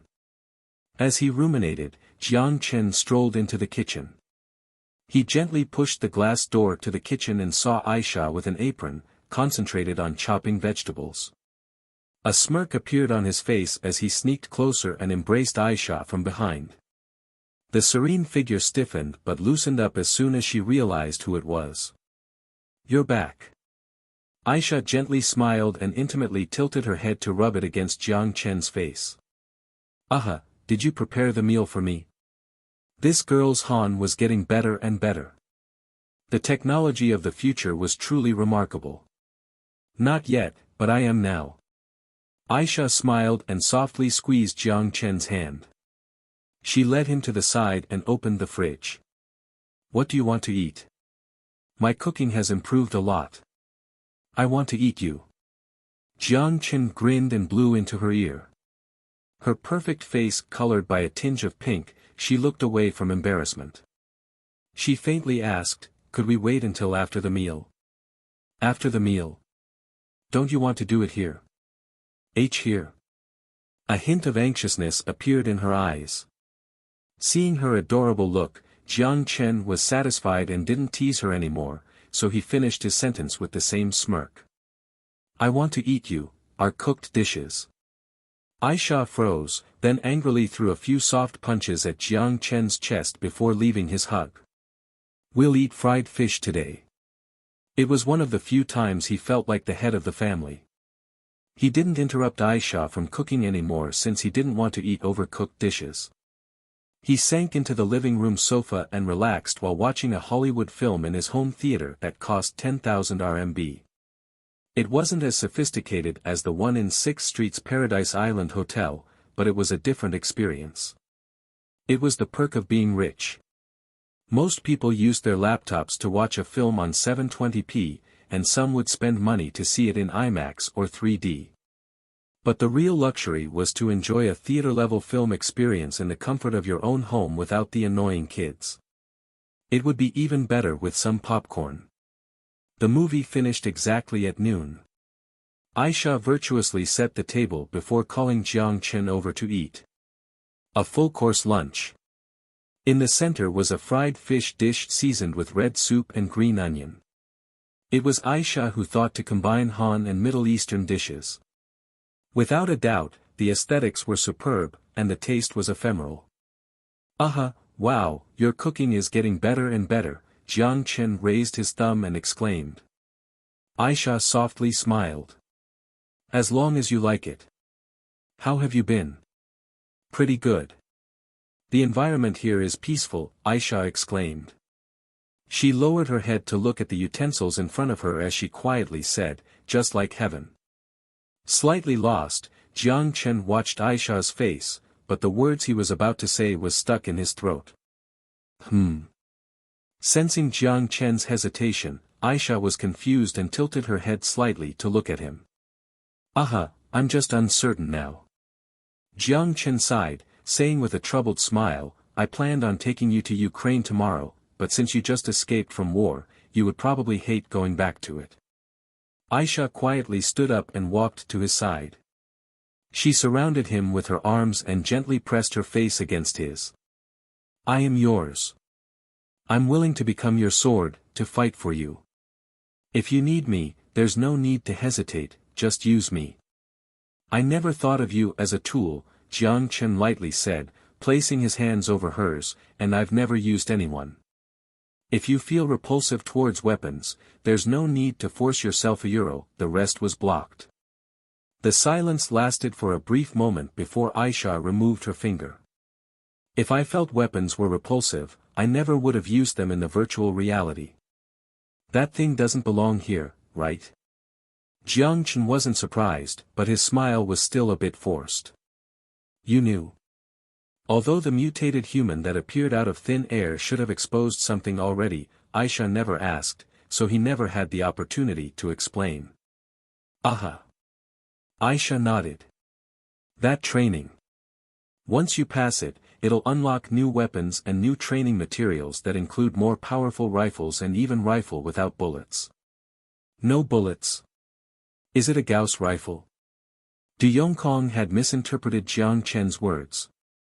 He wanted him to add a limit on the virtual reality system to include only weapons that existed between the years 2000 and 2020, but Du Yongkong instead designed a game mode that gradually unlocked tiers as the training continued. Whatever. If it's Aisha who knows, there's nothing to worry about. Sensing the trust in his body temperature, Aisha gently closed her eyes. Tomorrow, we'll go to Ukraine. Since Aisha didn't feel repulsed, it would be pretentious to act uncertain about this question. Aisha nodded. Do you know how to use a sniper? The ghost sniper. Yes. She trained in wielding that gun in the virtual reality training system. Once we arrive in Kane, I need you to protect me in trades. Because we're in a sensitive area and the business partner is no ordinary target, you might have to engage in combat with some civil force snipers. Aisha smiled and pressed her soft finger against Jiang Chen's lips. You're overprotective. I'm not small anymore. Hearing this, Jiang Chen thought for a moment before a relieved smile appeared on his face. You're right. Enjoying the tranquil moment, Jiang Chen suddenly thought of something and leaned closer to Aisha's ear.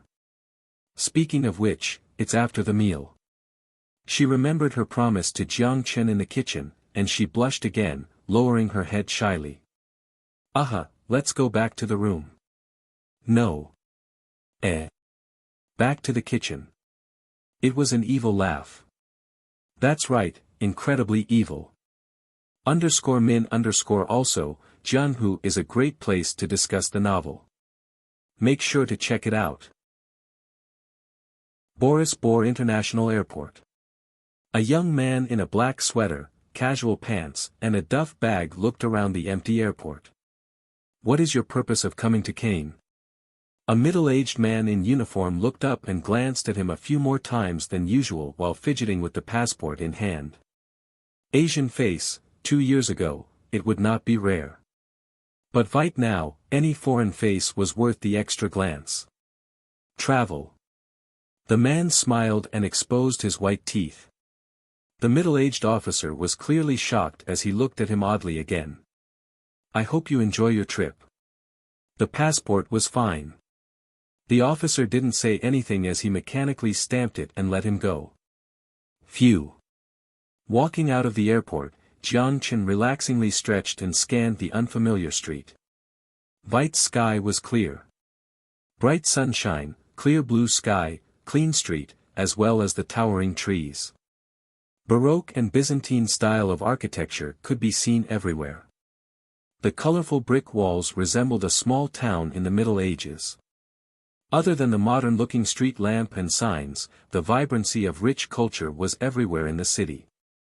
He heard that Omsk and Lugansk were currently fighting, but the flames of war obviously didn't spread to here yet. Even then, the streets looked empty. Jiang Chen was disappointed to not be able to witness the beauty-infested Kane, as rumors said. Of course, the purpose of the trip was not to see beauties. Not long, a personal vehicle stopped in front of him. The window rolled down, and a head with a red nose peeked out. Do you need a taxi? Jiang Chen barely understood the English laced with a Russian accent. Of course, take me to Purimir Hotel. Hearing this, the driver also glanced at him a few more times. Although Jiang Chen's Han-accented English was hard to understand, as a local, he easily made out the words, Premier Hotel. Only the wealthy could afford those five-star hotels. Jiang Chen opened the door, sat on the front passenger seat and strapped on the seatbelt. The sturdy-looking Canadian driver started the car and drove out smoothly. He heard that to ride in Kane, the first thing was to set the price. Or he would be scammed. A ride that only cost May 30th end up costing $150 once they arrive at the destination. But Jiang Chen didn't really mind as it was pocket change for him. Tell me about Vite, what's fun here? Jiang Chen started to chat with the driver by his side. Central Street and Independence Square are all not bad places. It's great for shopping and sightseeing. The driver was also talkative. He held the steering wheel and began telling Jiang Chen about the sightseeing places in Vite. If you are interested in the history and culture of the place, you could check out Golden Gate, a lot of tourists like to take pictures there. As well as the Memorial Museum in the right bank of the Dnieper River. When they started to talk about the historical sites, the rigid face worn by time had a proud expression. Oh. Could you tell me about the Memorial Museum? Jiang Chen was quite interested. Although his destination for this trip was Omsk in the east and he probably won't have time to explore this beautiful city, it would be cool to listen to the perspective of a local. But for some reason, when Jiang Chen asked about the specifics of the Memorial Museum, a gloom seemed to cover the driver's face. To remember the victory of defending the country. Darn, I remember when I was young, it was beautiful. What about now? I think this place is not bad. Jiang Chen looked out the window. The weather was lovely, the sunshine was bright, a great place to explore. It's absolutely terrible, the driver said emotionlessly, people with guns divided into two sides, and the innocent people are stuck in the middle. Back when Soviets ruled, this place was not like this. Jiang Chen looked at him but didn't continue with the topic. For the locals, it seemed to be a remorseful topic. The textbook he learned seemed to provide a simple black and white picture. That was the only perspective he saw about the entire event. He faintly recalled that when the Lenin statue was pushed down, the citizens from Kane celebrated. It was truly shocking when Vite welcomed democracy, the faces of the people were cheering. Who actually represented them? The silence only ensued for a brief moment before the driver spoke again. Is this your first time in Kane? That's right. Jiang Chen smiled. After hesitating for a moment, the kind-hearted driver continued, Vite's security is actually terrible, far worse than what Poroshenko described. Every day, there are countless foreigners like you being robbed, and of course, locals included too. I will be careful. Jiang Chen noncommittally smiled. Robbery? He didn't think anyone in this world would be able to beat him. Seeing Jiang Chen's unbothered expression, the driver didn't say anything. He already did his part in alerting him. Also, some police may give you trouble due to your passport. In these situations, the easiest way is to pay him $100, or just insist you haven't heard about this law, and demand that you contact your embassy before paying the fine. I'll be careful. For the kind-hearted alert of the driver, Jiang Chen happily accepted. The car arrived at its destination. When he got off the car, Jiang Chen left $100 on the seat and signaled there was no need for change. The driver didn't refuse, but he looked grateful by the gesture. The days were getting harder and harder. $100 for Jiang Chen may be nothing, but for him, it was a sizable amount of money. Jiang Chen hauled his duffel bag into the hotel, and Jiang Chen showed the reception at the front desk his confirmation before he took the key. The premier hotel was luxuriously decorated. The square and upright giant structure demonstrated the philosophy of Russian architecture, and the European decor and lighting had a vibe of beauty originating from its detailing. His hotel room was on the top floor, the most expensive presidential suite. But it was much cheaper compared to the Sheraton in Sanya, as a night only cost him 2,200 renminbi. The hotel had a complete set of amenities with a casino, bar, sauna, outdoor pool, gym, indoor pool, and spa. But because the purpose of the trip was not a vacation, he would not have the time to enjoy those things.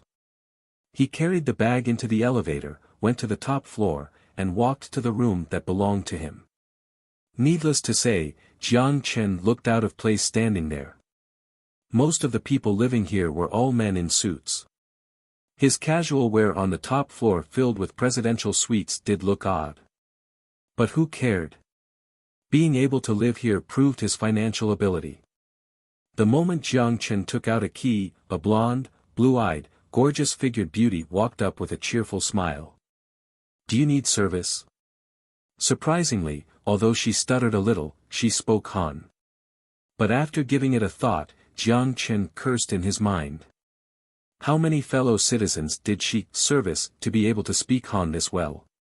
"No, thank you," Jiang Chen smiled courteously and rejected the offer. If he were on vacation, Jiang Chen without standards wouldn't mind having some intimate affairs with the foreign beauty. But since he had business to take care of, he must resist the temptation. She looked at Jiang Chen in surprise. In her memory, rarely would millionaires coming from Han refuse to have an intimate affair with her. But she didn't say much more. She smiled and left in elegant steps. Jiang Chen touched his slightly hot nose as he pushed open the door. He turned on the lights. Jiang Chen threw the bag on the bed and walked straight to the window as he cautiously closed the blinds. He took out a clock-sized device from his bag and placed it on the nightstand. He thought that it was too dumb to use an EMP every time he needed to counter-monitor, so Jiang Chen discussed with Yao Yao, and she used recycled electronic parts to create an anti-monitor device. Once opened, any cameras within a radius of 20 m would be affected. The screen would be locked to a picture of the instant the machine started. Including communication, any communication attempted outside the whitelist would be blocked. Although it may be redundant, it was better to be safe. He took out his phone. Jiang Chen called Aisha, who left first. "How's your side doing?" Arrived at Osk rural area. Under the plan, the two head to Kane separately. Not only do they take different flights, but Aisha will also arrive a day ahead in Osk rural area controlled by the government force. Although Jiang Chen was still worried, Aisha reassured him. Within the virtual reality training system, she received an A on sniper training. With the help of the genetic vaccine and sophisticated weapons that far exceeded the current era, there was no need to worry.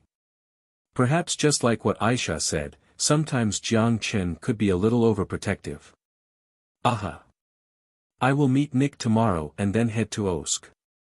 I'll send you my itinerary. Be safe." Then, Jiang Chen hung up the phone. He peeked at the small bright sky.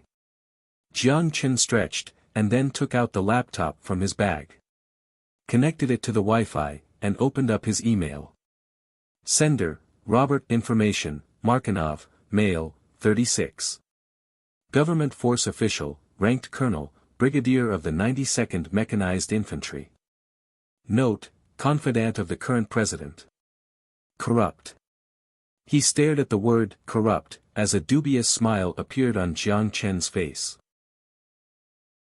Cain, located in Eastern Europe, was the largest country by landmass in Europe besides Russia. Formed when the Soviet dissolved in 1991. Because of the fertile soil, Cain was the third largest grain exporting country in the world, renowned as the granary of Europe. At the same time, Vite took the crown for the top 10 City of the Beauties, selected by the World Popular Tourists Digest Food and Beauty. It was a beautiful place.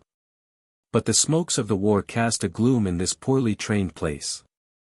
The root of the disaster had been buried during the hasty revolution in 1991. January 9, 2014, a conflict under the name civil uprising led the country into political unrest. The night of March 29, 2014, Crimea forwarded their clocks by 2 hours, officially using Moscow time. Like a flag, cities in the east soon followed. Omsk and Lugansk declared independence, which officially erupted the civil war. Precisely speaking, I am a Belarusian, but I spent my childhood in Cain. My father was a Soviet soldier and met my mom in Vite. Nick had a cigarette in his mouth while holding the steering wheel. This morning, Jiang Chen left the Premier Hotel and took a taxi to the agreed-upon location to meet Nick. The pickup truck was bought from the local second-hand store. They were driving on the highway to Omsk. So, you were part of the government force? Jiang Chen casually asked. You could say that before. Nick twitched his mouth. But the formation is already gone, so you could say I am a deserter. The government force is weak. Really weak. Nick blew out a smoke ring, and he looked perplexedly at the truck that just passed by. It was filled with wounded soldiers from the front line. The soldiers' combat abilities are all over the place, and the officials are corrupted to the bone. What's more important is that no one wants to fight for this country. Cain East was the previous border between Soviet and NATO, and within the armory, there were hundreds of tons of bombs, mines, bullets and other firearms left by the previous Soviet military regions. As of now, the Cain army was still using the free firearms.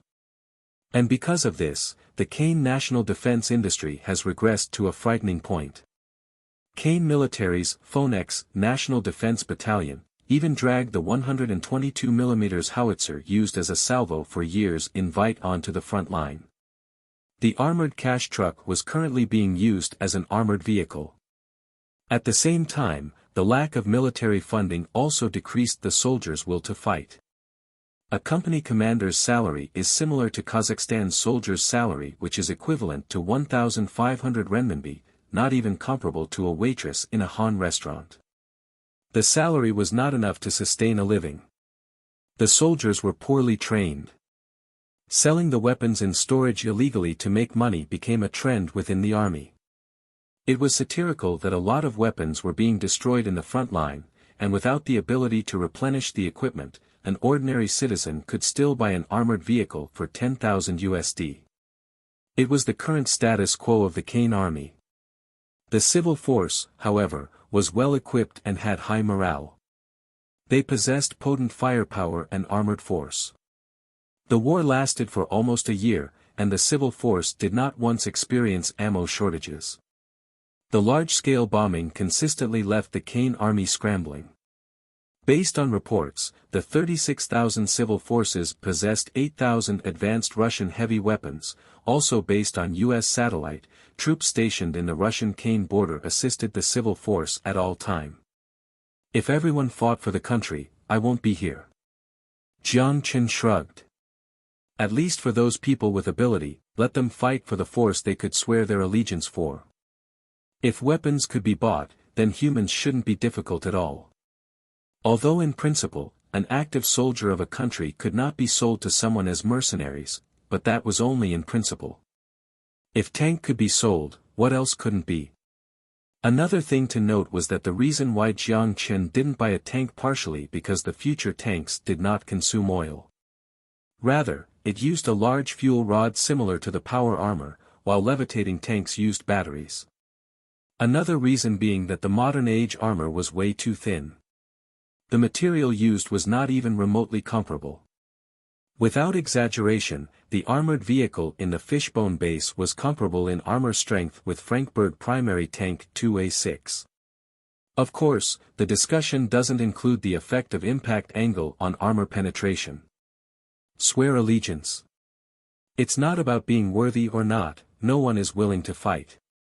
But the commission you are willing to pay is attractive, and the 10-year limit is not too harsh.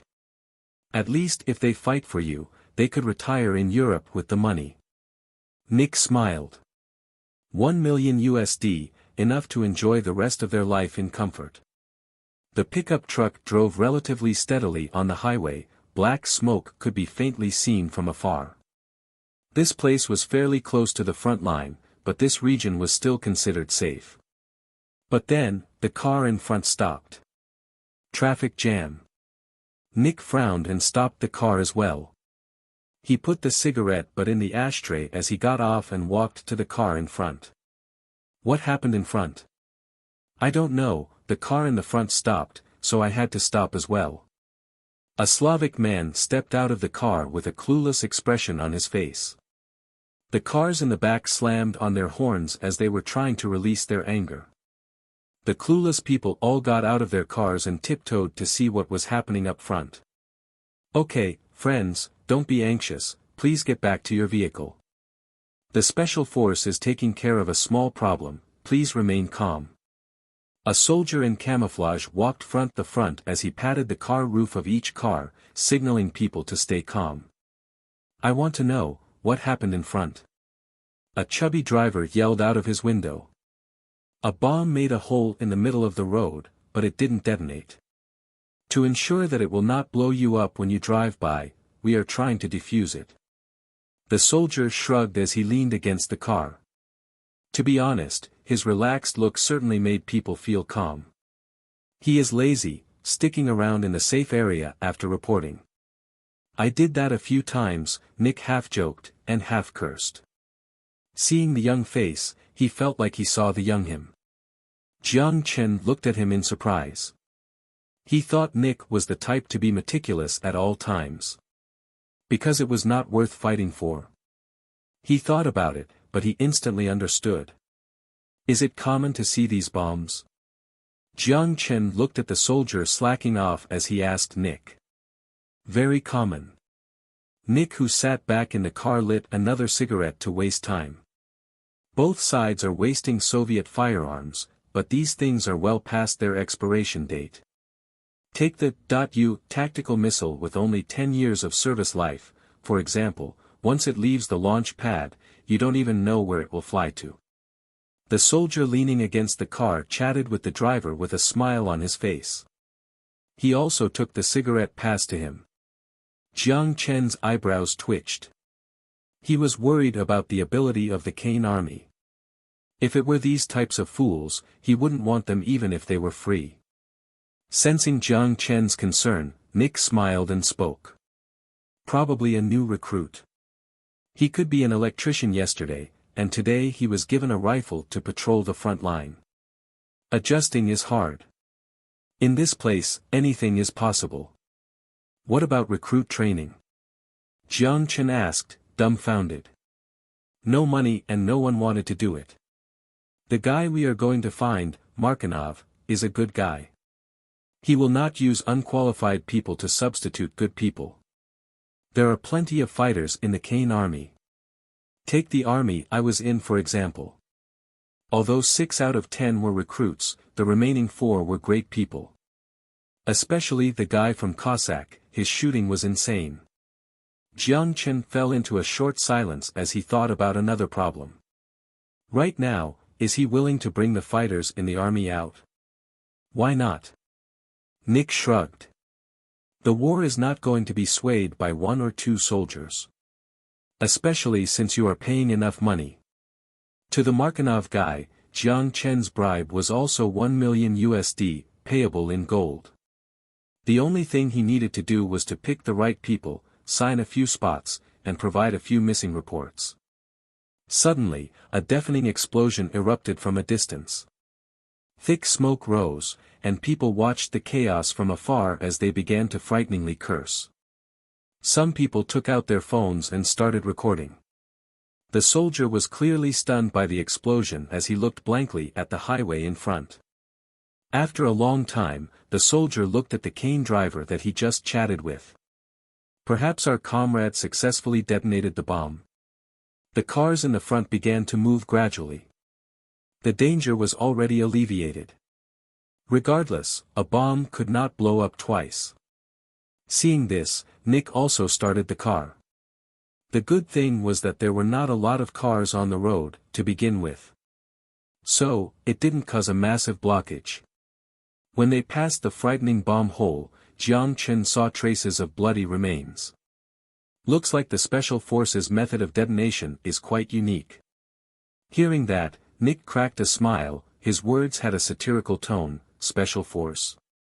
The only force worthy of this name already defected to Russia. As the two chatted back and forth to kill time, a white van followed behind them. The tinted window blocked the scene within the vehicle. If Jiang Chen saw the person sitting in the passenger seat, he would have been shocked. The blonde, blue-eyed, gorgeously figured beauty, the same woman that chatted with him yesterday afternoon. The only difference was, the seductive exposed dress changed into a black trench coat, easier for combat. This is Silver Fox. Target entered Osk. Roger, this is Vulture. Continue with Plan B. Understood. The vibrant red lips carved a mischievous, demon-like smile. When they entered Osk's rural area, the road suddenly became rugged. Shambles completed the scenes along the street. At a glimpse, Jiang Chen even had the feeling he was in the apocalypse. Under the shambles, there were signs of life. The people without homes built temporary tent under the wreckages that were their homes and looked with vicious eyes at the cane soldiers. They continued forward as road conditions got even worse. Nick had to park beside a civilian building to give Markinov a call. It wasn't long until a soldier with a rifle found them. Boris, second lieutenant. The short-haired guy saw Jiang Chen and immediately saluted. General Markinov sent me to greet you. Jiang Chen. Jiang Chen told him his name and shook his hand. The hand was filled with calluses, which told the story that he was an experienced soldier. He retracted the hand and Boris nodded. Please follow me. He took a black suitcase out of the car and motioned for Jiang Chen and Nick to follow him. But what they didn't know was that approximately 400 meters away from where they parked, there was a body. The uniform and equipment were stripped, and the pupil dilated with a daunting blood hole on the forehead. Armored vehicles and tank wreckages were on the side of the road. It was a crossfire zone. On the desolate street, a silent girl walked by. She was covered in black. Her thin lips exposed from under her hood. There was a guitar case behind her back, like a musician strolling across the ruins. She lifted the sleeve of her right hand, and a watch-like computer flashed faint lights. That was the EP. On the screen was a map of the area. Using waves to create tactical maps was one of the unbelievable functions of the EP. Yesterday at this time, she had already walked through the entire area. The blue dot on the map was the location of the sensor Jiang Chen carried. Am I here? Aisha mumbled while she walked to the half-torn residential apartment. It's really dangerous there. It got struck by a bomb only a few days ago, and it could fall any second. A refugee crawling on the side tried to warn the girl, but the girl only glanced at him before she took out a pistol. The refugee raised his hand in horror and moved back. Leave. Perhaps he understood Aisha's English, for the person moved back a few steps. Then, seeing that she had no intention to shoot, he fled right away. Seeing the irrelevant people leave, she retracted her pistol and carried the guitar box upstairs. Aisha agilely moved around the broken stairs as she effortlessly came to the top floor. Just like what she learned in the virtual reality training system. She opened the guitar box, took out the sniper rifle parts and assembled the sniper skillfully. After some adjustments, Aisha took out a city camouflage and put it on her back. She lied on the dusty floor and set up the futuristic-looking ghost sniper rifle. Aisha ready, as if she was talking to herself, Aisha muttered on the ground. "Aha, wait for my order." Jiang Chen reached out to touch his ear and moved his wrist closer to his lips to whisper.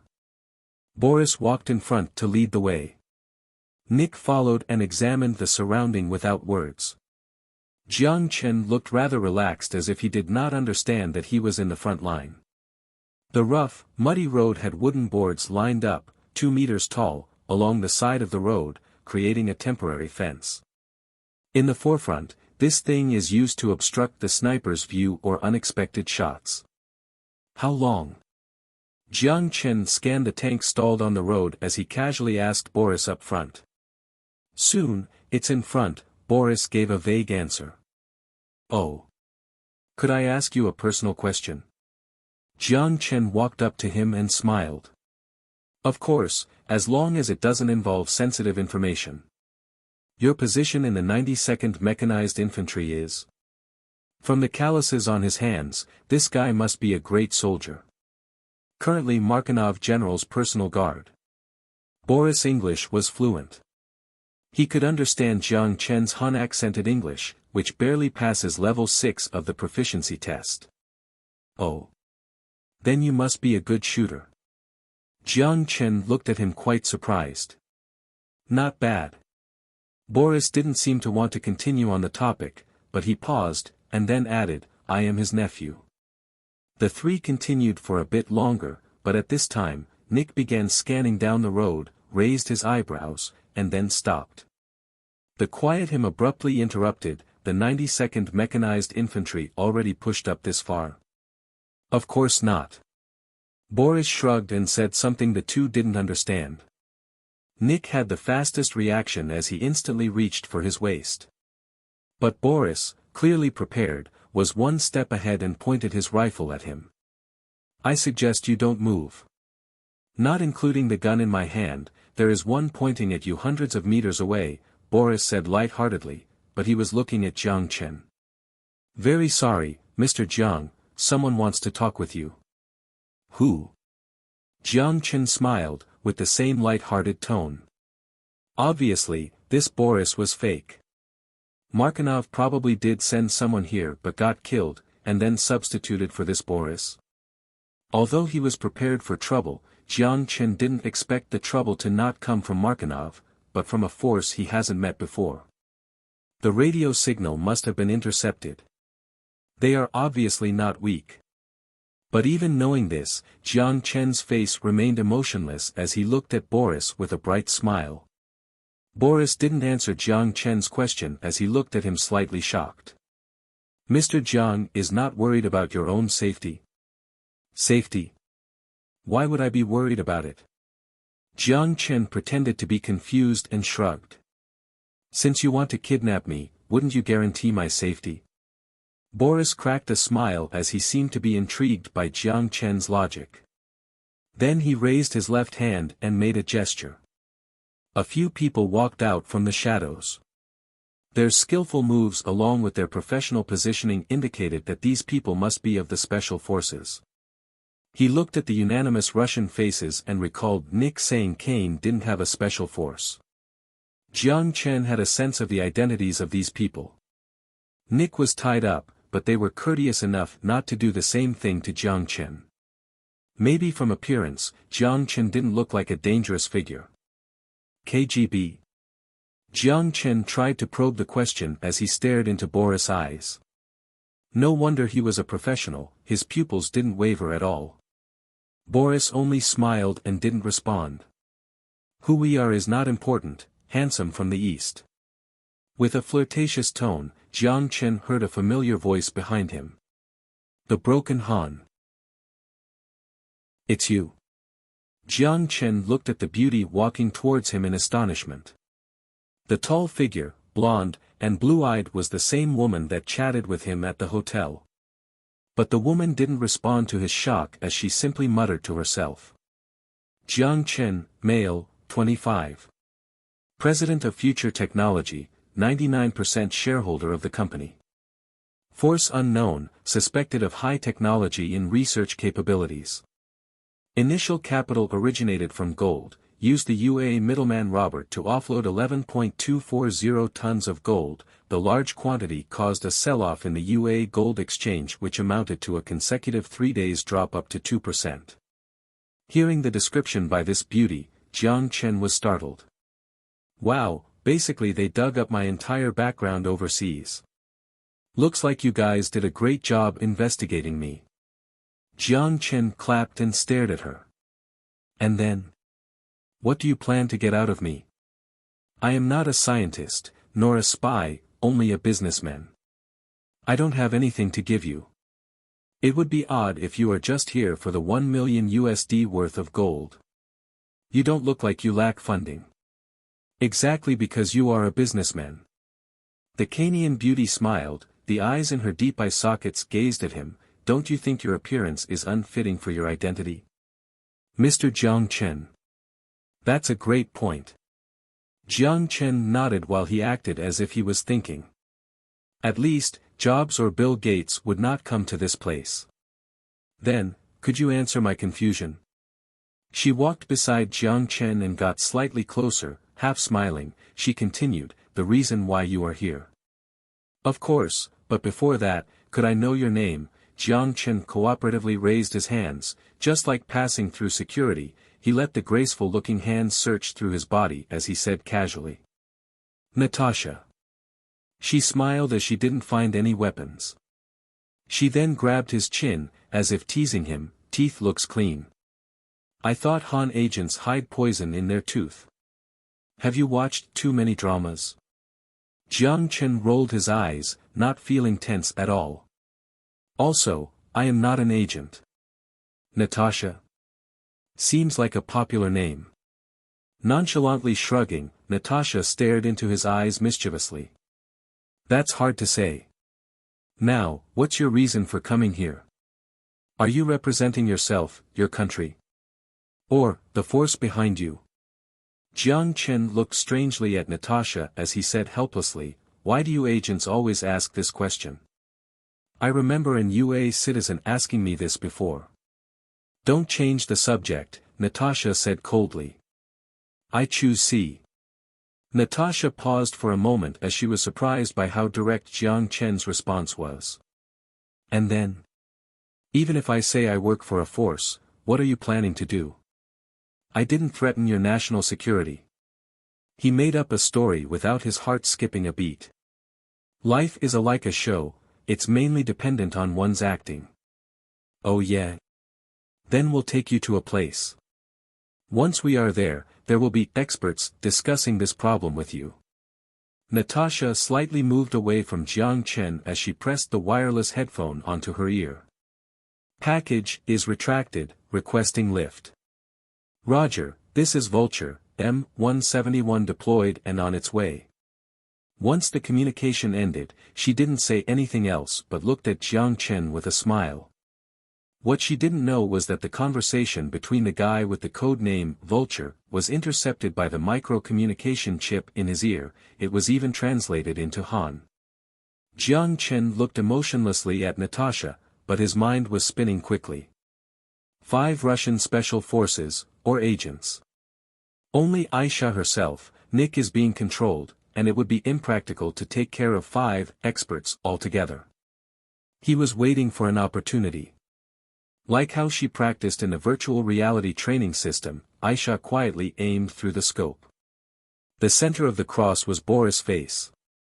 Something unexpected happened as the 3 of them stopped. 4 figures dashed out from the shadows while Jiang Chen's companion was taken as hostage. Aisha slightly moved the gun as she aimed at the woman getting closer to Jiang Chen. When the Canadian beauty approached Jiang Chen and touched him all over, Aisha's eyebrows uncontrollably twitched, her delicate finger repeatedly rubbed against the trigger. The Ghost Sniper rifle was advanced at every level compared to the technology in this age. Seeing Jiang Chen was in danger, Aisha was out of sort. She took a deep breath as she calmly decreased the magnification on the scope, and pressed a button on the side of the rifle. A line of blue letters appeared on top of the sight. Wide-range life detection system activated. Immediately, the blue waves scanned across the field in the scope, and a few red dots were marked. The function was rather useless as most survivors, who had the ability to, would use a life signal jammer to prevent their location from being detected. But in the modern world, without such technology, the function was like cheating. 2 snipers. Aisha raised her eyebrows confused. 300 meters away, there was a sniper in camouflage on top of an apartment building. 1,500 meters away, another sniper lied on top of a roof in the factory. Both locked onto the 7 people standing on the rural road. Same force? Didn't look like it. The 2 snipers didn't wear anything that revealed their identity. Aisha only hesitated for a second before she made the decision. She put her finger to her ear and said calmly, 2 snipers. Do friendly forces exist? Within the sight, she saw Jiang Chen slightly shake his head. Then, Aisha asked, requesting permission to kill. Within the cross, Jiang Chen was speaking with Natasha as he nodded. Understood. Aisha closed the microphone, put her right hand on the rifle again, and positioned her finger on the trigger. The cross sight moved, and she first locked onto the sniper 300 meters away. The person did not have the slightest sense that he was someone else's prey. He had his eyes locked on the scope. Typically speaking, snipers would be absolutely safe before they exposed themselves by firing. Of course, that was under normal circumstances. Bang! The gunshot was faint under the influence of the silencer. The bullet accurately penetrated through the head of the sniper as his skull cracked like a watermelon. She didn't stop her sight on his body as she quickly aimed at the target 1,500 meters out. Because the distance was relatively far, she opened the wind speed calculation device and adjusted the magnification on the scope. Wind speed 4 km per hour, distance 1,500 meters, Aisha murmured as she pulled the trigger again. _min_. Target down. A smile emerged on Jiang Chen's face. For some reason, Natasha felt unsettled by the Asian man's smile. At the same time, in an underground military facility 1,000 meters away. Dagger 01 lost connection. Are they Russian snipers? Call Guard 01, initiate Plan B. Guard 01 received. As you wish, Commander. The M-171 helicopter appeared in the air. The camouflage green had a frightening vibe to it. I remembered that you said in the news that Russian soldiers haven't passed the border. Jiang Chen used a questioning tone. NATO said that too. Also, I never said I was Russian. Natasha shrugged. Take a trip with me. Trust me, if you can prove that you are only a merchant, we'll let you go. What makes you think I believe you? Jiang Chen shrugged and looked into the sky.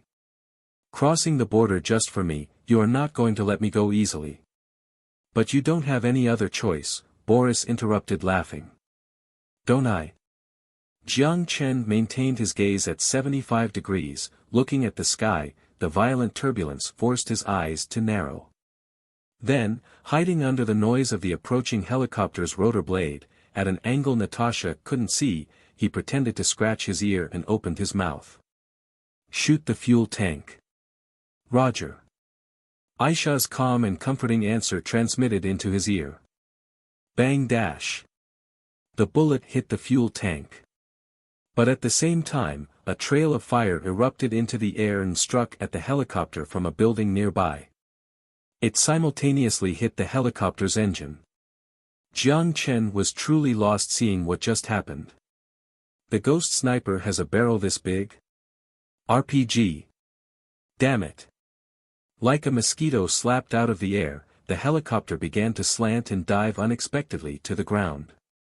Natasha's first reaction was Jiang Chen's men as she quickly aimed at Jiang Chen. But at the same time, gunfire suddenly burst out of the wooden shack across the road. Bullets left a trail of dust and debris on the concrete floor and wooden board. Jiang Chen dove for cover on the side. The unsuspecting KGB agent under fire also tried to find cover while firing back. But the other side was obviously prepared. They had the advantage in both firepower and number of people. Natasha gritted her teeth, hooked her arm around Jiang Chen's neck, and hid behind the cover while pulling out the pistol with her other hand. Is it your people? No. If it is, why the **k am I hiding? Jiang Chen was also in an awkward position. When the bullet fired over, his also had a daunting feel. But the feeling he felt on his back did feel good. The advantage of Slavic people? Then shut up. Natasha maintained this flirtatious position while firing back a few shots to test the waters. But immediately, a wave of bullets met her and forced her to take cover. What the **k, you have been asking the questions. Do you need me to shoot her? Aisha's voice transmitted into his ear, her tone sounded subtle. Jiang Chen immediately shook his head. He hasn't figured out the situation here. If Natasha is down, it would only further complicate the situation. The first thing was to wait for them to finish fighting before taking action. But with the head shake, the back of his head scratched on something he shouldn't have scratched, Natasha's grim eyes immediately looked over. What are you doing? My neck is feeling weird. Jiang Chen forced an awkward laugh as he glanced at the arm hooked around his neck. To his surprise, Natasha didn't continue to be angry. Instead, she smiled dubiously. Yesterday afternoon, I gave you the opportunity to take advantage of me, now you are interested. Or are you a masochist? Yesterday afternoon. I am curious, if I agreed, what would you do? Nothing, Natasha's voice was light. I'll give you a needle when you try to use your needle. Jiang Chen forced a smile when he heard her words. Phew, almost agreed to it. He leaned against the softness. While still nervous, he didn't think the feeling was too terrible. Jiang Chen asked Natasha, who continually peeked out to fire back, you seem suppressed by their firepower, are you not worried? Worried? Natasha looked at him oddly and then scoffed. The artillery support at the border was not there for decoration. Just as the voice died, a screeching sound broke across the sky. Boom dash. The explosion lifted the already torn wooden shack into the sky. The opponent's firepower immediately weakened. Then, a few trails of white smoke flew in the sky. The explosions covered the entire area. He looked at the chaos as his mouth twitched. Damn, not only the border, they even fired over the border. No wonder they are the Russians. Direct hit, beautiful, say thanks for me to the gunner. Boris held the headphones and moved out of cover. Danger alleviated. Get up, handsome. Natasha dubiously smiled, then dragged Jiang Chen by the collar. Okay, Yuri, take the Belarusian with us. We'll head to B-point to evacuate bang. His voice was interrupted, as Boris's cocky expression froze on his face. A daunting blood hole appeared on his chest. Sniper. Damn it. Natasha pushed Jiang Chen to the ground. The others got into the same position. It's not me who shot, Aisha's voice emerged, the sniper is directly in front of me, and exceeds my range. Can I shoot the female thug on top of you? This is a good opportunity. Jiang Chen shook his head with a forced smile, but his nose and mouth were being firmly held by the softness, shaking his head was not the most convenient move. This is the second time. He heard a cold voice. Clearly, Natasha was in a terrible mood. The second time you pushed me over. I only want to breathe. Let's not talk about this, what should we do? Miss Kidnapper. He got away from the softness, neglected the angry face, and said innocently. Strawman, please return. Damn it. Strawman died. The Russian man named Yuri cursed angrily. Strawman. One of the snipers killed by Aisha. In that case, two forces are competing. God damn, why am I so popular? Jiang Chen cursed in this mind. Yuri, do you see his position? Natasha ignored Jiang Chen as she yelled at the cover behind her. Being suppressed by a sniper was far more frightening than being suppressed by a machine gun. At least you could see the machine gun bullets, but you don't even know where sniper bullets come from. Let me try. Yuri gritted his teeth. He signaled his comrade to keep an eye on Nick, who was still tied down, and then took out the binoculars, carefully peeking out of the cover. As long as they marked the sniper's position, an artillery would send him to air. Bang dash. Red mixed with white, spilled everywhere, without warning. Nick's eyes narrowed, and he used his shoulder to wipe off the blood splashed onto his face. Although his expression remained the same, he was internally shocked. To be able to lock onto a target and fire in 2 seconds, the sniper's shooting could not get any better. Yuri. Before the voice faded, another shot was fired. The bullet accurately penetrated the head that peeked out from the other side of the cover. Morris wanted to use the opportunity garnered by the commander's life to lock onto the position of the sniper. But the opposing sniper's reaction was unfathomable, as they immediately switched target after the shot, firing without a glimpse of delay. Natasha's was furious.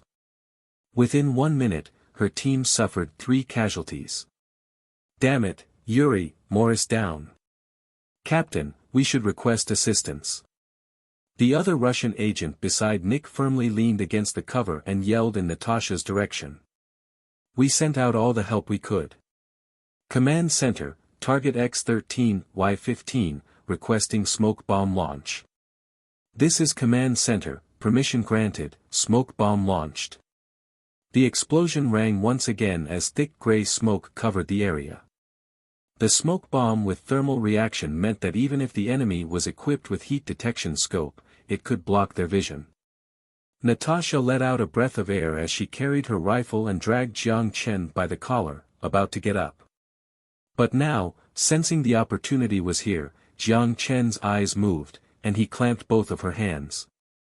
Before Natasha could react, Jiang Chen grabbed both of her hands. In the not most elegant position, she was pushed to the ground. Seeing the situation, the Russian beside Nick quickly aimed at Jiang Chen. Break up the hand.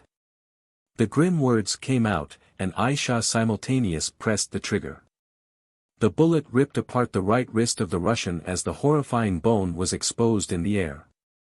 Before the man could scream out in pain, Nick, who sensed the opportunity, dashed up and slammed him to the ground.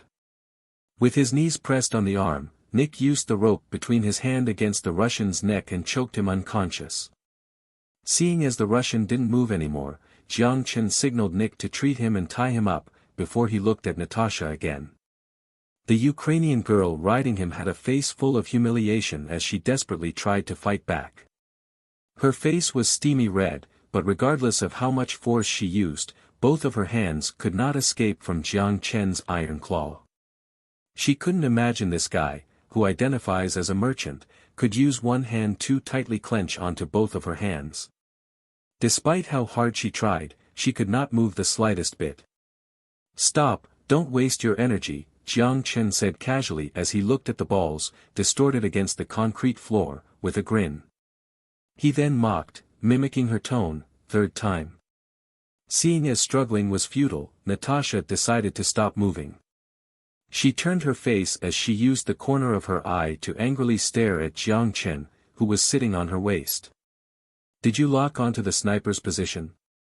With one hand clenching Natasha, Jiang Chen used the other hand to touch his ear. He looked like he was speaking to himself. Locked on, the target is moving.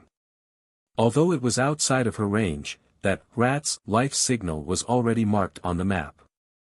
Follow him, try to capture him alive. Roger, Aisha's responded concisely. Jiang Chen ended their communication and glanced in Nick's direction. The Russian with a broken hand was tied up and thrown against the wall. Nick overlooked him with a rifle in hand. The man seemed to have gone unconscious because of the lost blood, but that was okay, as long as he didn't die. If it was not needed, Jiang Chen didn't want to be an enemy to the intelligence department of the 5 thugs. Then, Jiang Chen looked back at Natasha, looking at her dubiously. Now, it's time for me to interrogate you. Natasha smiled contemptuously. You won't get a single word out of my mouth. That's not a guarantee. Jiang Chen shrugged as he suddenly smiled mischievously. Since my people already took care of the sniper, we have plenty of time. Why don't we do something fun? I promise it won't be fun. Natasha sneered, her green eyes filled with defiance. That depends. Maybe, in the end, you can't even control yourself. Jiang Chen's laugh was pure evil. Funny, he realized after being injected with the genetic vaccine, not only did his physique improve, the width and hardness did as well. With the help of Fury, even Aisha, who was slightly would go insane. But he obviously was just joking. He was not at the point where he would do it here.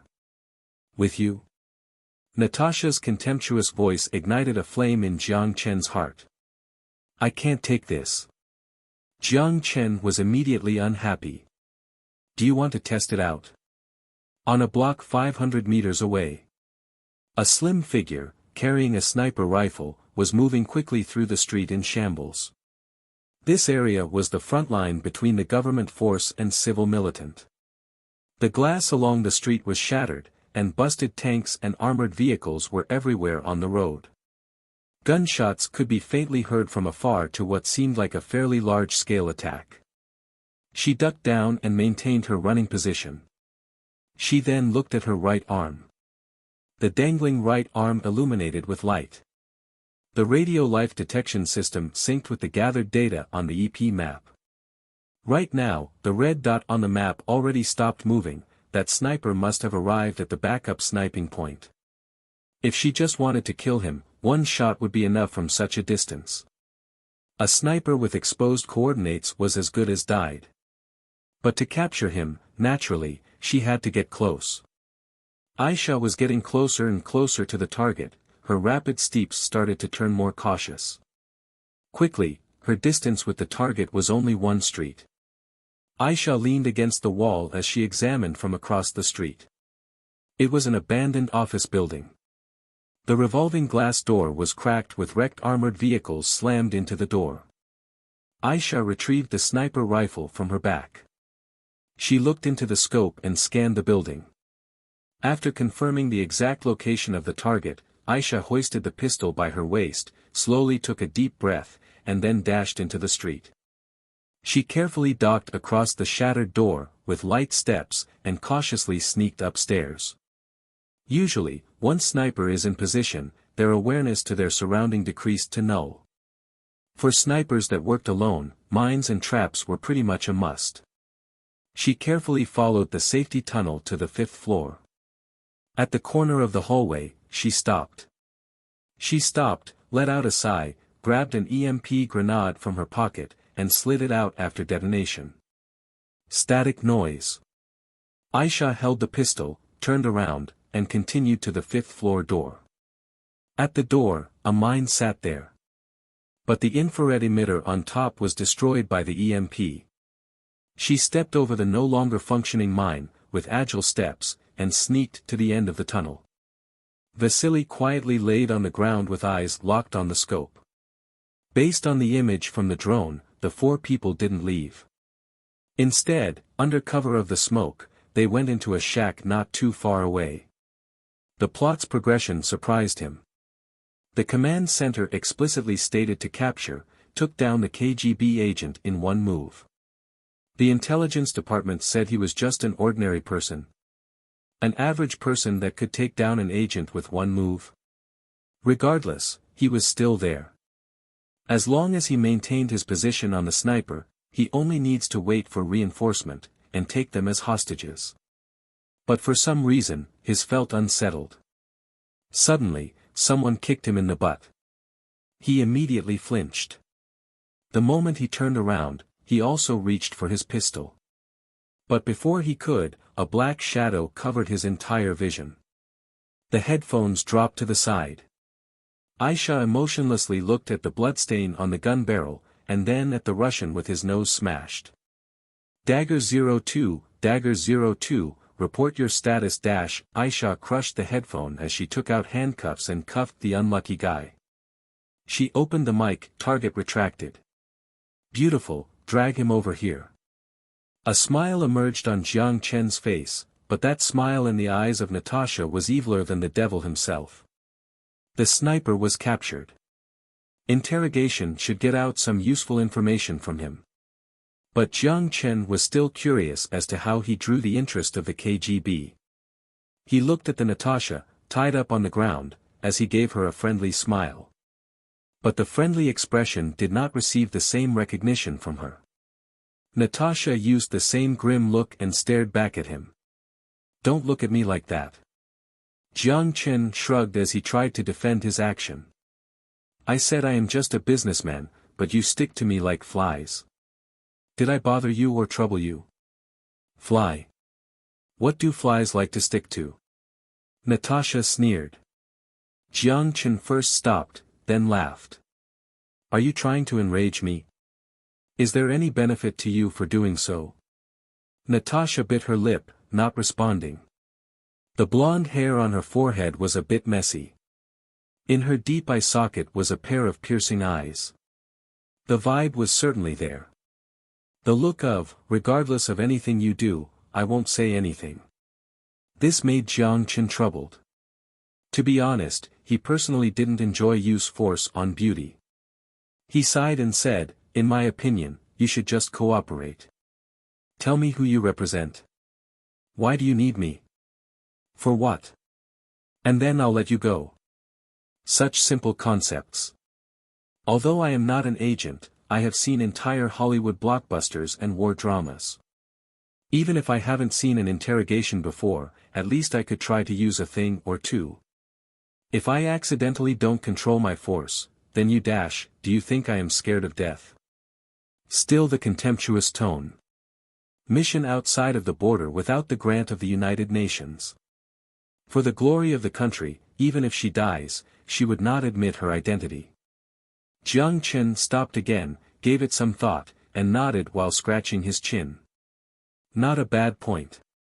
He can't kill her. Jiang Chen didn't plan to make enemies with the KGB. But how would he get the information out of her? Suddenly, Jiang Chen clapped his hands as if he thought of something. Then, he smiled at Natasha with a not-so-friendly smile. What are you smiling at? Natasha felt uncomfortable. Nothing. But speaking of which, have you seen Mission Impossible 5? _min_. Within a dark room. Natasha's pupils dilated as she sat awkwardly on the chair. Her limbs were tied firmly onto the armrests and chair legs.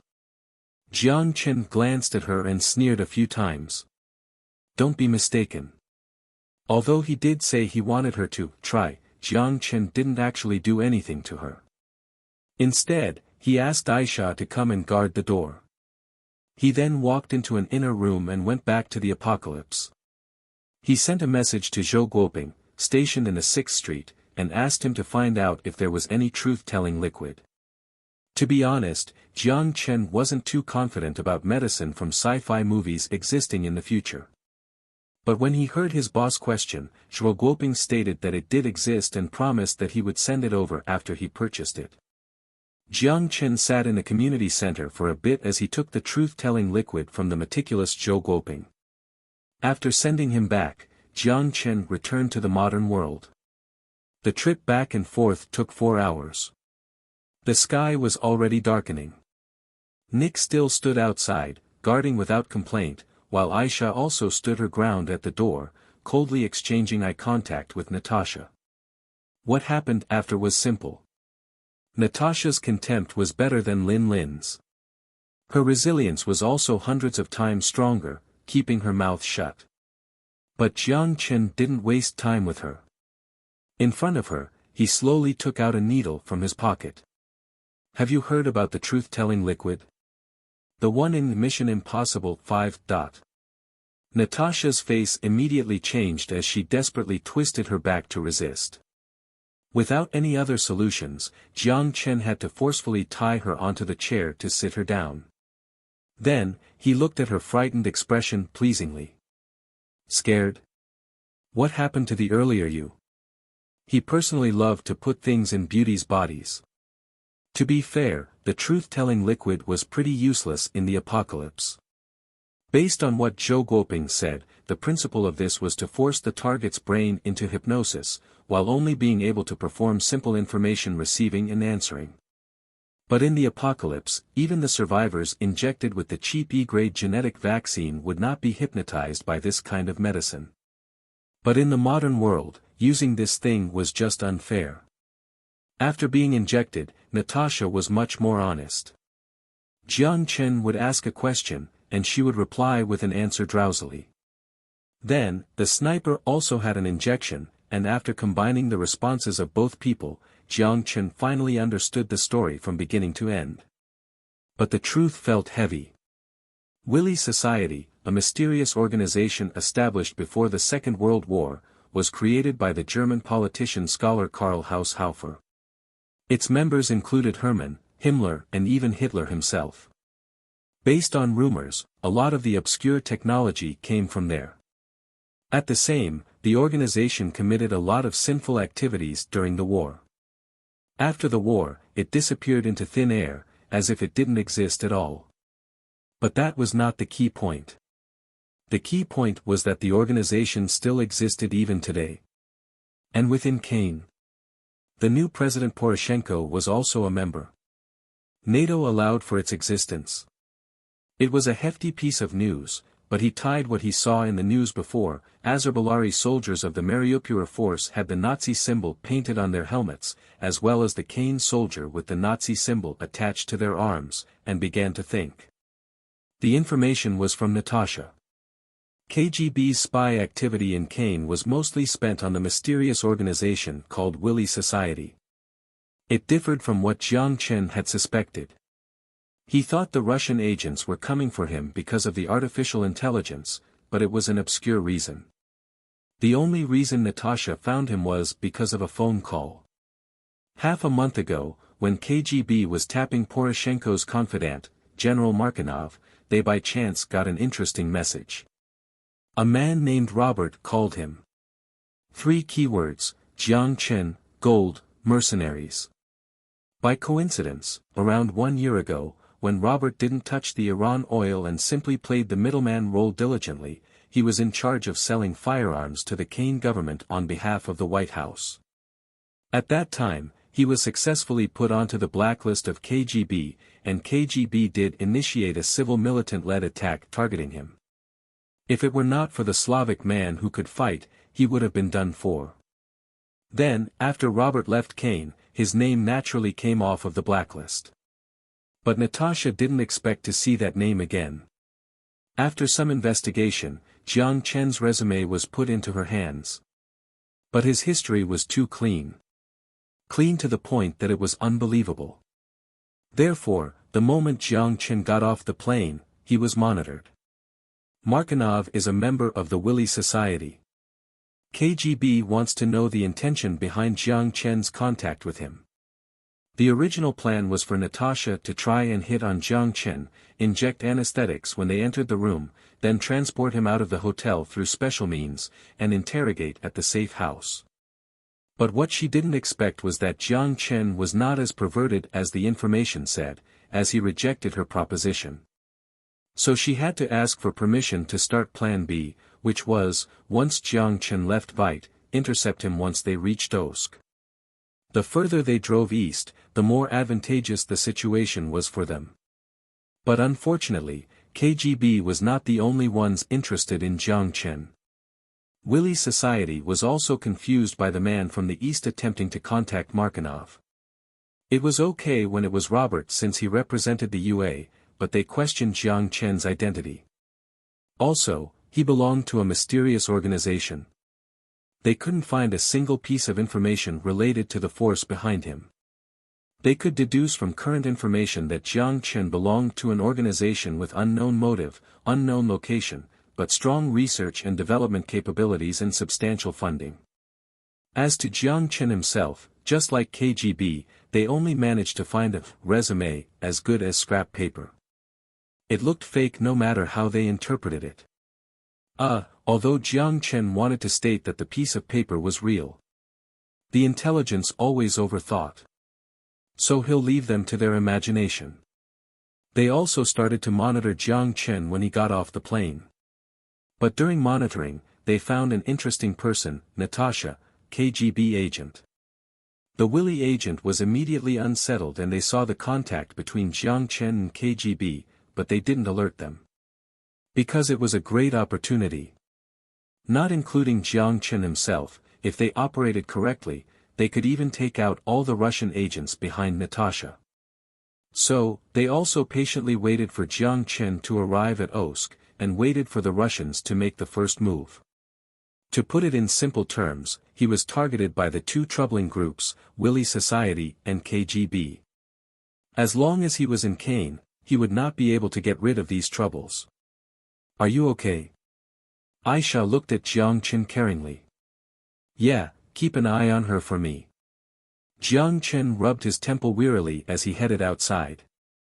Outside the shack, Nick was patrolling with his rifle.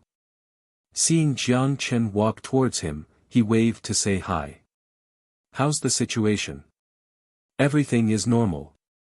The Russine Special Force seemed to have headed to our previous location. They rescued the pilot. Not a big deal. Do you have a satellite phone? I need to discuss with that dumb *SS Robert. Their location was far away from the crash. They wouldn't be able to find them here. Nick smiled, took out the satellite phone, and threw it into Jiang Chen's hand. Right now, Robert was in a distant land across the Atlantic Ocean. Lying relaxingly in his Los Santos mansion, enjoying the lavish life. Beside him lied a girl, lost in life, ready to discuss her Hollywood dream with him the entire night. But in this critical moment, the phone on the nightstand suddenly rang. Although he was unwilling, he saw the caller was Jiang Chen. He immediately picked up. Hello. Did you meet my old friend? Meet your mom. Jiang Chen was instantly frustrated when he heard Robert's cheerful voice, and cursed, "Who the hell is your old friend? The moment I got off the plane, I got monitored by two agent organizations." Robert held the phone, momentarily lost for words. He asked with confusion in his voice, "What?" Jiang Chen adjusted his emotion as he let out a sigh. Then he slowly said, "KGB, Willy Society." Robert's face immediately changed. He ignored the Hollywood girl beside him, got out of the bed, and walked to the living room covering his phone. "How did you mess with the KGB?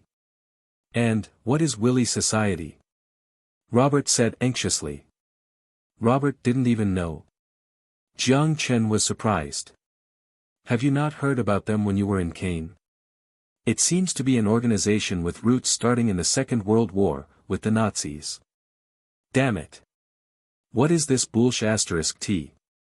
Your old friend, Markinov, appears to be a Willy Society member. Then, Jiang Chen stated the information he got with truth-telling liquid again. Hearing Jiang Chen's description, Robert's expression turned serious. "I always thought it was a rumor. But I can't believe they actually exist."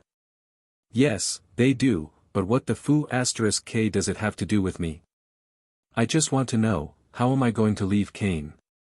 If I got back to, I would be captured. The same will happen if I head to the east towards Russia. Do I need to swim across the Black Sea? This is **T, Jiang Chen swore. "Wait, let me think." Robert closed his eyes, and then suddenly opened them. "Did you kill them?" He referred to the Russian agents. "No, I tied them up." Jiang Chen took a deep breath and said slowly. "Good. There are still ways to resolve this. How about selling the 2 Russian agents to the CIB? I know someone working in Kane. F***CKU, Jiang Chen burst out, your friend again. Robert was quite helpless too and revealed a bitter face. There is nothing I can do. Who knew Markinov has an identity like this? Damn it, when I sold him firearms before, I didn't care who he was. For real, buddy, sell the people to CIB. They will send helicopters to pick you up and send you to their aircraft carrier. And they should let you off at Greece, and then arrange for your tickets home. That's fine. I'll think of other ways. Jiang Chen hung up the phone. Nick took the phone from Jiang Chen and asked, did Robert think of something? He is dumber than before, Jiang Chen cursed and returned to the shack. You must be kidding me, getting involved with the CIB again. There is not enough trouble already. Willy society is okay since they should only be operating in Kane. KGB is fine too since this is not a Soviet era. But if CIB were interested in you, they would take UA citizens' taxpayer money to chase your butt around the world. He pushed open the door, and Jiang Chen saw Aisha working on the scope of the rifle. Jiang Chen adjusted his emotion as he tried to force a relaxed look. Then, he said with a smile, what are you doing? Seeing Jiang Chen was back, Aisha smiled gently at him. Doing maintenance on the gun. Exporting video footage. Video footage? He hesitated for a moment before his eyes lit up. I have a solution now. When Natasha woke up drowsily from passing out, she struggled to open her sore eyes. When she realized her current circumstance, a fierce look was targeted towards Jiang Chen, who was sitting directly across from her. What did you do to me? Obviously, she didn't have any memories after being injected with the truth-telling liquid. Her clothes were distorted with hands tied to the armrest, and feet locked to the chair legs. A male and a female in a room together. There was a lot of room for the imagination. Nothing. Jiang Chen shrugged with a smile on his face. I am an innocent person. PSH. Natasha cursed in her mind as she looked at Jiang Chen without saying a word. KGB. Jiang Chen spoke, but Natasha's expression did not change at all. As long as she doesn't admit it, what could he do to her? Seeing Natasha's look of defiance, Jiang Chen smiled, put a smartphone on the table, and pressed play.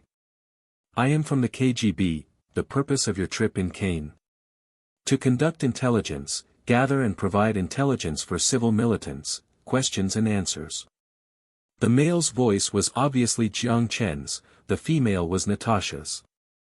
Natasha's face turned pale as she violently twisted her body to free herself and grab the phone.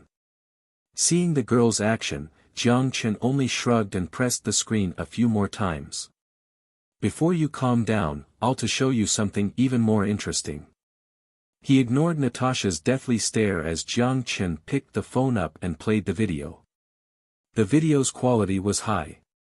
The perspective was from a scope. In the video, there was an M-171 Russian helicopter. Then, the screen shook, Aisha fired. At the same time, an RPG hit the helicopter. The helicopter went out of balance and crashed.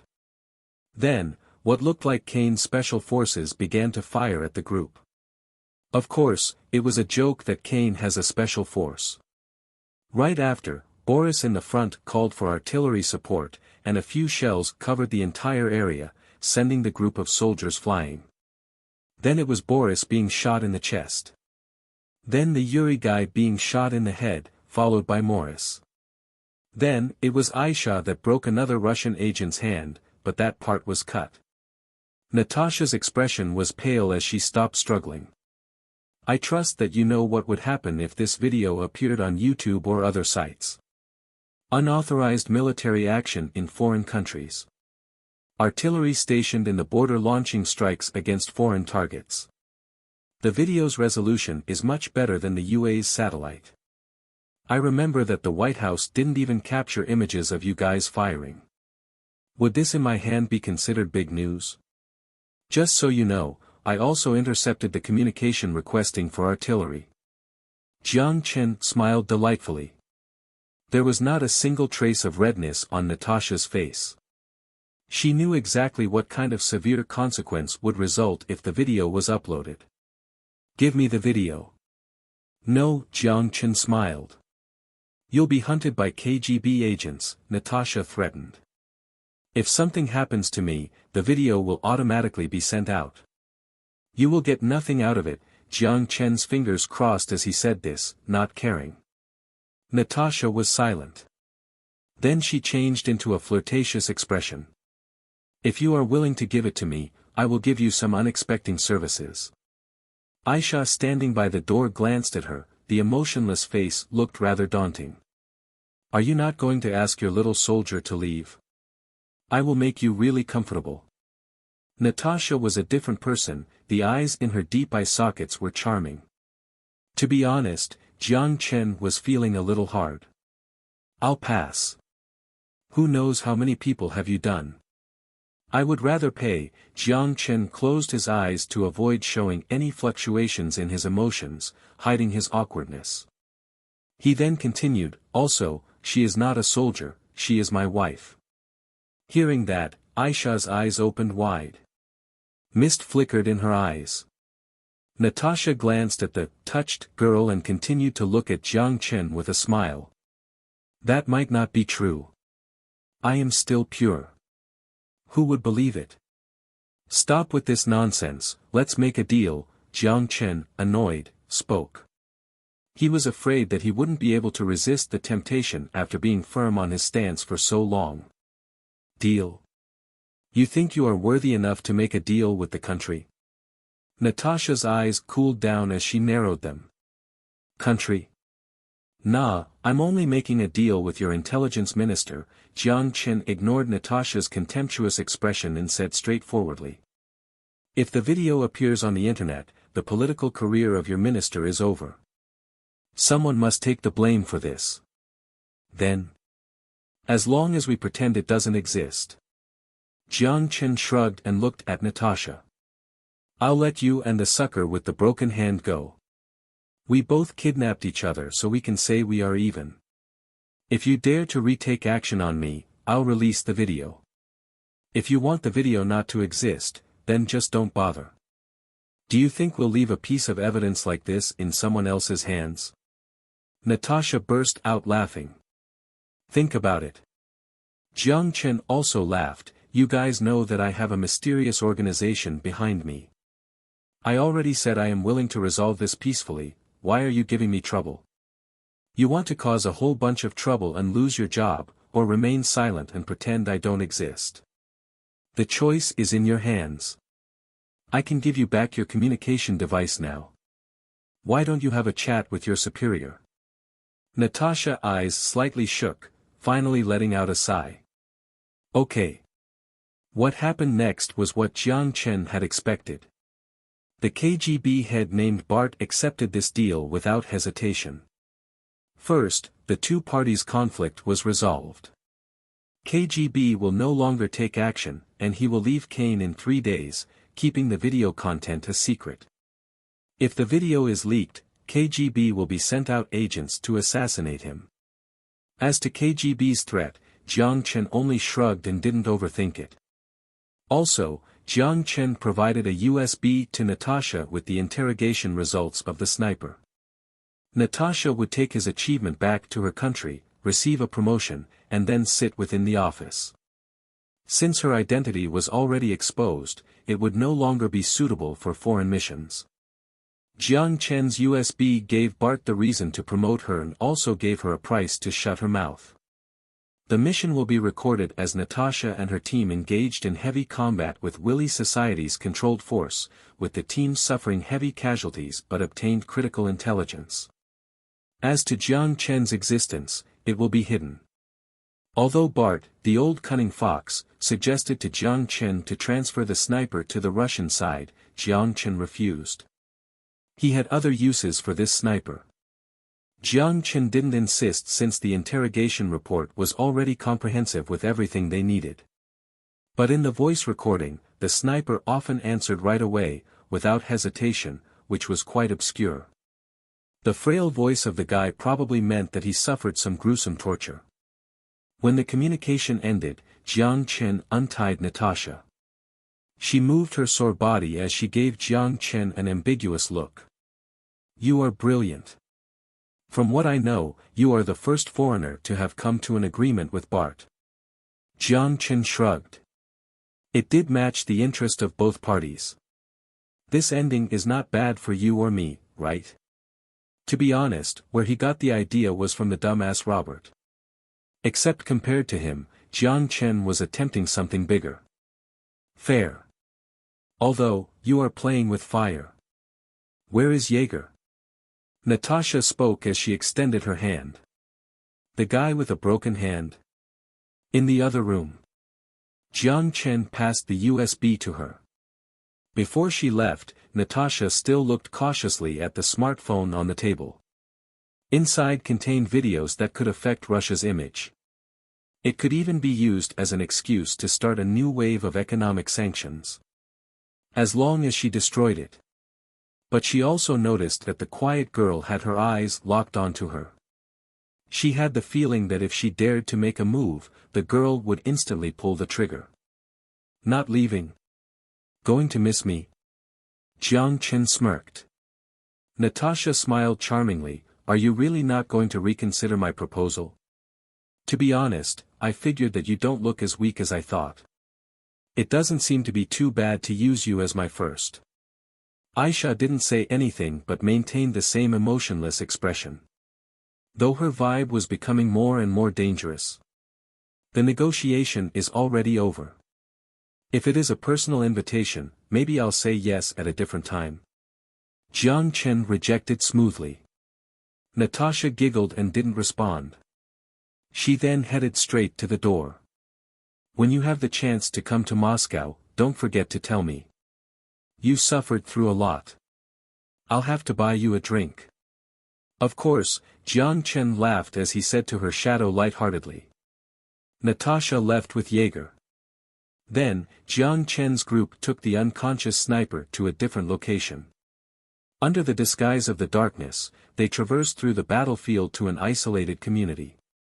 After going inside an abandoned apartment building, making sure they were not being followed, Jiang Chen woke the tied-up sniper. "Vasily?" Vasily didn't say anything. He quietly looked at Jiang Chen.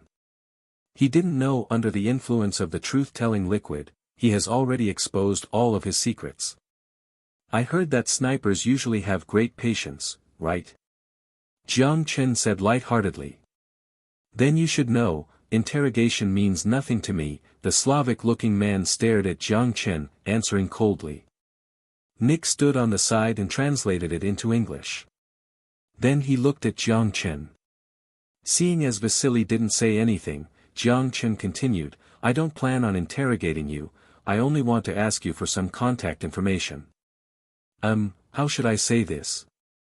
I want to do a deal with the organization behind you." Honestly speaking, Jiang Chen did not care about the goddamn place known as Kane. He only wanted to buy some experienced soldiers and train a mercenary force loyal to him to complete his island capture plan. But at the moment, he was tricked by the dumbass Robert's information. Markinov's hidden identity made the situation much more complicated. Because of the KGB agents, as well as the Willy Society agents going head-to-head, he was forced into this hidden conflict.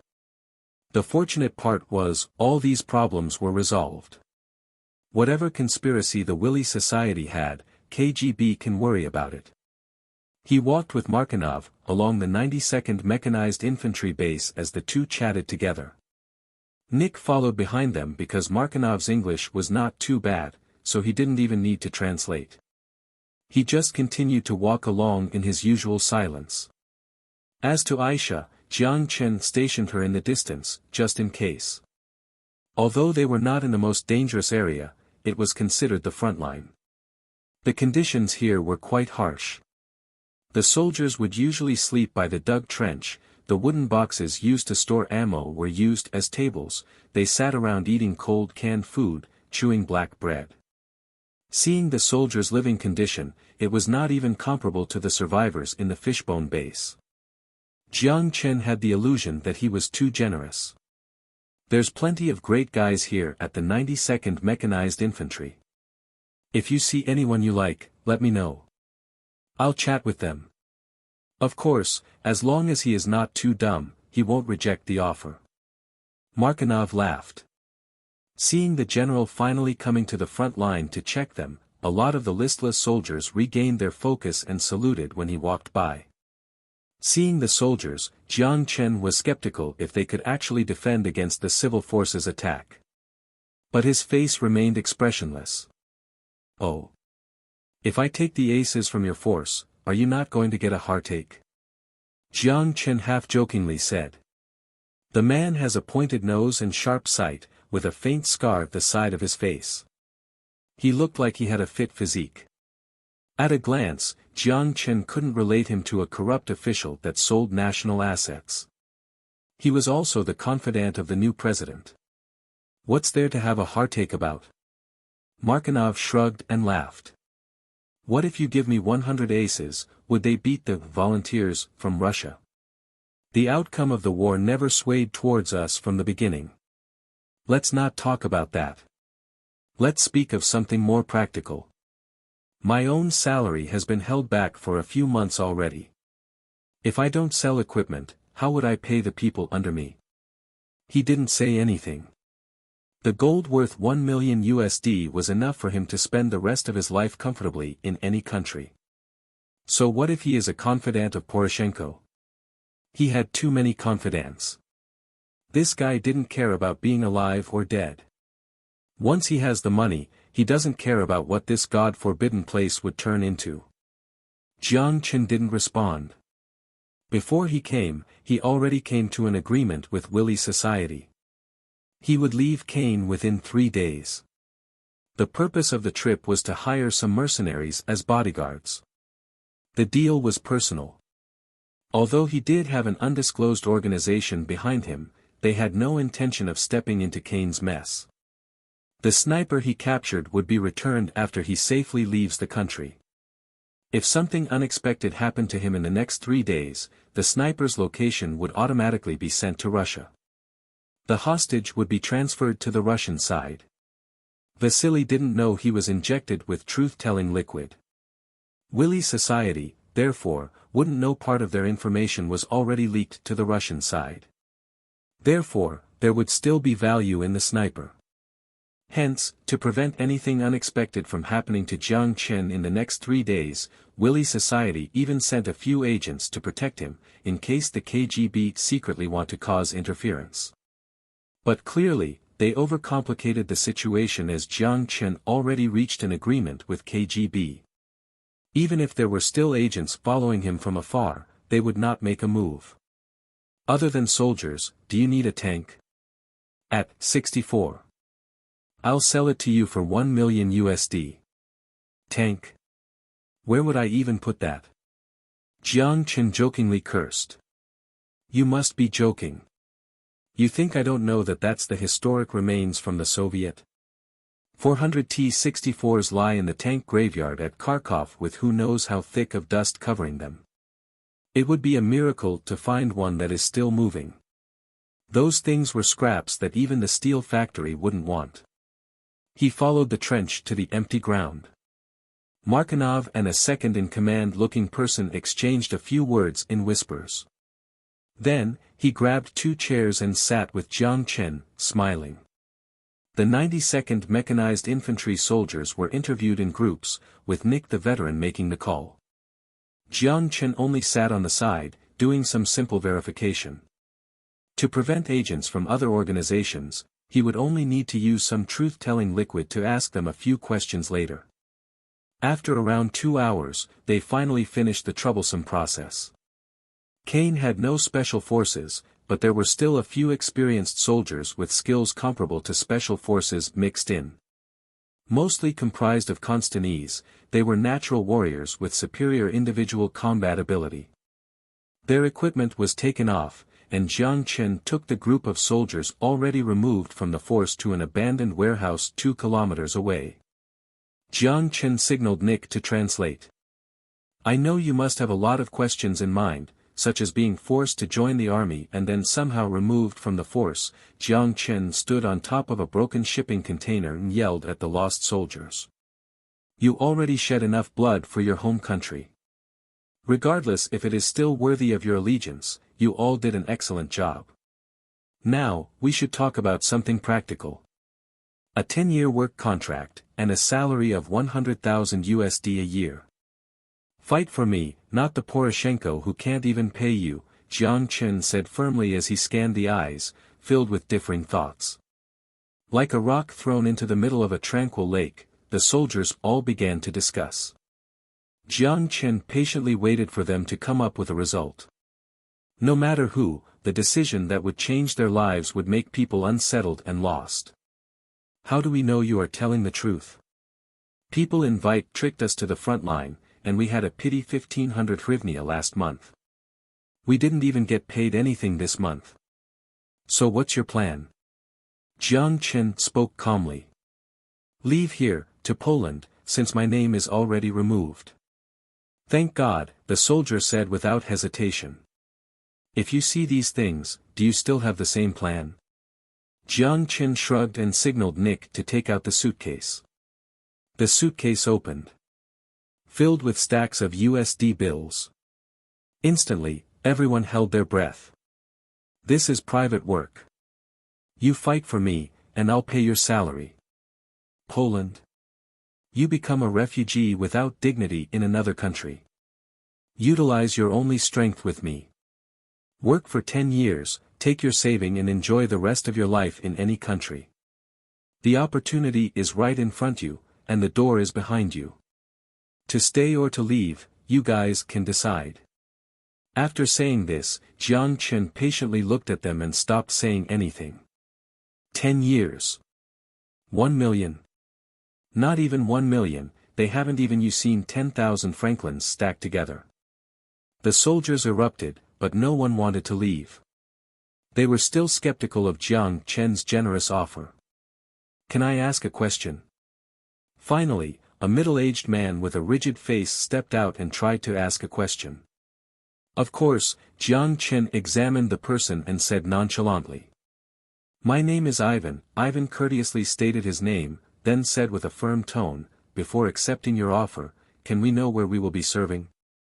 Africa, training mercenaries for me, Jiang Chen answered straightforwardly.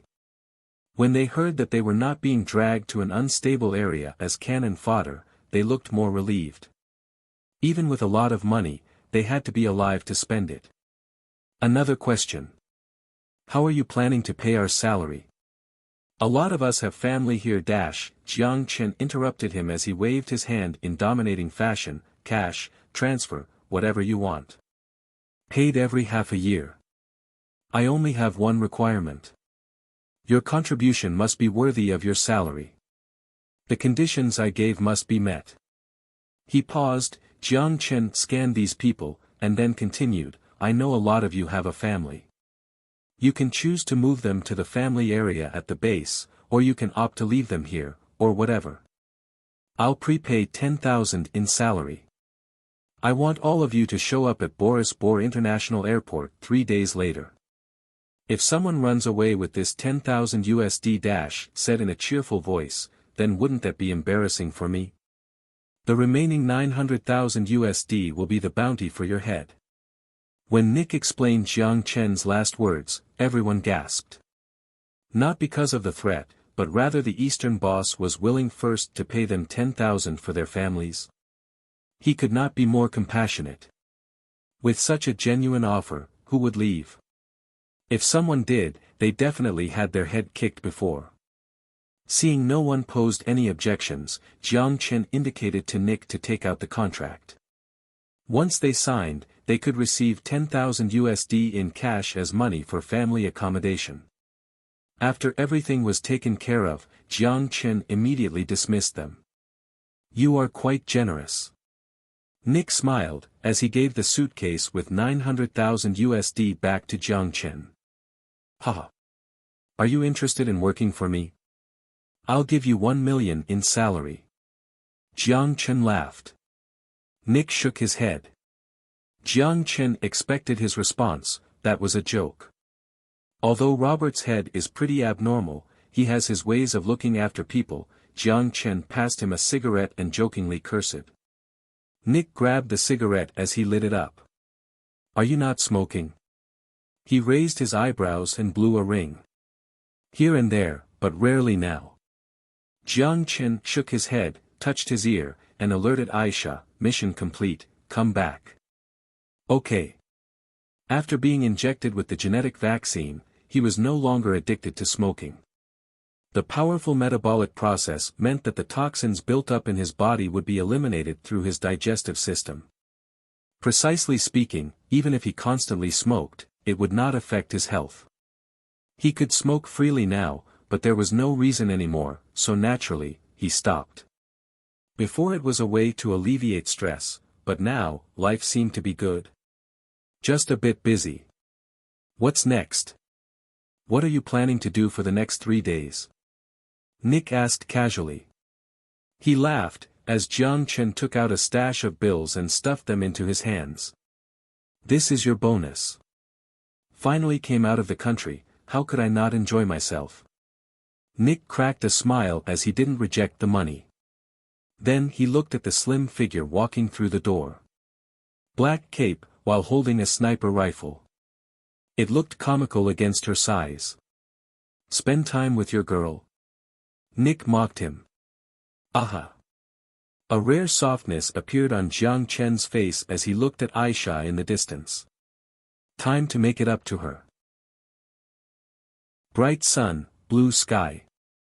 This is Vite, not Osk hundreds of kilometers away. Chaos has yet to taint the clear sky. With industrial regression, it created a country with air quality far superior to Hua, whether that was considered lucky or not. Crowds passed through the Vite Independence Square, but it was not noisy. Last year, there were a few protests at the beautiful square, and quite a few people died. Maybe that had enough of an impact that individuals who were walking around the square were silent as their condolences. With only the occasional shouting here and there, slowly driving away the haze that was left behind. There were a lot of beauties on the street. It was the first time Jiang Chen experienced the words, beauty infested. Because of the unique geographical location, excluding southwest of Crimea, which was along the Black Sea bank that possessed subtropical climate, most of the area had a mild continental climate.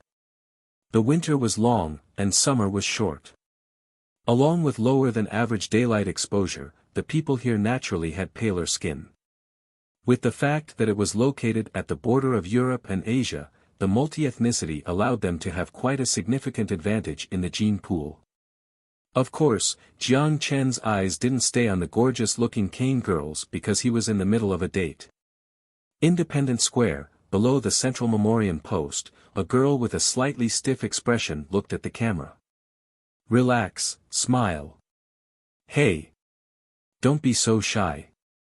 As Jiang Chen said that, his eyebrows twitched unnaturally. He felt like a weird uncle trying to lure a small loli. This dress is so light. It feels weird. Aisha unnaturally pulled at her skirt, her pale face covered by a red glare. She vision escaped from the lens, as she coyly looked at her feet. No, no, no, it's cute, relax. Look at the camera. Jiang Chen used all his words to convince Aisha to not be so shy as he finally caught a glimpse of a beautiful scene. Just as Aisha shyly looked up, he pressed the shutter. Snap. Phew, finally done. Jiang Chen wiped the sweat off of his forehead as he let out a relieved sigh. Seeing that they finished taking photos, Aisha immediately ran to Jiang Chen's side. Although she still felt embarrassed by posing in front of a camera, by her eagerness, she naturally looked interested in how the photo turned out. Seeing Aisha's look of expectation, Jiang Chen smiled. Don't worry, it's beautiful, he called out the picture he just took. She stared at herself in the photo as her eyes began to light up. This really is me. Her voice was filled with disbelief as her finger lightly touched the screen. The slim and graceful figure, the delicate and pale face, and the softly curled brown hair didn't lack liveliness. The slight, shy expression along with the gem-like eyes was a compromise of both innocence and mystery. The black dress hung to the knee with a black bow tie placed at the waist, and a pair of thin striped sandals to match. The elegant black rose blossomed a mysterious but adorable vibe. The background wasn't relevant anymore. Of course, it's my Aisha. Jiang Chen put the camera down as he rubbed her long hair with a smile. Although still slightly embarrassed, Aisha buried her head down. She was still not used to displaying affection in public. But if it were in their home, she wouldn't be embarrassed even in a bikini. But suddenly, a piercing grim look flashed across her eyes. Something is following us, Aisha lowered her voice as she walked towards the crowd. Don't overreact. Of course, I know. Jiang Chen tugged on Aisha's hand and stopped her from going to the crowd. She tilted her head as she was confused by Jiang Chen's reaction. Ahem, aren't we on a date? When she heard the word, date, Aisha suddenly noticed her hand was being held, and the pale face suddenly turned to a shade of dark red as if blood was about to drip out any second. Do we really need to care about them? Her finger twisted around the tip of her dress as she quickly whispered. No. Jiang Chen smiled brightly, as he openly turned around and scanned the crowd. Just let these dumb C's work over time, we'll enjoy our vacation. Without the need to think, at least 2 parties were following him. But so what? He only wanted to take Aisha around for the next 2 days, temporarily forgetting the bothersome troubles, and enjoy his vacation. A reward for himself, and compensation to Aisha. Watching the side of Aisha's face, Jiang Chen always felt guilty. In her best years, she was supposed to enjoy her youth, but she had to carry a weapon for him. Although from a different but equivalent perspective, he saved her. Therefore, he shouldn't feel guilty about her doing this. But he always thought that if he did think that way, that was not manlike. Sensing Jiang Chen's gaze, Aisha turned around, innocently but gently smiled. Where are we going to go next? Holding his hand, Aisha gently shook it. She started to enjoy this feeling, walking with the love of her life, and the happiness of the warmth surrounding her hand. I'll take you to buy some clothes. Jiang Chen gently squeezed her hand and smiled. Clothes? But I already have plenty. Aisha whispered. In her eyes, it was enough to have a few to change into. The key to attracting her husband was her figure. Although the idea would make him feel excited, something seemed to be wrong. It's okay. We are rich. He scanned the crowded street as he laughed. To be frank, it was Jiang Chen's first time shopping with a girl. When he was at university, he didn't have the finances. After graduation, he worked at a clothing store. Ignoring all the subjective reasons, the most important one was that he didn't have a girlfriend. In his imagination, taking a cute girl and seeing her change into all kinds of pretty clothes must be the happiest thing in life. Therefore, when he held Aisha's hand, the first thing he thought of was to take her shopping. He quickly realized his mistake. In the beginning, Aisha was still shy and was dazzled by so many selections, not knowing where to start. But when the energetic saleswoman noticed the hesitating Aisha, her eyes lit up, and she walked over. Jiang Chen was too familiar with that look because he worked at a clothing store before. He personally witnessed how his colleagues convince, with flattering words, a girl who initially wanted to save money for her boyfriend, buy a set of clothes worth over 10,000. But he didn't really care. Just like what he said before. He's rich, who cares? The cane saleswoman spoke excellent English. Her energetic work attitude also garnered the trust of Aisha, who was usually afraid of strangers. Therefore, Jiang Chen only saw Aisha move between clothing racks and change room. The clothes she wore were constantly changing. Gothic skirt, refreshing long dress, sassy leather jacket. At the start, Jiang Chen's eyes had a treat. Aisha fitted all styles of clothing, which Jiang Chen signaled to buy without blinking an eye. Aisha was first reserved, but when she found out in surprise that every time she changed, Jiang Chen's eyes would light up, she was more and more interested. In the end, she couldn't even stop. The clothes on the counter started to pile up. The saleswoman was so happy she couldn't even close her mouth. It was the first time seeing such an affluent customer. But this troubled Jiang Chen. Although Aisha did look good in all different styles of clothing, they almost stayed at this store for 2 hours. On this street, there were still hundreds more.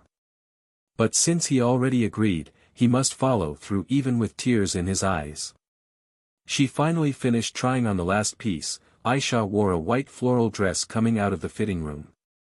She looked shyly at Jiang Chen, ran a few quick steps, buried her head, and tipped her toes to peek between Jiang Chen's lips. "Thank you. I feel really happy." The usually cold face was filled with emotion. In that instant, all of Jiang Chen's weariness faded. "Worth it." Looking at the saleswoman's almost climaxing expression, Jiang Chen swiped his card. The owner of the clothing store personally sent him out the door, providing a 30% discount gold card in the act of appreciation, and then watched Jiang Chen carry a giant bag, walking away holding Aisha's hand. Around 100 pieces of clothes because almost everything looked good on her. Jiang Chen practically raided everything that was her size from the store. Money was not the problem. Only a few thousand USD. But how would they vacation with so much clothing? Jiang Chen let out a sigh as he stopped at an ice cream shop. He ordered a vanilla ice cream for Aisha and told her to wait a bit before carrying the giant bag into the crowd. The people he passed by all turned around and gave him an odd look. Jiang Chen ignored everyone, walking straight into a pipe shop. Then he stopped in front of middle-aged men with his hands in his pocket, examining the pipe in the window. "Following people is an art. Do you guys lack funding this much? At least practice a little more." Jiang Chen sighed. The man's face turned red, and he tried to argue, but Jiang Chen continued before he could open his mouth. "That's enough. The secret police of Kane. You don't look like you are from Willy society. KGB is much more professional than you. At least I didn't find their location." Jiang Chen threw the bag onto the ground and grabbed the camera around his neck. "Sir, did you mistake? Do you see? You are in these photos." Jiang Chen poked at the screen and looked at him mockingly. Seeing that he was exposed, the man had a bitter smile on his face. "Why did you point it out? You'll make me lose my job." "Lose your job?" Poroshenko could still afford to pay people's salaries. Jiang Chen laughed about his boss in front of him and pointed at the bag on the ground. "Send this to the premier hotel reception. You'll receive $1,000 in compensation." By the dumbfounded look of the person, Jiang Chen walked up and patted him on the shoulder with some force. He smiled. "Think for yourself more. The individuals in the front line are looking for ways out.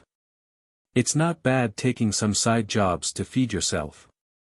After finishing, Jiang Chen waved his head and left a still dumbfounded rookie agent.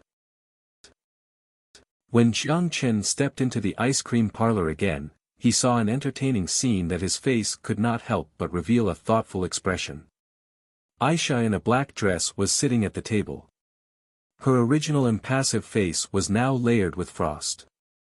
Across from her, an East Slavic young man was talking to her rather enthusiastically.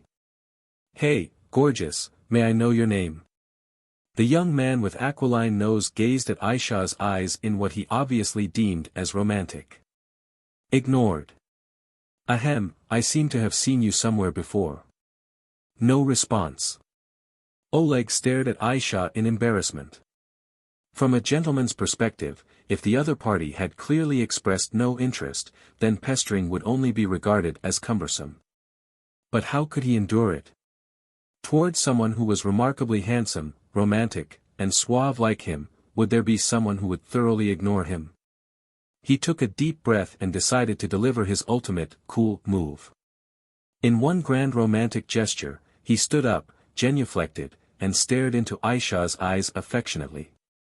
From the first time I saw you, I couldn't help but fell irrevocably in love with you, my goddess. Most customers in the ice cream shop began to look in their direction.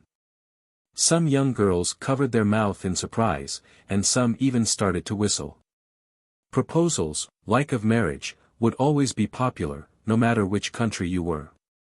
Oleg was indeed attractive and combined with his fit physique, looked every bit of a dashing man from Cain. However, Aisha had merely cast a glance at the clock on the wall indifferently. She had always been indifferent toward strangers, especially men. If it wasn't for Jiang Chen opposition, she would have worn the black cape she usually wore when sniping on their date. Oleg's passionate expression was frozen on his face as he was left to stew in awkwardness. If he left, it would look like he was acting in a one-man show. On the other hand, Aisha was clearly broadcasting an "I'm too lazy to bother with you" expression. Smiling slightly, Jiang Chen walked forward. "I'm sorry to have kept you waiting for so long." Aisha's eyes lit up instantly when she spotted him. She quickly got up and walked to his side and hugged his arm as though no one was around. "He was pestering me, but I didn't pay him," Aisha explained in a faint voice as she was worried that Jiang Chen might misinterpret the situation. "I know," Jiang Chen interrupted her explanation with a smile and rubbed her hair dotingly, "I trust you." Aisha turned slightly red and lowered her head, fingers unconsciously toying with Jiang Chen's cuffs. Oleg was still frozen in the same awkward position, his mouth was twitching uncontrollably. The crowd's gaze gradually turned from encouraging to that of mockery and sympathy. Regardless of how thick his skin was for flirting with so many girls, his face still betrayed an embarrassed expression. Disconcerted, he got up from the ground, fixed his collar and walked in front of Jiang Chen. "Yellow skin. My goddess, how could you like someone?" After seeing Jiang Chen's face, his contemptuous expression immediately cooled down. "Why don't you keep up your gentlemanly pretense until the end? You look like a kid whose candy got stolen," Jiang Chen sneered. "I dare you to say that again." Oleg extended his hand with a vicious smile as though Jiang Chen's provocation gave him a reason to start a fight. In his eyes, this yellow monkey would not be able to put up a fight. Aisha's eyes flashed a hint of iciness, and just as she was about to make a move, Jiang Chen gently squeezed her hand, signaling that there was no need for her to lend a hand. There was no way that he would let a girl protect him during a date. On the other hand, he was also too lazy to use force. His eyes then scanned his surroundings. "Ahem, I have enough reason to conclude that this dumbass is sent by Willy Society to give me trouble," he muttered under his breath. Oleg hadn't even touched Jiang Chen yet when a middle-aged man sitting on next table vaulted and pushed him against the table in one incredibly swift motion. "Fu*K, who the *K are you?" Oleg, not understanding the situation, struggled to fight back, but he was bound tightly by a middle-aged man behind him. "I'm the police. Don't you *King move." The middle-aged man fumbled with the handcuffs and cuffed his hands. "Oleg, right? You are under arrest on account of being a threat to national safety. I hope you can cooperate with our investigation." "What?" Oleg shouted incredulously, "I was just trying to pick up a girl. Everyone here can testify." Another middle-aged man drinking coffee on the other side let out a sigh and walked in front of Jiang Chen. "We apologize for giving you a fright. Do you need me to help you with contacting the embassy and arrange for your immediate return?" The middle-aged man in a gray vest looked at Jiang Chen and seemed anxious to depart. "Thank you very much, but that won't be necessary. I still have 2 days left in my vacation. This small mishap would not affect our friendship, wouldn't it?" Jiang Chen extended his right hand with a smile. The middle-aged man watched him for half a day before grasping his right hand silently. "Since you guys had already followed for so long, wouldn't be ashamed to not to use this free bodyguard? I hope you have a great vacation. You know, there are still a lot of people working overtime. The middle-aged man was staring directly at Jiang Chen. Of course, I hope you have a pleasant overtime. Jiang Chen's smile was especially radiant. After leaving the ice cream parlor, Jiang Chen didn't take Aisha to the clothing stores and instead brought her to the movie theater. Although his mansion had a home theater comparable to a movie house, watching here amplified the experience. Especially when on a date. The screen was showing Mission Impossible 5. Although Jiang Chen had already seen it once, when he asked what movie Aisha was interested in, she left out all the romance movies and only showed interest in action films. Anyway, his real purpose was to make it up to her, so he gladly agreed with her choice. Moreover, it would be a total loss if one actually paid any attention to the movie while in the company of a girl. Holding Aisha's little hand, feeling her occasional bout of tenseness and the softness of her hand when she relaxed, he felt his mind was on cloud 9. The movie playing on the screen had no hope of entering his mind. I can hold this hand forever. After leaving the movie theater, Jiang Chen stretched himself. Seeing Aisha's furrowed brows, he gently smiled and asked, "What's the matter?" Aisha stroked her chin and nodded thoughtfully. "I'm just thinking, why do the bullets never hit anyone? Clearly, the villain boss has so many underlings, so why does he need to personally fight in the end? His marksmanship was not even that good." Jiang Chen was speechless. It appeared that this girl did pay attention to the movie the entire time. Ahem, if they got hit with one shot, it wouldn't be called an action movie anymore. If the antagonist boss doesn't die in the end, it would then become a series. Overall, it's nice, isn't it? Hearing this, Aisha was confused at first, then nodded her head, feeling slightly embarrassed. Aha! In the evening, they took a stroll along Dnieper River, feeling the gentle breeze blowing on their face. Jiang Chen took a peek at Aisha, who was holding on his arm. The gorgeous face under the lantern light looked serene, her brown hair fluttered in the breeze, and a smile lingered on her lips. It was such a guileless smile, and it was Jiang Chen's first time seeing it on her face. "Did you have fun today?" he asked, smiling faintly.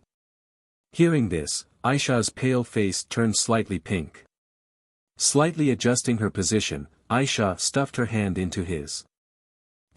She whispered, but seemed to feel it was not conveying enough of her feelings, so she added, "Very, very happy." "That's good." Jiang Chen smiled, then turned to look at the river. The reflection of the moonlight decorated the Dnieper River's surface and suffused it with light. Aisha gazed at Jiang Chen's side contour, the eyes that were not good at expressing emotions flashed vulnerability and bewilderment. "Why?" Aisha murmured to herself like someone caught in a dream. "Why?" Jiang Chen looked at her somewhat puzzled. "I am only someone you picked up from the desert, obviously, I'm already very happy." Recalling the image of her parents in the pool of blood, the drowsiness while inside the truck and being transported to the refugee camp, recalling her past self who had pretty much given up on life, Aisha suddenly felt herself tearing up. Just being able to live in a stable country was already a happiness in itself. "What's wrong?" Jiang Chen smiled gently and squeezed her soft, little hands a little harder. "But, that's why I owe you even more," she murmured. She put her sandals on the gravel road and looked at her own reflection on the river. "Did you follow me just because you wanted to pay me back?" Jiang Chen asked with a smile. A flash of confusion appeared in her eyes, but shortly after she shook her head vigorously. "No." "Then why is it?" After a moment of silence, Aisha's cheek was gradually suffused with heat, the delicate, red lips were conflicted for a good while before finally saying the words that had been brewing for a long time but never got the courage to express, "Because I like you." She paused and stared into his eyes. The look of vulnerability gradually disappeared from her eyes. Hearing this, a warm smile emerged on Jiang Chen's face.